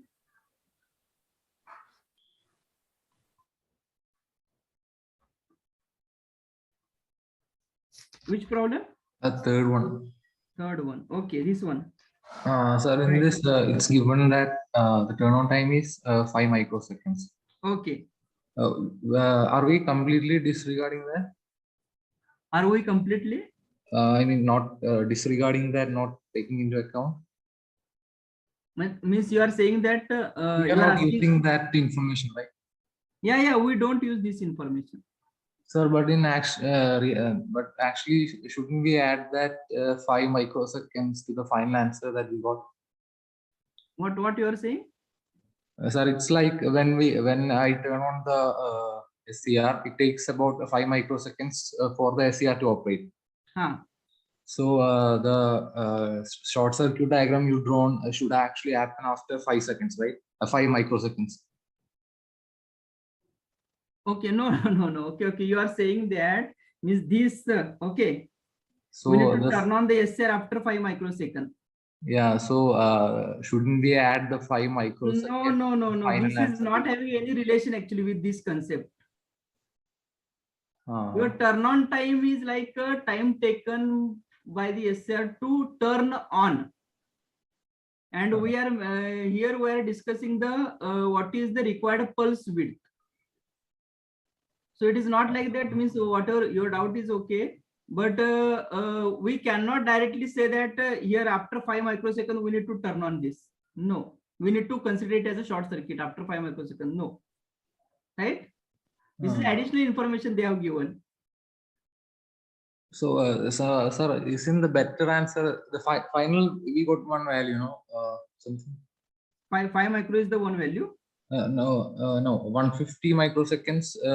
That's what the answer we got, right? Yes. So the better answer should be 150 microseconds plus that 5 microseconds. Okay, means you are saying that if the option is like 155 microseconds. No, yeah. No, the actually thing happening here is as soon as we circulate the gate current in the SCR, okay, Okay. it is like our SCR turns on. Okay. In the dynamic characteristic we discussed, it is taking some time for the to initiate the turn on process, right? Okay. Okay. Just a minute, let me open it. Okay, okay, yes. But that time is like only this much time, na? And this time is not like your 5 microsecond. This time will be very less time, Okay, sir. right? So we cannot say that 5 micro we need to add here. No, we cannot say like this. Okay, sir. And Thank you can check here because this is the time required by the SCR to turn on, no doubt. Okay, Yeah. Okay. but from here our anode current is increasing in the circuit also, whatever the numerical we have discussed, our SCR current is increasing from this instant, right? Yeah. And it is reaching to the final value. Okay, sir. But to reach that latching current value, okay, it is like a final value. To reach the final value means it is time, actually turn on time. Okay, sir. And our task is to find for how much time interval we need to maintain the TP. That is the another task. We need to consider TP only till TP. We need to consider TP till I reaches IL value. Okay, sir. Right? Okay. Sir, in the same problem, latching and holding a current are given, right? In this problem, Same problem. Okay, We are taking latching current, right? Yes, latching current. So we should always take. I mean, consider for as long as your turning on of the SCR is considered. Okay. We need to consider the latching current only. But actually, actually, if we want to turn off the SCR, then we need to think of the holding current. Okay, sir. Sir, but in reality, when the current goes above 40 milliampere, the diode is in operation, right? When 40 milliampere is flowing? Yeah, like above when it reaches holding current, the diode is, can we say, like it's sort of like turned on, right? Yeah. Means when you are saying whether gate pulse is present or not. Yeah, yes, sir. When gate pulse is present. When gate pulse is present, when starting, suppose that t is equal to 0, I am circulating the gate current, right? Yeah. After that, the gate current, after that our SCR current, that is the IA, starts increasing. Okay. Somewhere it will reach to 40 milliampere. Okay. Then our gate pulse will be there, right? Gate pulse should be present. Okay. And after that, the current will be reaching to the 50 milliampere. Not that that, time sir. also we need to maintain the gate pulse. If I remove the gate pulse at 40 milliampere, your SCR will not turn on at all. Okay. It will again come back. It will again jump to the blocking state, right? Sir, that time what I was asking was like the SCR is like properly turned on after the latching current, it's like that, no? If SCR is properly turned on, after that latching current, no? Yes, after reaching the latching current. Okay, sir. Thank you. Thanks. Right. Okay. That is the minimum required value. Okay. Right. Okay. Hello, sir. Sir, in that charge injecting area, right, dynamic characteristics during turn off of SCR. There, that in that side. Yes. Not this one, sir. Like you drew the circuit and showed that charge gets injected in that. From the supply voltage. Charge extraction, you are saying? Yeah. Yes, sir. Charge extraction from the outer layers. Yes, sir. So here I have shown. Yes. Yeah. In these layers, actually, when the SCR is in an on state, the charges will be getting added here. Yeah, sir. That is the area where I'm having the. Yes. That P1 layer, I understand that the positive charge gets injected from the positive terminal of the battery, and then from the negative terminal. No, actually, the thing is, P1 is like already it is having a majority charge carriers as positive. Yeah, correct. So if some negative charge carriers are also getting added, those will be getting neutralized by the majority charge carriers, na? So at the end, what is the result? Here, whatever the charge carriers present, most of those will be positive only. Okay. Are you getting the point? Mm. Suppose this P1 is having 1000 number of charge carriers initially present. Okay. And suppose minority charge carriers are like, let us consider 50. Okay. And once SCR turns on, suppose again we'll be having, let us consider 1000 positive charge carriers getting added. And let us consider few minority charge carriers are getting added. It is Okay. negative. But those negative charge carriers are very less in number. Yeah. Yes. And those will be getting neutralized with the positive charge carriers in the layer, in that P1 layer itself. Oh, Right? okay. So their Yeah. effect is not observed here much, right? Okay, sir. Yes, But the sir. positive charge carriers effect will be observed here, right? Yes, sir. Sir, then one more thing, that in the PN junction diode in last class, you mentioned that the minority carriers get attracted to the terminals, and that is why we can call them a minority charge carrier device, right? In the PN junction diode, please repeat. In the PN junction diode, when we are connecting the supply, the minority charge carrier from the P junction gets attracted. Yes. And similarly, in the N junction, also the minority charge carrier gets attracted. So therefore, the flow is due to the minority carriers, and that is why we call it a minority charge carrier device. Yes, yes, yes. Even though before that, when the depletion layer is present, at the depletion layer at P side, we're having the negative charge carriers. Yes, sir. At N side, we're having positive charge carriers. Yes. So even though the leakage current also when flows, okay, when we maintain the positive voltage, so these negative charge carriers also will be getting attracted towards this positive plate, na? Yes, sir. So in the P-type layer, these negative charge carriers are minority only. Yeah. Yes, sir. In the Correct. N-type, these positive charge carriers are minority only. Minority only. Yes. Right. So it is like initiating the current action in the device. Okay. So, And sir, most of the devices we are having are the minority charge carriers only. Sir, but there the doubt is that, like, in the P region, the majority is, we can say, that positive charges, right? Yes. So can't we also say the reverse thing, like the positive terminal repels the positive charges? Okay, that thing is there, but when we define the whether the device is majority charge carrier or minority charge carrier, we define in this way, like here the minority charge carriers are getting attracted here, and minority charge carriers are getting attracted to this negative plate. So That's why in this way we have defined. Actually, if you think at start, even the direction of the current is opposite to that of the direction of the electrons. Yes, This is sir. what we defined actually. In the Okay, same way here. So Right? we should always look at it from that attraction point of Yes, view. yes, yes. Sir, then one more thing, that SCR in reverse bias, suppose at breakdown, we are, flowing actually a very little amount of current through it. Yes, yes. Leakage current. Yeah, not the leakage current. In the breakdown condition, suppose we are, the current value is suppose low.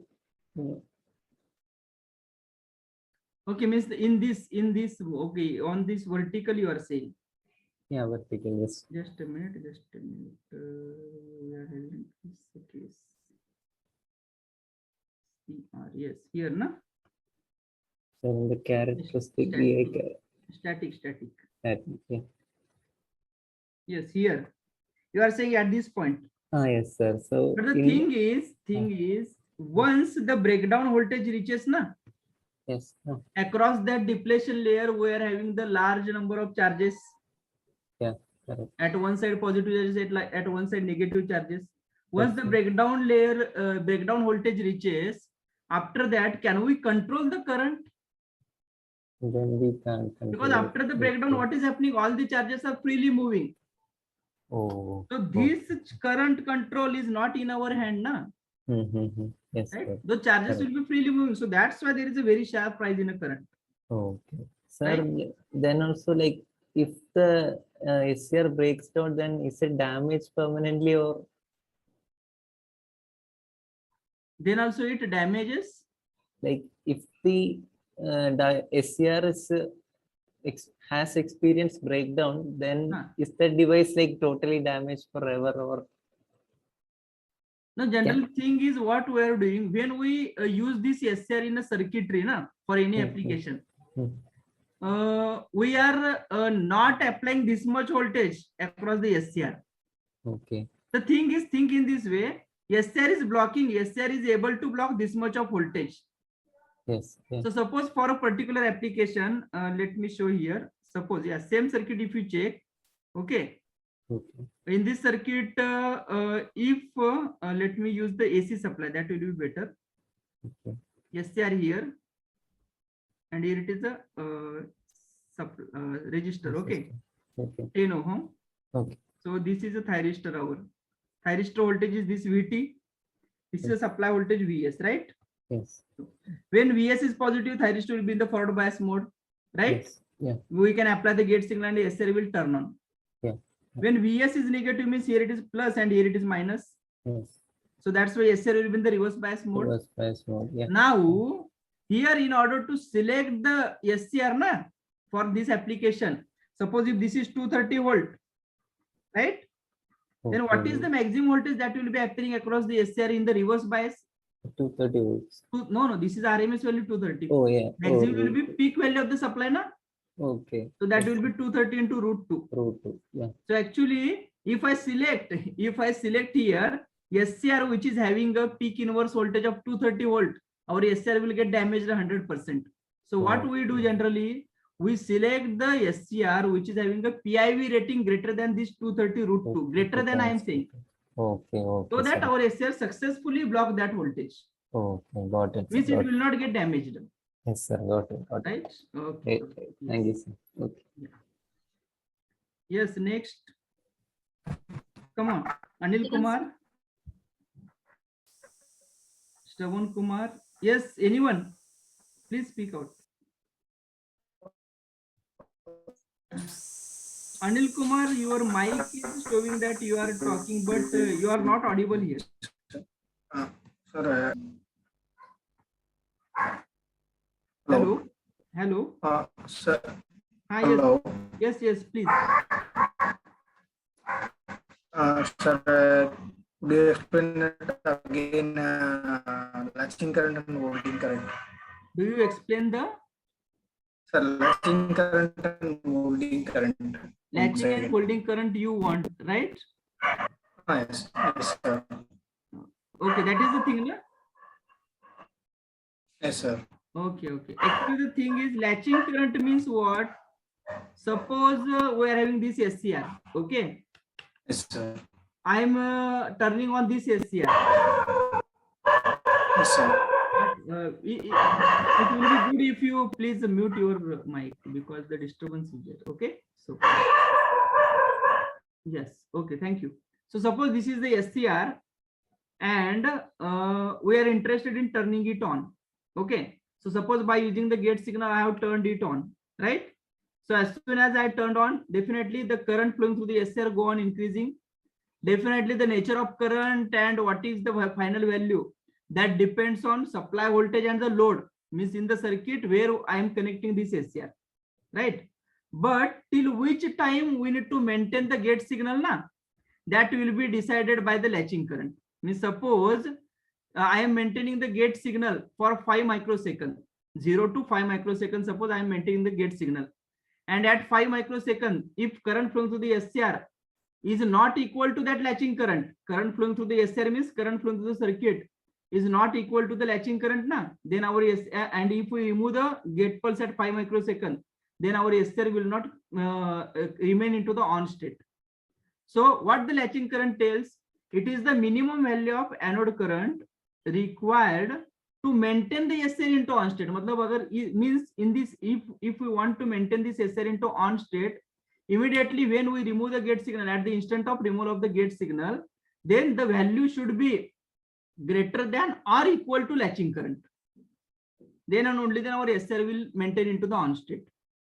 Means at the removal of the gate signal, whatever the value required, minimum value required to be there in the SCR, that will be your latching current. Okay. And second is the holding current. In the holding current is that suppose I have turned on the SCR long back, that is suppose yesterday I have turned on the SCR. I have removed the gate signal also yesterday morning, and after that our SCR continue in the on state. And now continue SCR is in the on state, and I am monitoring the values of the SCR. And if SCR value is greater than or equal to holding current now, then our SCR will be into the on state, will be maintained into the on state. Now suppose if due to the some reason, suppose SCR is in on state from yesterday morning, and due to the some reason, suppose now SCR current becomes less than the holding current, then our SCR will again come back to the off state. Means holding current is not having any relation with the gate signal removal or the instant of removal of the gate signal, but latching current is having a relation with the instant at which we are removing the gate signal, right? Yes, sir. Okay.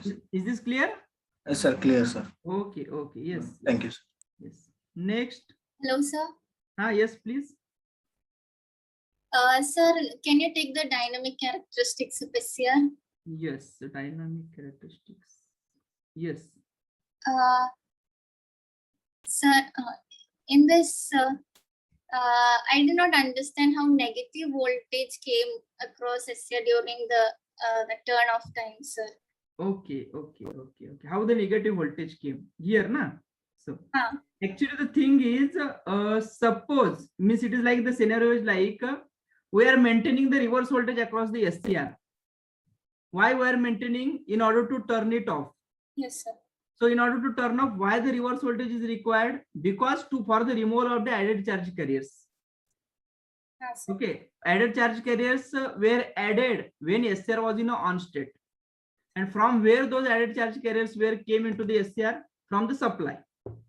Okay, so in order to remove those added charge carriers, here we need to maintain the reverse voltage across the SCR, right? And our SCR will be able to block that reverse voltage only when our SCR current will be reaching the peak value in the negative. Means it is like almost when 60 to 65% of the added charge carriers were removed now. Then and only then it is like our SCR is regaining the regaining the capability of blocking the voltage. It is same thing was happened in the, if you check in the diode also. It is not like that ki once SCR current becomes zero, less than the holding current, and if I again apply the forward voltage immediately, it is like our SCR will not block that voltage. Means without applying the gate signal also our SCR will turn on. So this is actually failure of our design. So this voltage. Yes. Sir, so this negative voltage which is appearing across is that of the negative reverse voltage we applied? Yes. That is negative voltage we applied. Right? And how we maintain the negative voltage and those things, that you will understand in the next session, because we are going to discuss about the commutation circuitry. Na? In the commutation circuitry, you will understand what is the TC actually. And during the TC, we need to maintain the reverse voltage, and that reverse voltage is nothing but this reverse voltage. Okay, sir. Right? Here I shown ki external voltage means only for understanding purpose. I shown ki here we have connected the external negative voltage, but it is not the thing. We need to use the circuitry so that the negative voltage will be acting across the SCR. Okay. And whatever negative voltage we give here, is it that voltage which is coming down there? Whatever the negative voltage we give here. Yes. In the circuit, what we have shown here, that is what we are getting there in that characteristics. Yes, that is what we are getting here. Okay, sir. Right? Sir, and in yesterday's class, I also had a doubt, sir, in that reverse recovery of power diode. Okay, reverse recovery of power diode. Just a minute.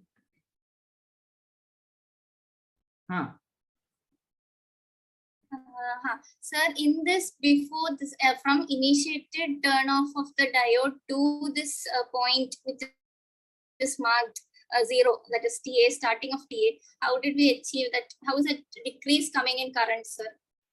Here we initiated the turn off diode. Okay. Sir. From here, how the current decreased? Okay. Here the current is decreased because we have maintained the reverse voltage. You can check here. Now, what is the final state here? Final is the reverse voltage which we apply. This is the voltage that is appearing across the diode.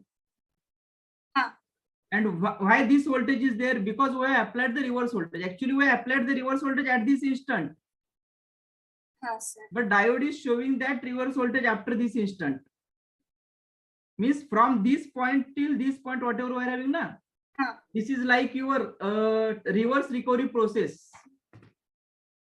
In that, so it's because of that source. Yes, please. So it's because of that negative voltage that current is actually decreasing to 0 and then going to negative. Yes. That is due to only. Sir. Right? Yes, sir. Thank you, sir. Okay. Yes, Akshay. Yeah, Priya or someone. Hello.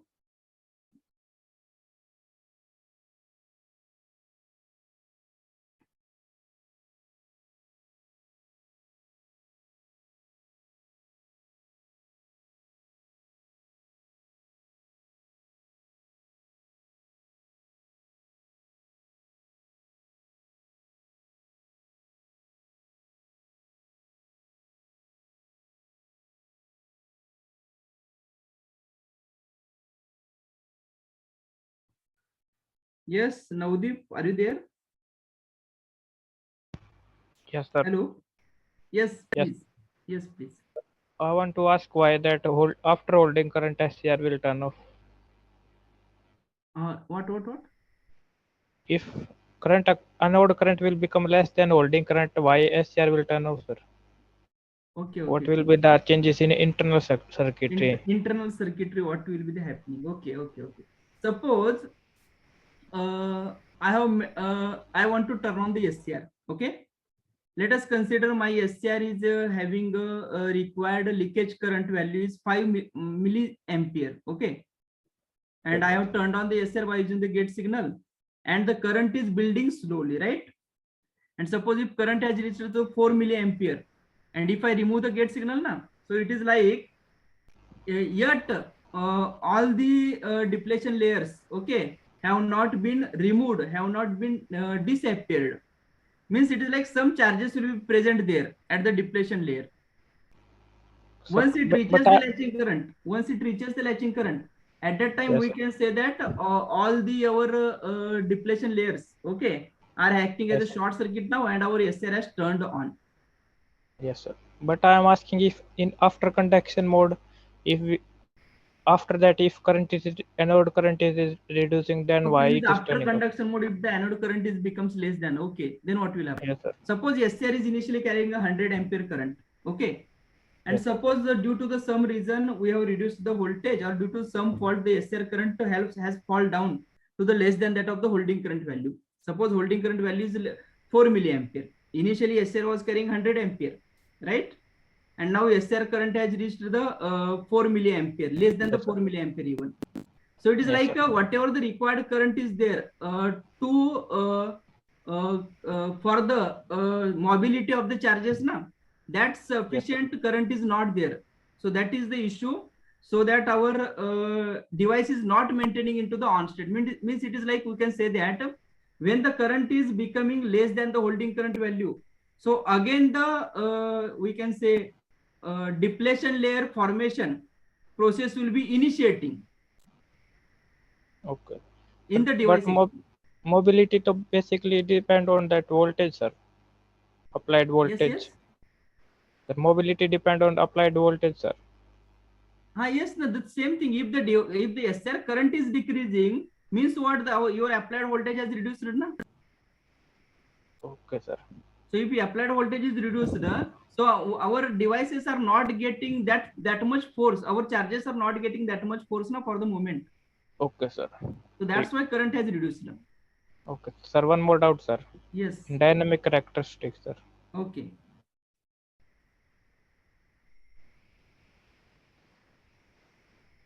Dynamic, na? Yes. Sir, what about this time from 0 to when the gate pulse reaches 0.9 times of Ig? What? 0 to 0.9 Ig, huh? Yes, sir. What about this time, sir? Why we are not included in turning on time, sir? No, we are not including this time in on time of the device because 0 to 0.9 Ig means it is like actually we require the gate current Ig to initiate the turn on process. But our value of the gate current is 0 to 0.9 Ig means this is a less value actually. So this value is not sufficient. Okay, means it is like we know Ig means what? It is like a rate of change of charges means a current. Okay, rate of flow of charges.